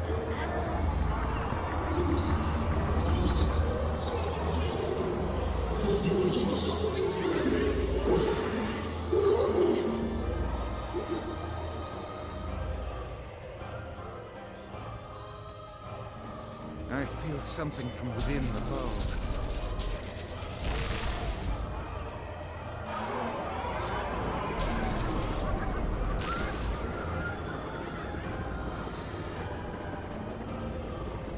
Is this the true power of the Shades? What's take more than a barrage of magic to stop us. The first to waver is the first to die.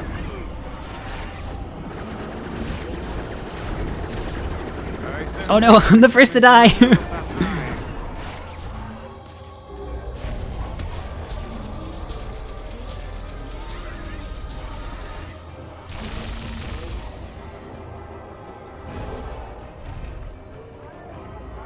Wait, stop! I think those are people! Hold nothing back, those are shades!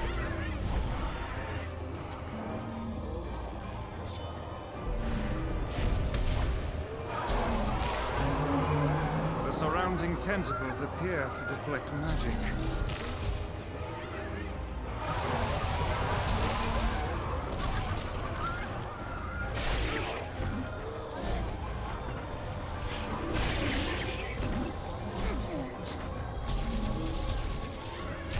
Now, focus your magic on the beast's center!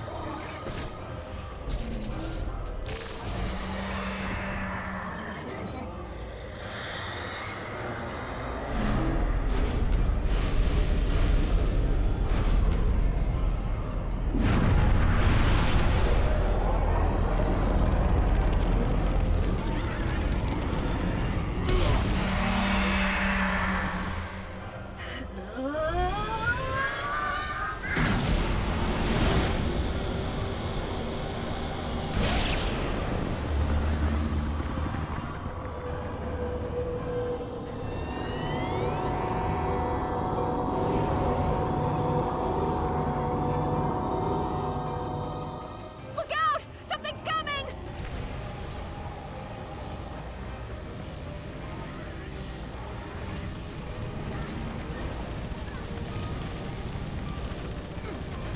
Oops. Wow, it does nothing, huh? I'll put it down!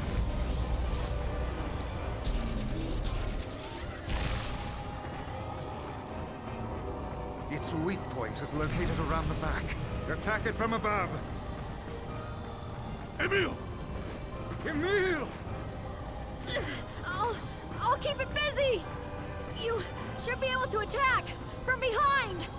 Go around! Do you think I'll be able to get there before they start nagging it? Please, hurry! The lad can take care of himself. We must circle to the creature's rear.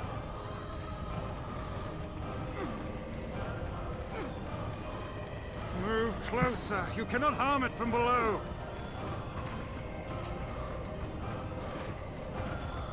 You must strike it in the eye.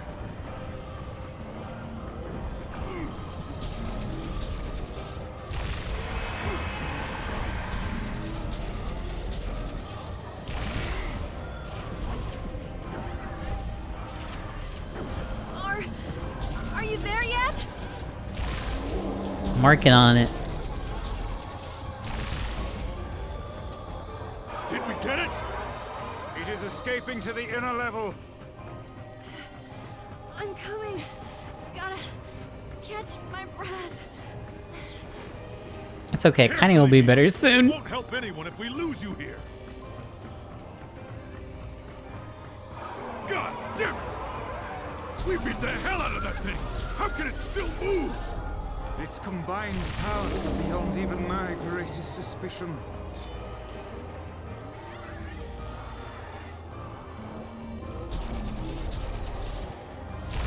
Come on! Help me take it out! I'm on it.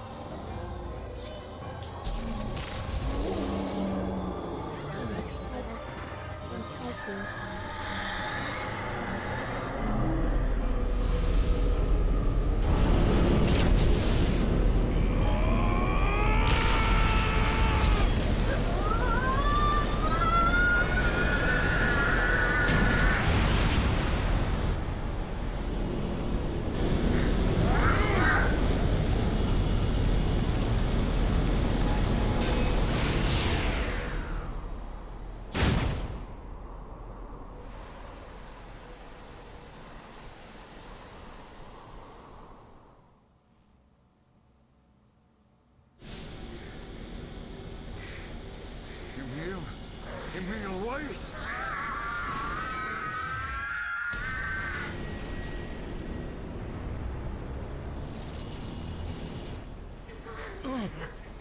He's gone. His instincts have taken hold. The ultimate weapon is being deployed.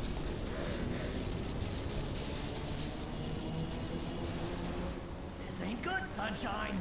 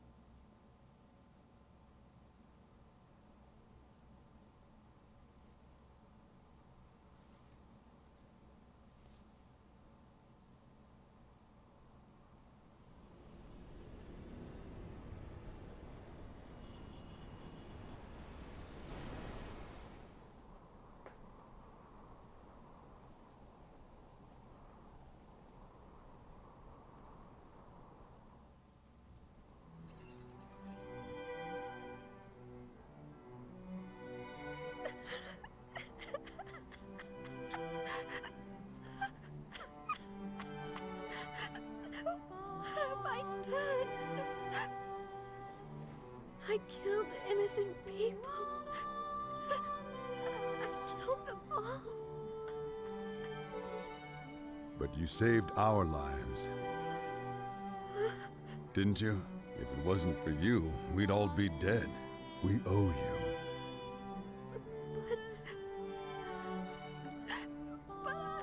It's all right.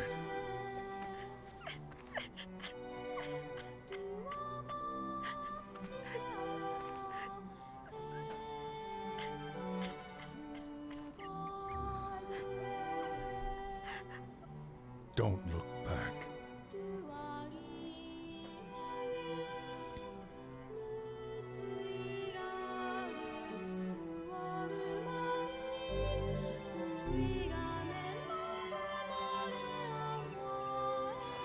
We'd best be off. Yeah. Oh, we got the rest of the key. Can't look back. Gotta go kill the Shadow Lord. Sorry, Emil.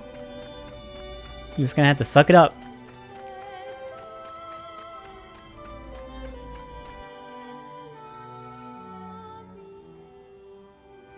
This is the last of them. Now we can find the Shadow Lord. And Yona. We certainly can. We're almost there, Yona. Hold on.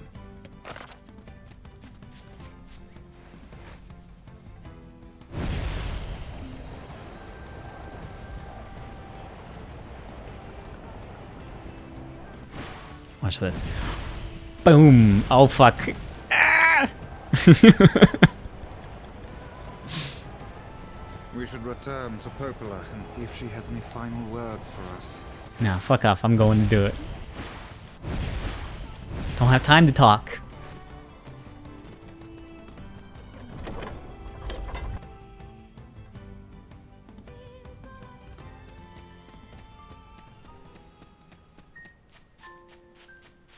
I marvel at how relatively simple a task this retrieval process proved to be. It is almost as if someone deliberately set us on this path. You're overthinking again, Vice. But...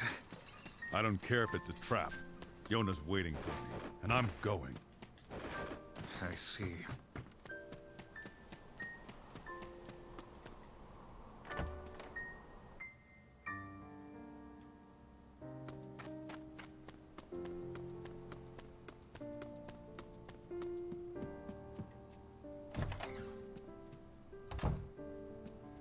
You're really gonna do it? The whole village is buzzing. They say you're gonna rescue Yona. It's true. This is my final journey. Hard to believe this is the end. I'll bring her back. I promise. About that. What? Nothing. Never mind. Popola just loves to worry. Anyway, you be careful. Yes, do be careful. I will. Watch over the village while I'm gone.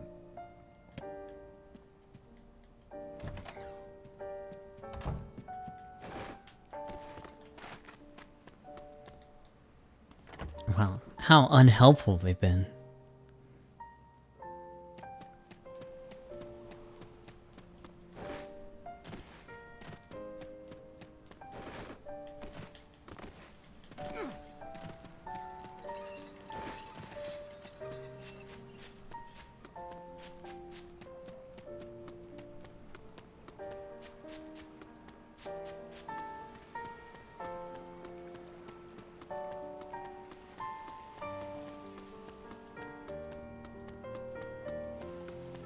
Alright, before we go and defeat the Shadow Lord, give me just a minute. I'm gonna go get a drink. I need to replenish my fluids after all the crying. I'll be right back.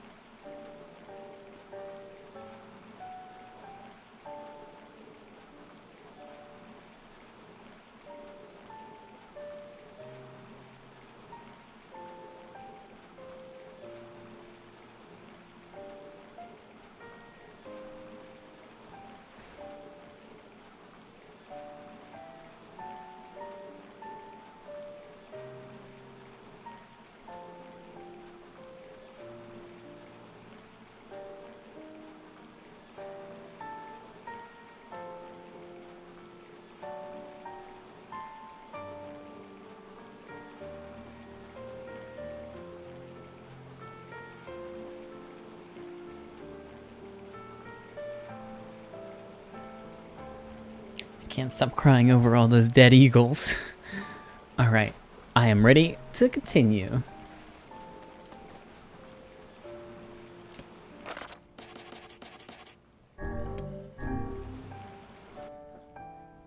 At least, I guess there's one last thing to look forward to. Are we ready? Let's all make it back alive, okay? It's a plan. At least there's still box puzzles.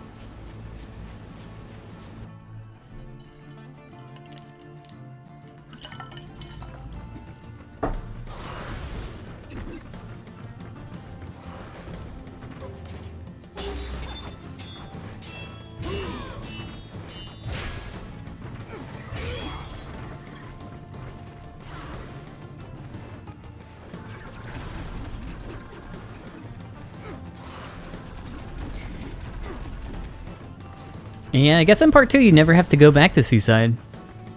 Thank God. She was a mean old battle axe. Huh?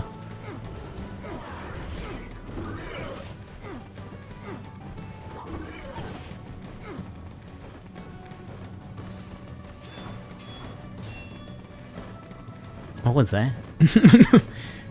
Was he hearing me walking into him? What was that sound?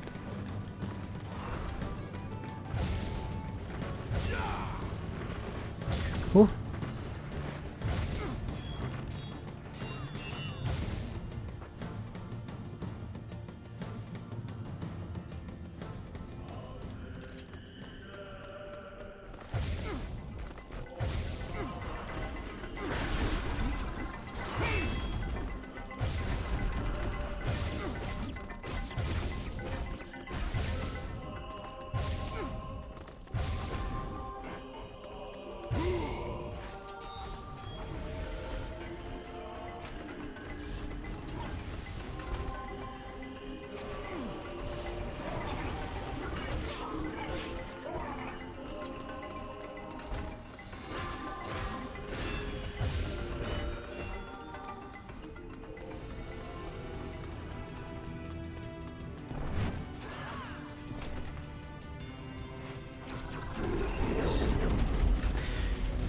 They're either too easy or too hard, so there's no reason to fight them.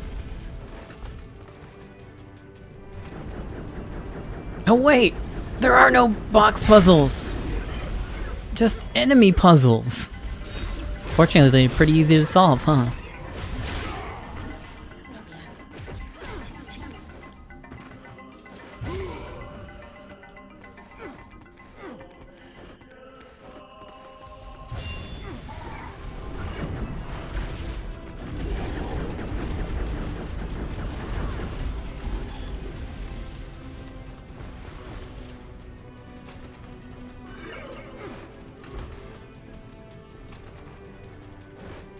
I'll grab this.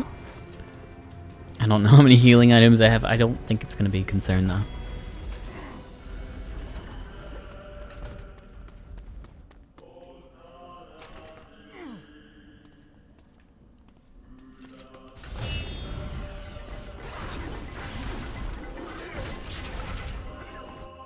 Am I back on normal here?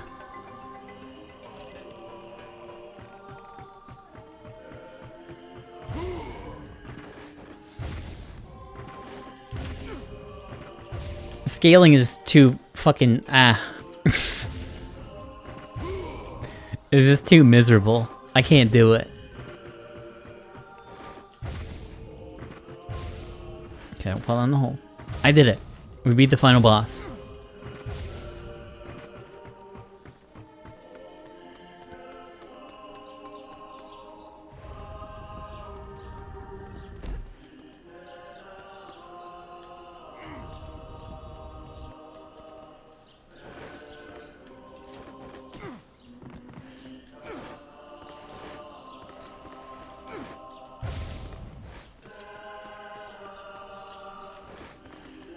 Any last words?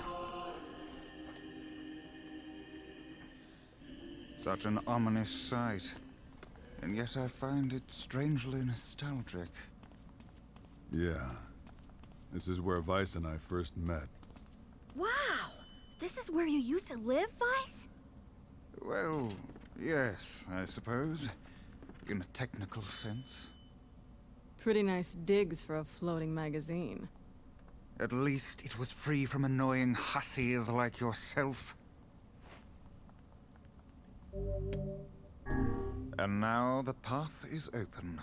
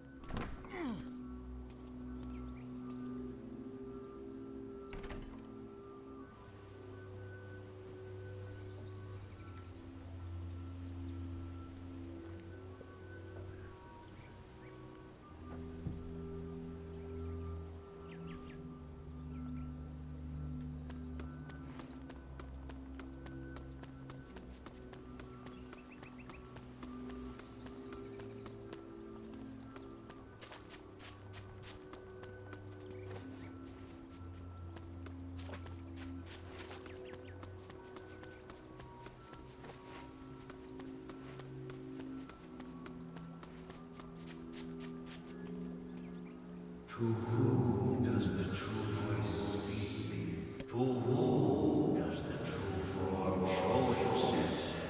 You must answer. It can talk! I ask, why did humans disappear from your world? The hell should I know? Patience. I believe this is some manner of password. A password?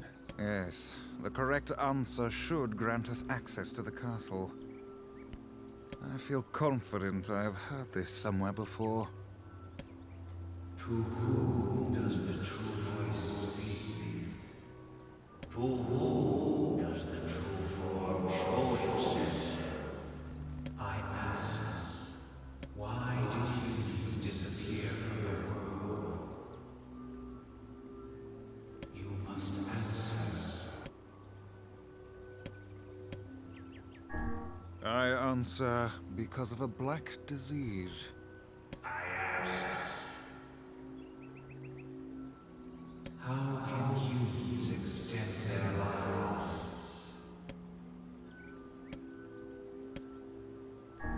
I answer by separating body from soul. I ask, what is the destination of souls?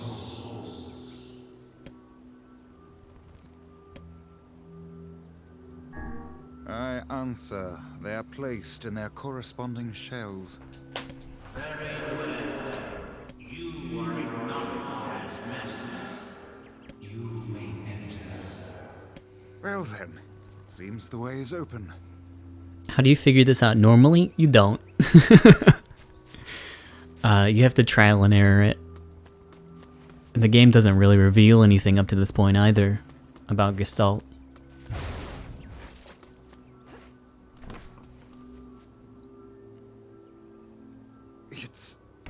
It's the twins from your village. Hopala, Devila, what are you doing here? Hey, any chance you'll just go back to the village? This is a very dangerous place. Even if you can find Yona here, you probably can't get her out. How did you get here? Shh. We're asking questions right now.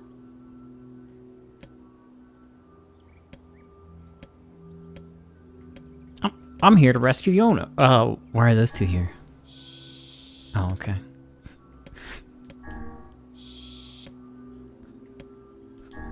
No dice, huh?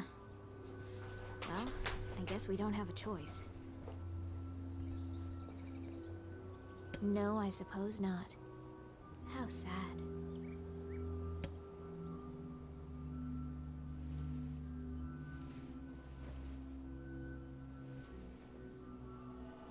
We didn't want to fight you. It's true. We didn't want to.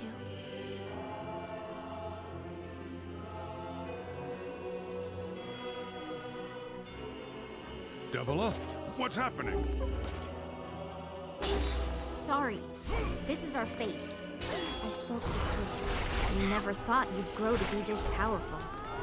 This is madness. Why do you block our path? You have no cause to speak so with us, Grimoire Weiss. You are a traitor.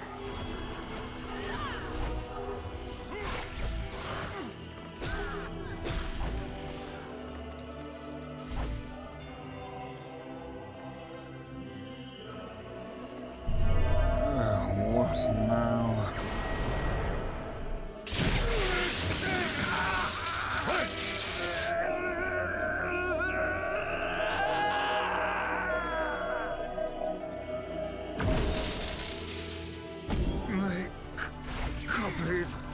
My paws. Shit on a shingle. They can use the sealed verses. Of course we can. The power came from us in the first place. We simply loaned you a small portion of it. Uh-oh. Weiss, are you alright? Devila. Oops. Why? The answer to every riddle lies within the heart of the Shadow Lord. The Shadow Lord? You've been on his side this whole time? You must search for that answer yourself. You've got to face your own truth now. Please, enter the Shadow Lord's castle.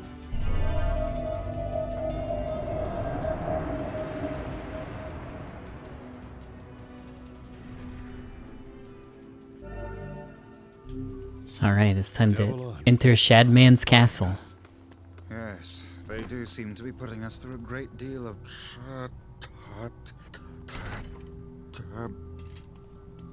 You all right there? How odd. For long years, my mind and tongue have been my greatest assets. But now the latter seems to be far here. Weiss? Don't look at me like that. I am Grimoire Weiss. I am perfectly I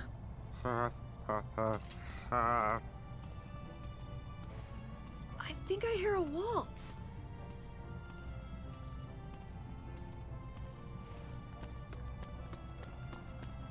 Here we go. Into Scatman's world.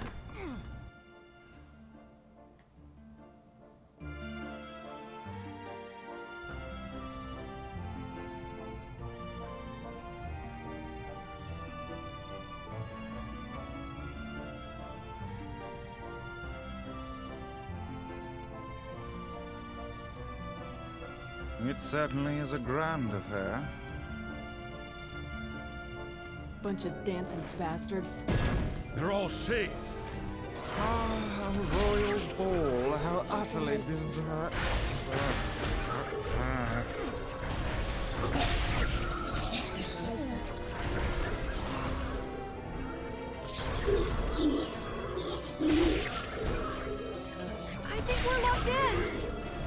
like I was planning to leave. Yeah, it's a bit late for that.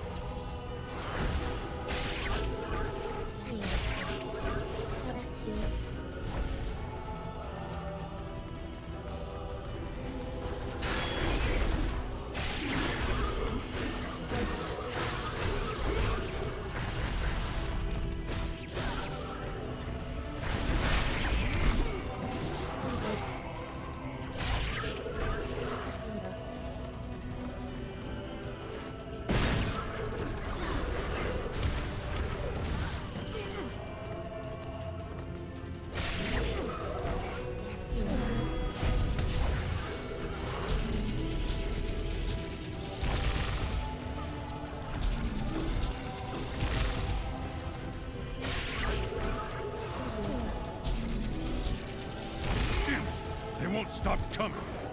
I'll open the next door. Cover me. Oh, how do you love a good Knock it off, Vice. Hmm? Oh, right. Protect the hussy, yes? Good plan, let's go.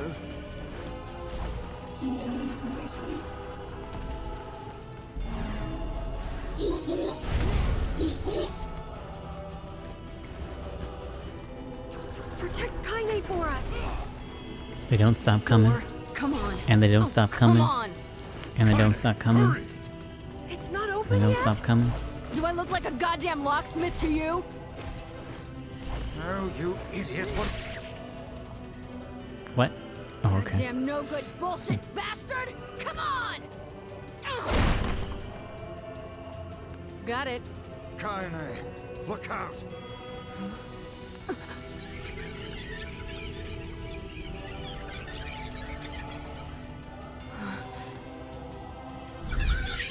Crap.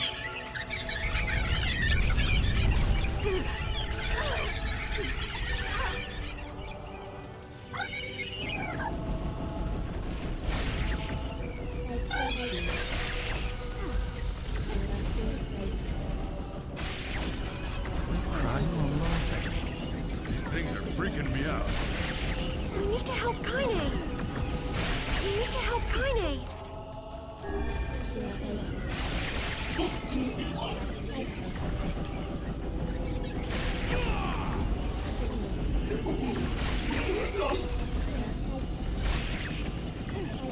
Kaine, what's wrong?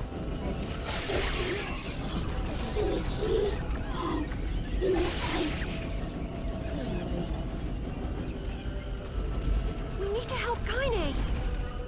We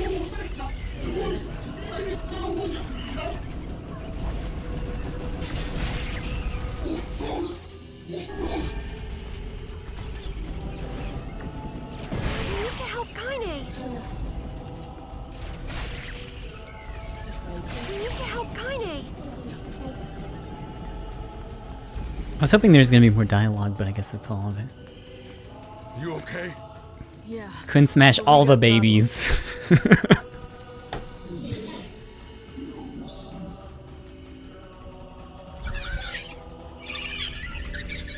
We need to help Kaine.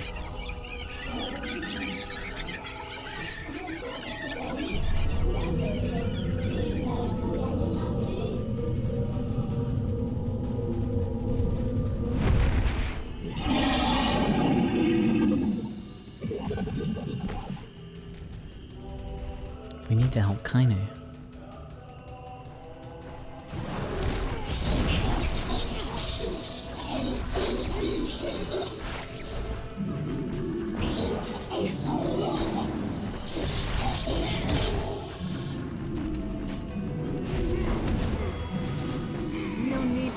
this, asshole.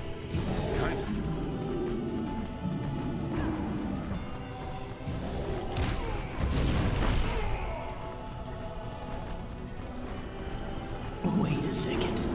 Wait a second. Your heart is different. It ain't hatred, and it ain't sadness. What's going on here, sunshine? How should I know? Kaine, are you alright?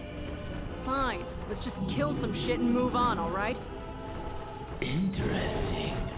Oh, how very interesting. Good night, Soup.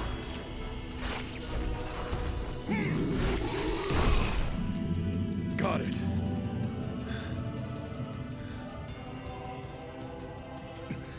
Hey.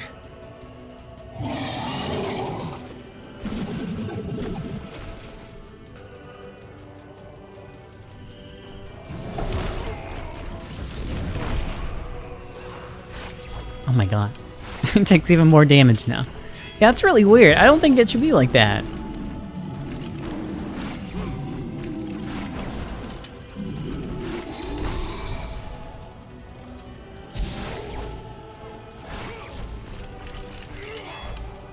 Can we even hurt this thing? Fog! Oh no! Stinky pig. Me smash. Stop now. Damn it. Stay focused, Kaine. No, don't. When the monster fall refills the victim to health such bar after distress. depleting health, it takes more damage. We have to keep going! Move it! Oh, I guess when... Okay, yeah, when you don't get the down thing. Oh, it makes sense now. This way! Move! Hold on, I gotta kill this pig.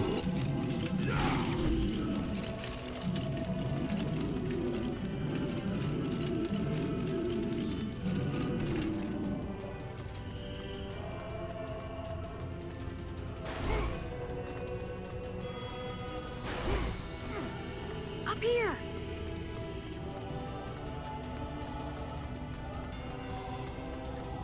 How will I do this without the Phoenix Spear?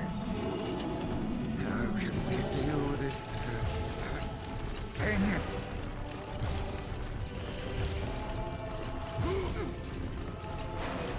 Please hurry!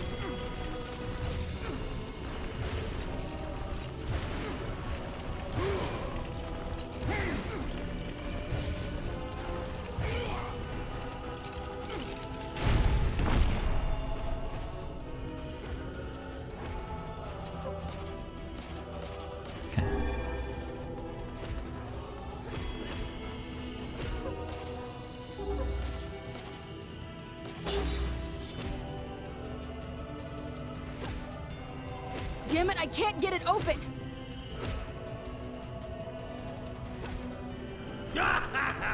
Oh, you pissed her off now! Maybe you shouldn't have killed her friends. Look at her, so full of scorn and hate. She's just like you, Sunshine. Like you're any different. Huh? Hate is just another crutch for you. Hey now. You're in pain, you're lonely, no one likes you. So you try to dull it all with violence and hate. I'm not like that at all. It's okay. It is? You're in the same way. But just realizing that isn't gonna work. It's too late for us now. It's too late for everything. We're too far gone. Strike the beast while it's down. The entrance is locked too!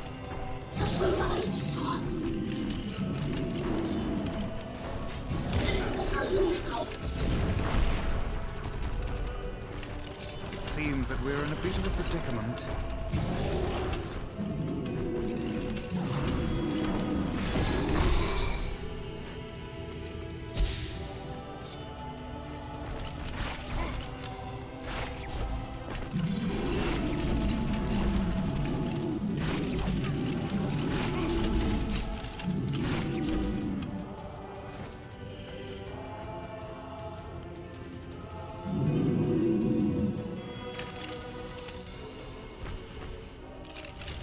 They grew their armor back. Cool.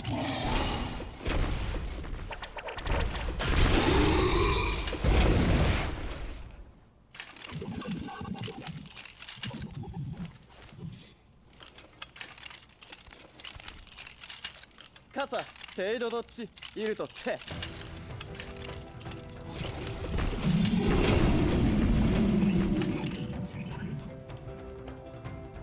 出槌汗より。いった、おきっとだ。Yeah, Tyrant is the shade that's inhabiting Kenny's body.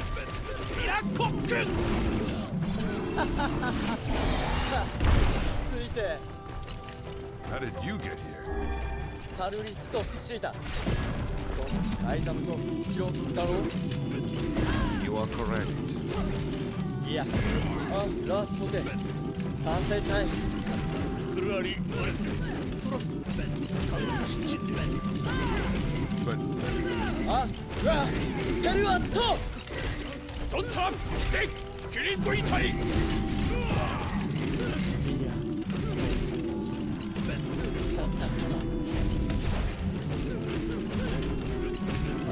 アイさん。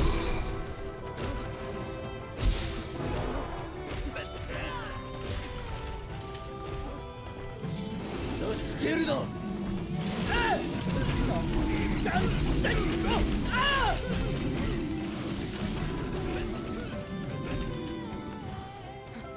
Hey, stop! Let me go! Stop it! King! ギ、後で。アリクラさ。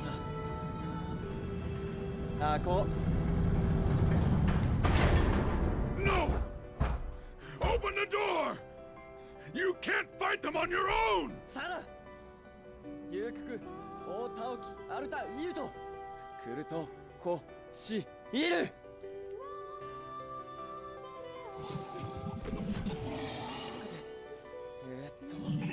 ケイタル、イト、エチ、ケイロ、アルテスタセ。ギウズィ。カク、イシギシ。真鍮カレータ、改ざん。テラス。あんた、アラターテ。ウラーヌ、ペルア、どっち。ウラーヌ、改ざんとどっち。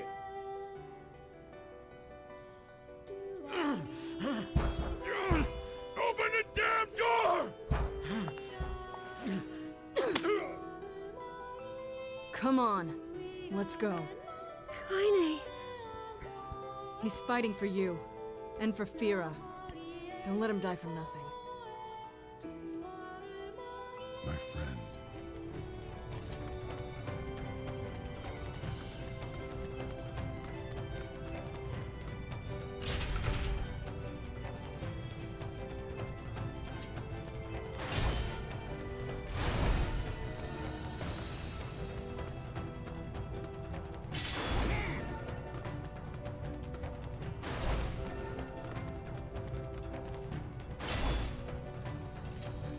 Oh, full? Okay.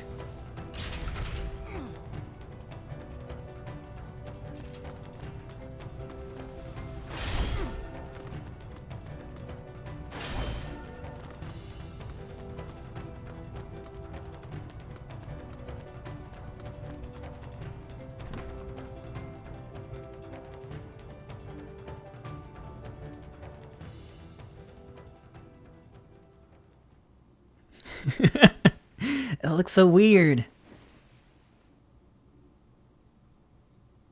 All right.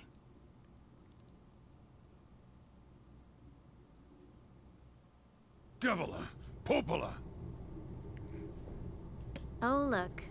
You made it. We've been waiting for so long. What the hell is going on? It began 1,300 years ago. Humanity, finding itself on the brink of extinction, undertook a last-ditch rescue plan called Project Gestalt. Gestalt? Do you still not remember, Grimoire Weiss? Then let's give you a refresher. Oh, hey, good. I read the right documents.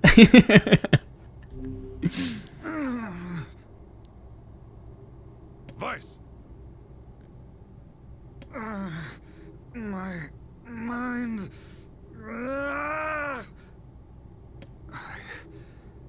I remember. Devla, Popola, you are not human. In fact. Oh no. Yeah, sometimes the truth can be a real bitch. You want to finish that thought for him, sister? All of us, every person I'm about to standing finish in this these room, thoughts. are mere shells created by the true humans. You lie. Nope, not this time. You're not human. None of us are. So then humans, I mean the true humans, they're extinct? No, they still live on. You know them as shades. Each shade is a twisted remnant of what was once a human being. Crazy, huh? Now let's skip the part where you stand there with your mouths agape and just get down to business. Wait. Wait. Sorry, but we're gonna be needing that shell of yours. The rightful owner has been waiting for a very long time. Please don't be angry with us. We are only doing our duty. Under the command of the true humans, we live eternally for the sole purpose of controlling others. That's the only reason we exist. You have your own motives, your own desires. And we have ours. I fear it really is just that simple. Don't speak such foolishness. Sorry.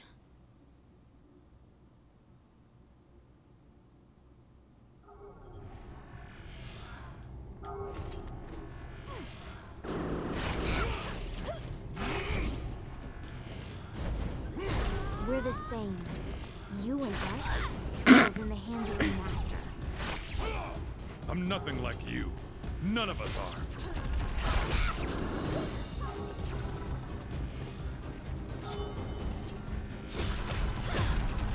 I'll let the dialogue go for a minute, in case there's something else.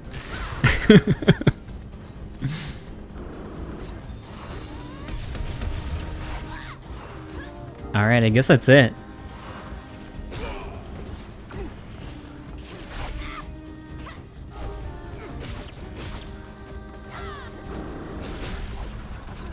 We need to help Kaine. Oops, I think I just killed Kaine.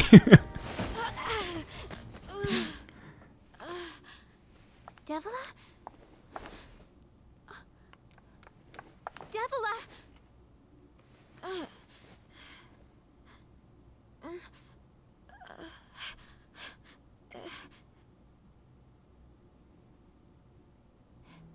Hey, Popola.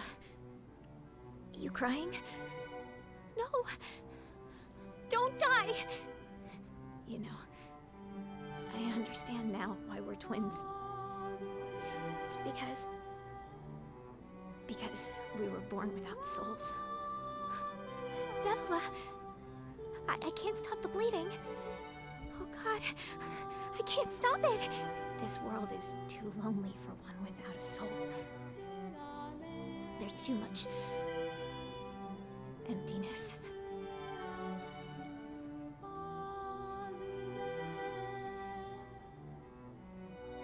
Our souls are missing, but our tears still work.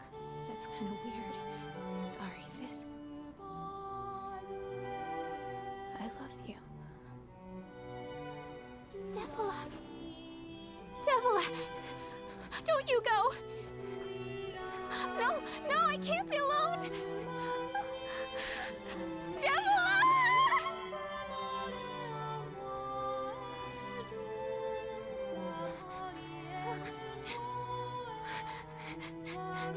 Popola. Let's stop this now. Stop. Stop.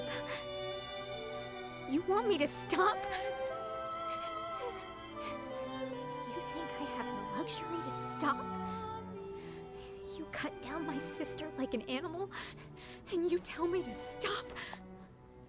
Popola, wait! It doesn't have to— No one stops! It's way too late to stop! No one stops!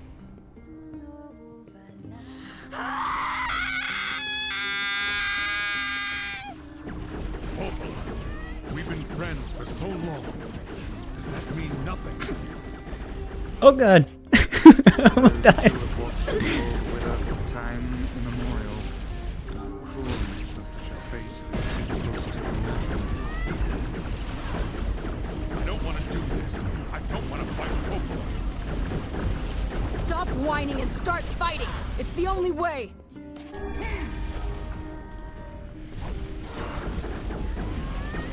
Sorry, that's the wrong one.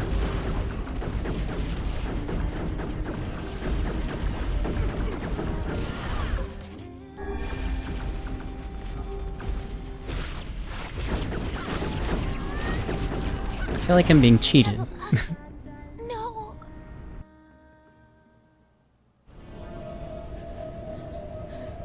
No stopping. No stopping ever.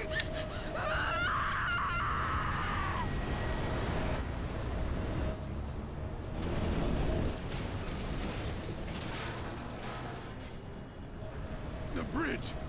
Blast, we're trapped. I've got an idea.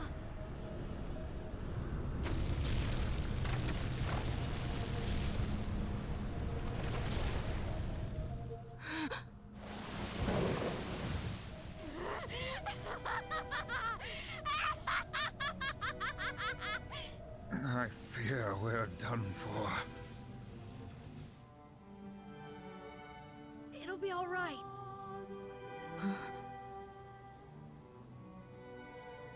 You know, when I was young, I hated my eyes. And now that I'm older, I hate what my body has become. But there's something else there now. Something like pride. You know? I mean, without all this, I couldn't have become your friend. Goodbye, my friends. Thank you for everything. Emil. For so long, all I could do was destroy. But now, I have a chance to save something. No! Keep going. Move. Emil. Don't worry. I'm gonna be fine.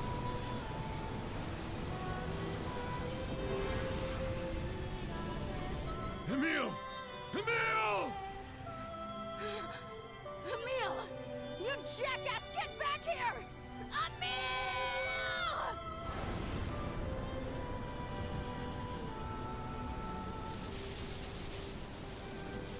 Oh dear. Kaine's so unstable. And Vice can't stop arguing with people. I hope they can hold it together once I'm gone. Well, guess they'll just have to learn.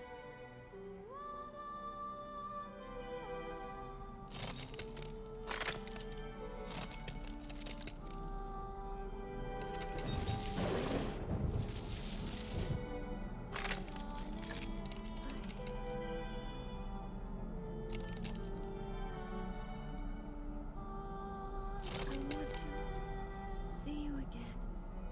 I want to see all of you again. Just one more time.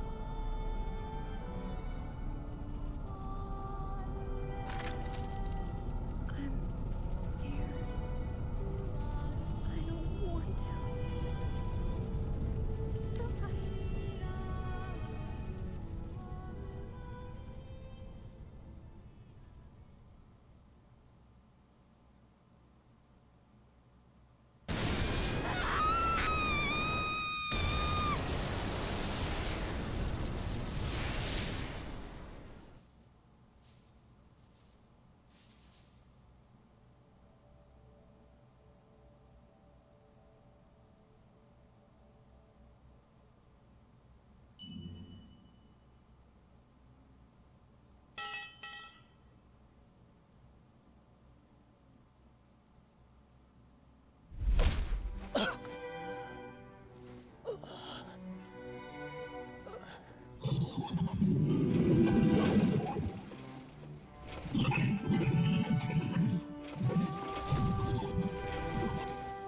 全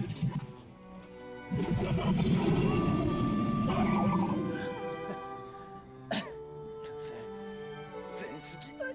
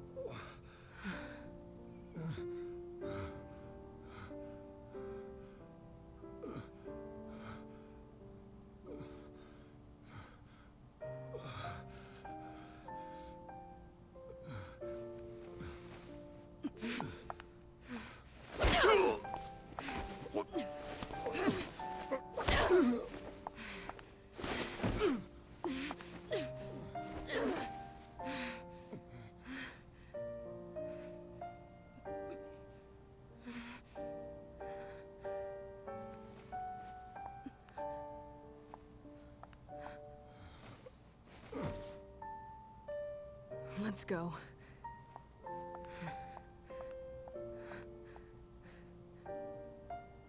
Sure.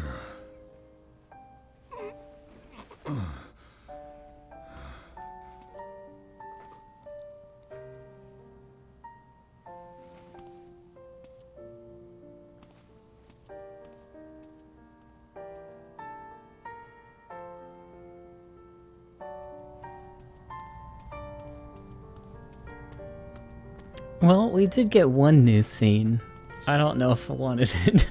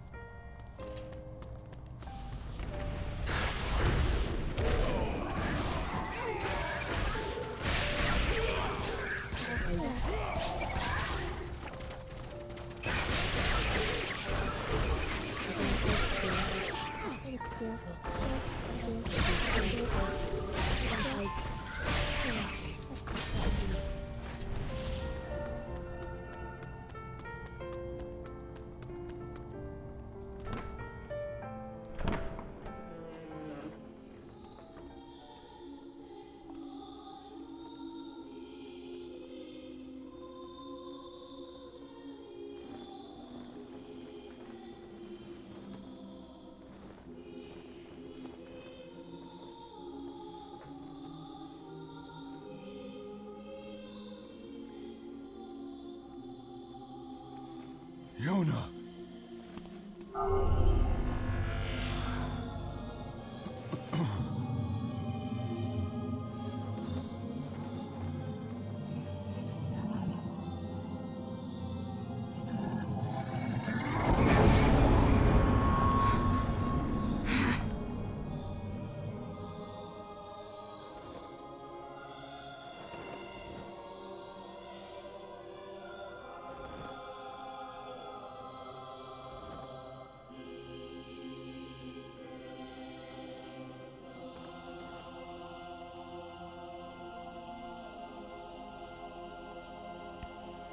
I'll kill you. Strike hard. Hold nothing back.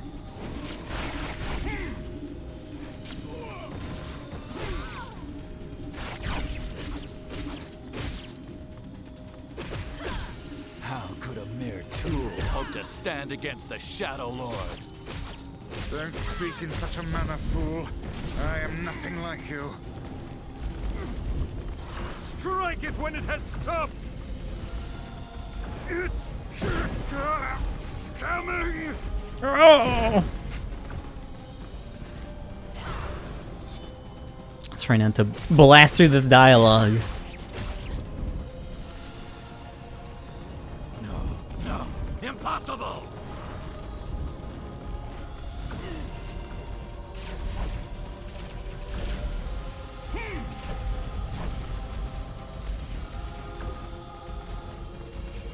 Don't relax yet, it's not over!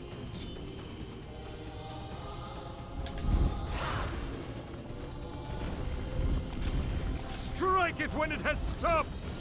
Okay, I think that's it.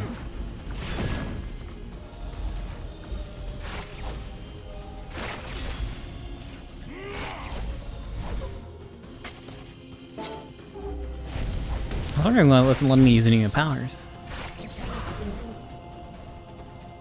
Be careful! You too. Hey, Sunshine.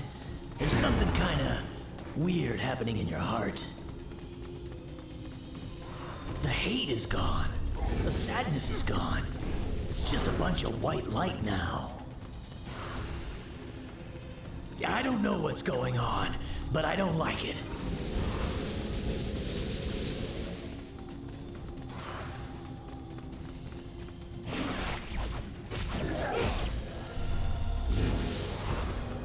Don't you get it, Tiny? I'm not the only voice in my life anymore. I've spent time with others. I'm a curse. I know that. And he knows it too. But guess what? He still accepts me. He still forgives me. Oh, come on. You're doing this for him? I'm tired of this world and everybody in it. I will become his sword one last time! Vice, you alright? Naturally. I am as fit as a fit. Little.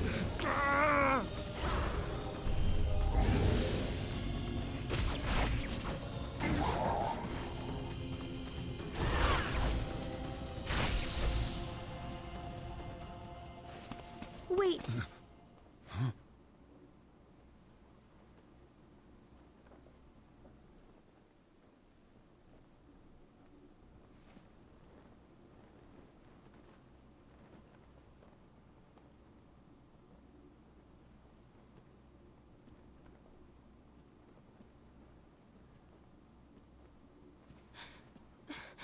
Dad. Yona.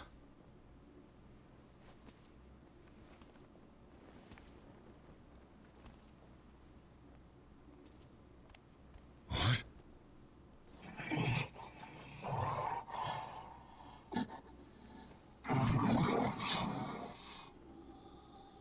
Dad. Stop. Please. I don't want this anymore. I don't need someone else's body.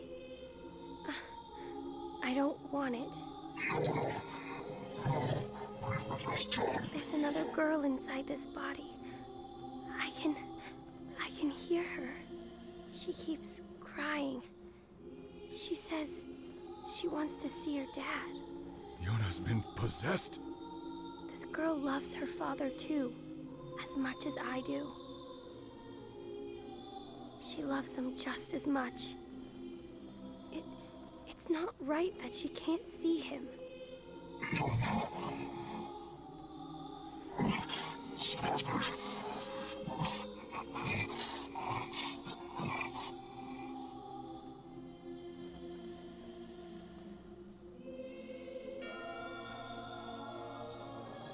Are you Dad?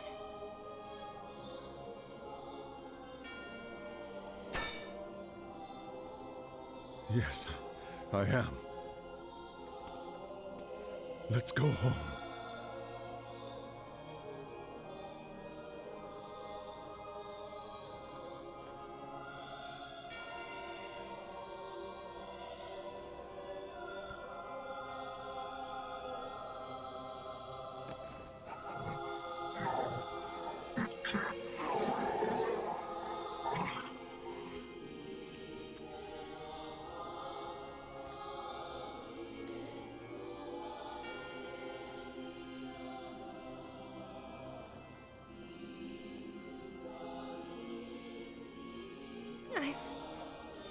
I'm sorry, Dad.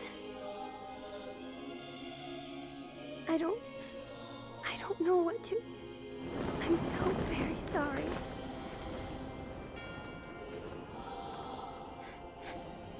I love you, Dad. I love you.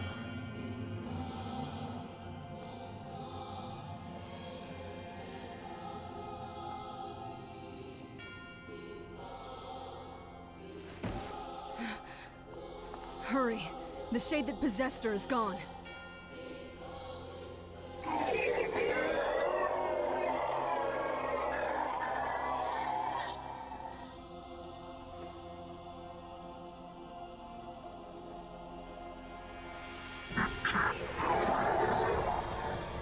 Kaine, watch over Yona for me. You want me to understand your sadness? You think I'm gonna sympathize with you? I swore to protect my daughter and my friends. If someone puts them in danger, they must stand aside or be cut down. Come on, let's go.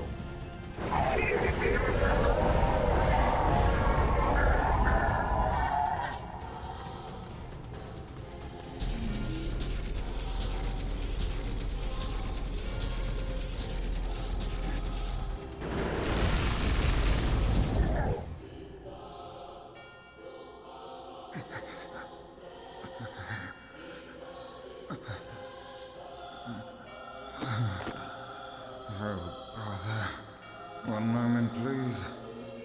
You okay? Fine, just fine. All right, no, I'm not. Vice. It seems that some headstrong idiot has decided to push me beyond my limits. I should have taken that job as a cookbook when I had the chance. Vice, I'm sorry. Only joking. I hate cookbooks. But... Let's go out of the way. I have one final task to fulfill. Where are you going? Why, to stop him, of course. But after that, it's up to you. Only you can see this battle to its conclusion. I wish you luck, my friend. You can't. I swore to fight by your side. You are an exceedingly stubborn man. You know that, don't you? Perhaps that's why I've so enjoyed our time together. But I fear this is where our journey ends. Vice! Oh, and remember what I told you about using my full name? Well, forget it. I've grown rather fond of Vice. Vice. I knew you'd come around. Don't let it go to your head now.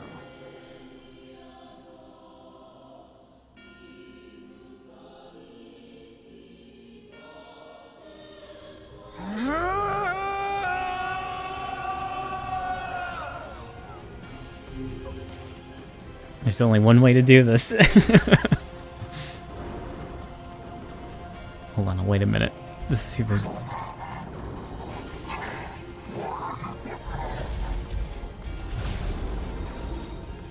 I have something to defend. I have a reason to live.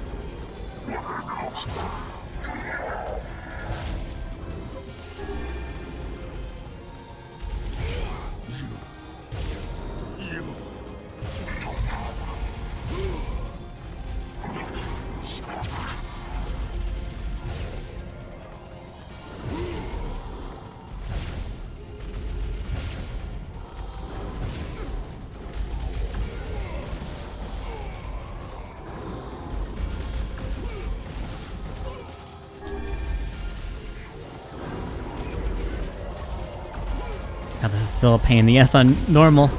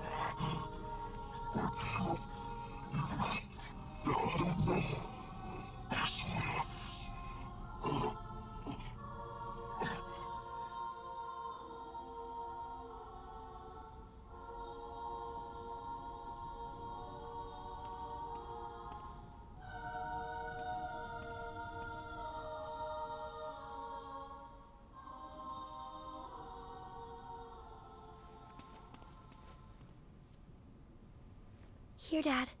You can have this cookie. I don't need it. I'm already full. But that's what you said yesterday. You haven't been eating anything, have you?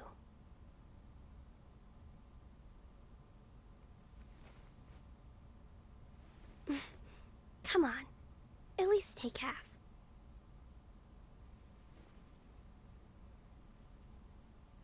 Thanks.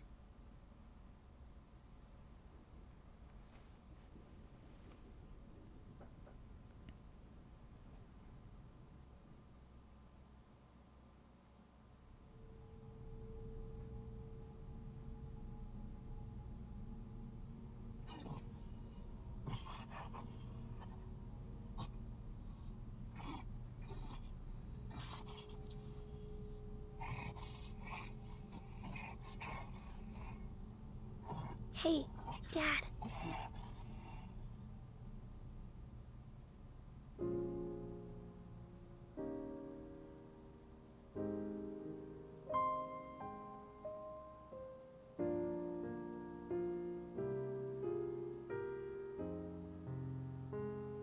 Thanks for always being there for me. Oh, here. I brought your half.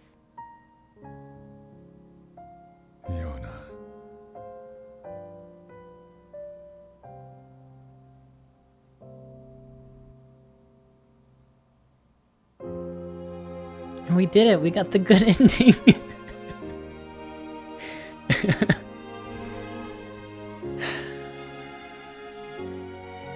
Just kidding.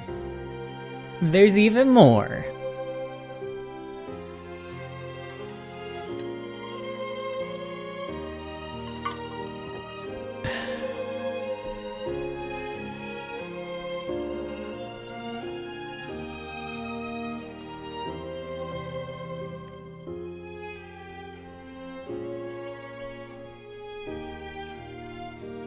How many innings am I going for? There's only really one more to go for, and then a little bonus on top of that. So, if you thought this one went by quickly, the next one will be even more quick.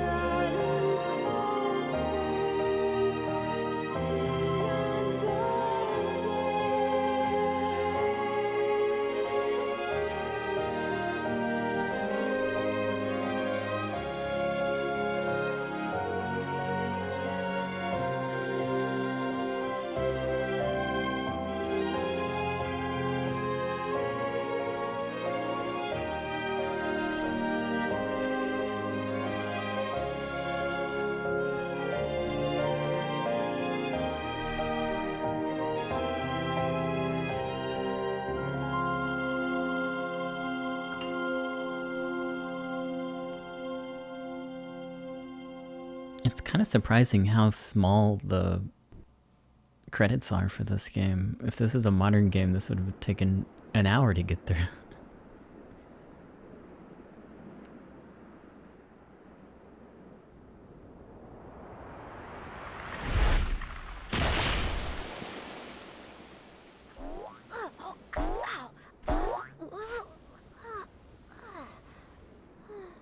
Wow, that was crazy. I can't believe how well my sister's body holds up. Kinda hard to move when you're just ahead. I wonder where everybody is. I can't wait to see them again. But before that can happen, there's some stuff I gotta do first. Like finding a body. Or at least some legs. I sure hope Kaine and Vice haven't killed each other yet. I swear, you leave them alone for 1 minute. I told you, we got the good ending.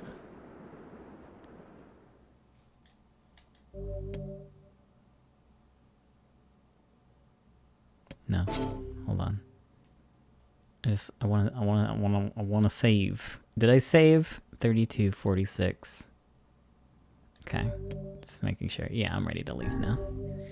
Ending C. Obtain all the weapons in the game and you'll be able to make one final decision that affects the story. Well, we have all of the weapons in the game, but I don't remember how long the final 2 endings take. Does anyone remember where it starts off from? I'm excited for more box puzzles, yeah. Can't wait to do those again. Do it next stream. Does it start off from the halfway point? Yep, one whole decision.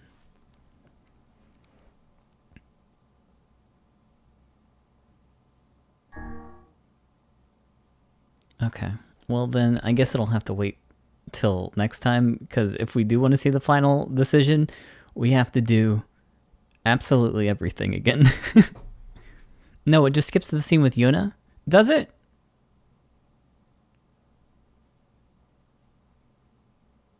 Hold on. We'll give it a try and see what happens, and if it's not where I think it is, then we'll just start it over tomorrow.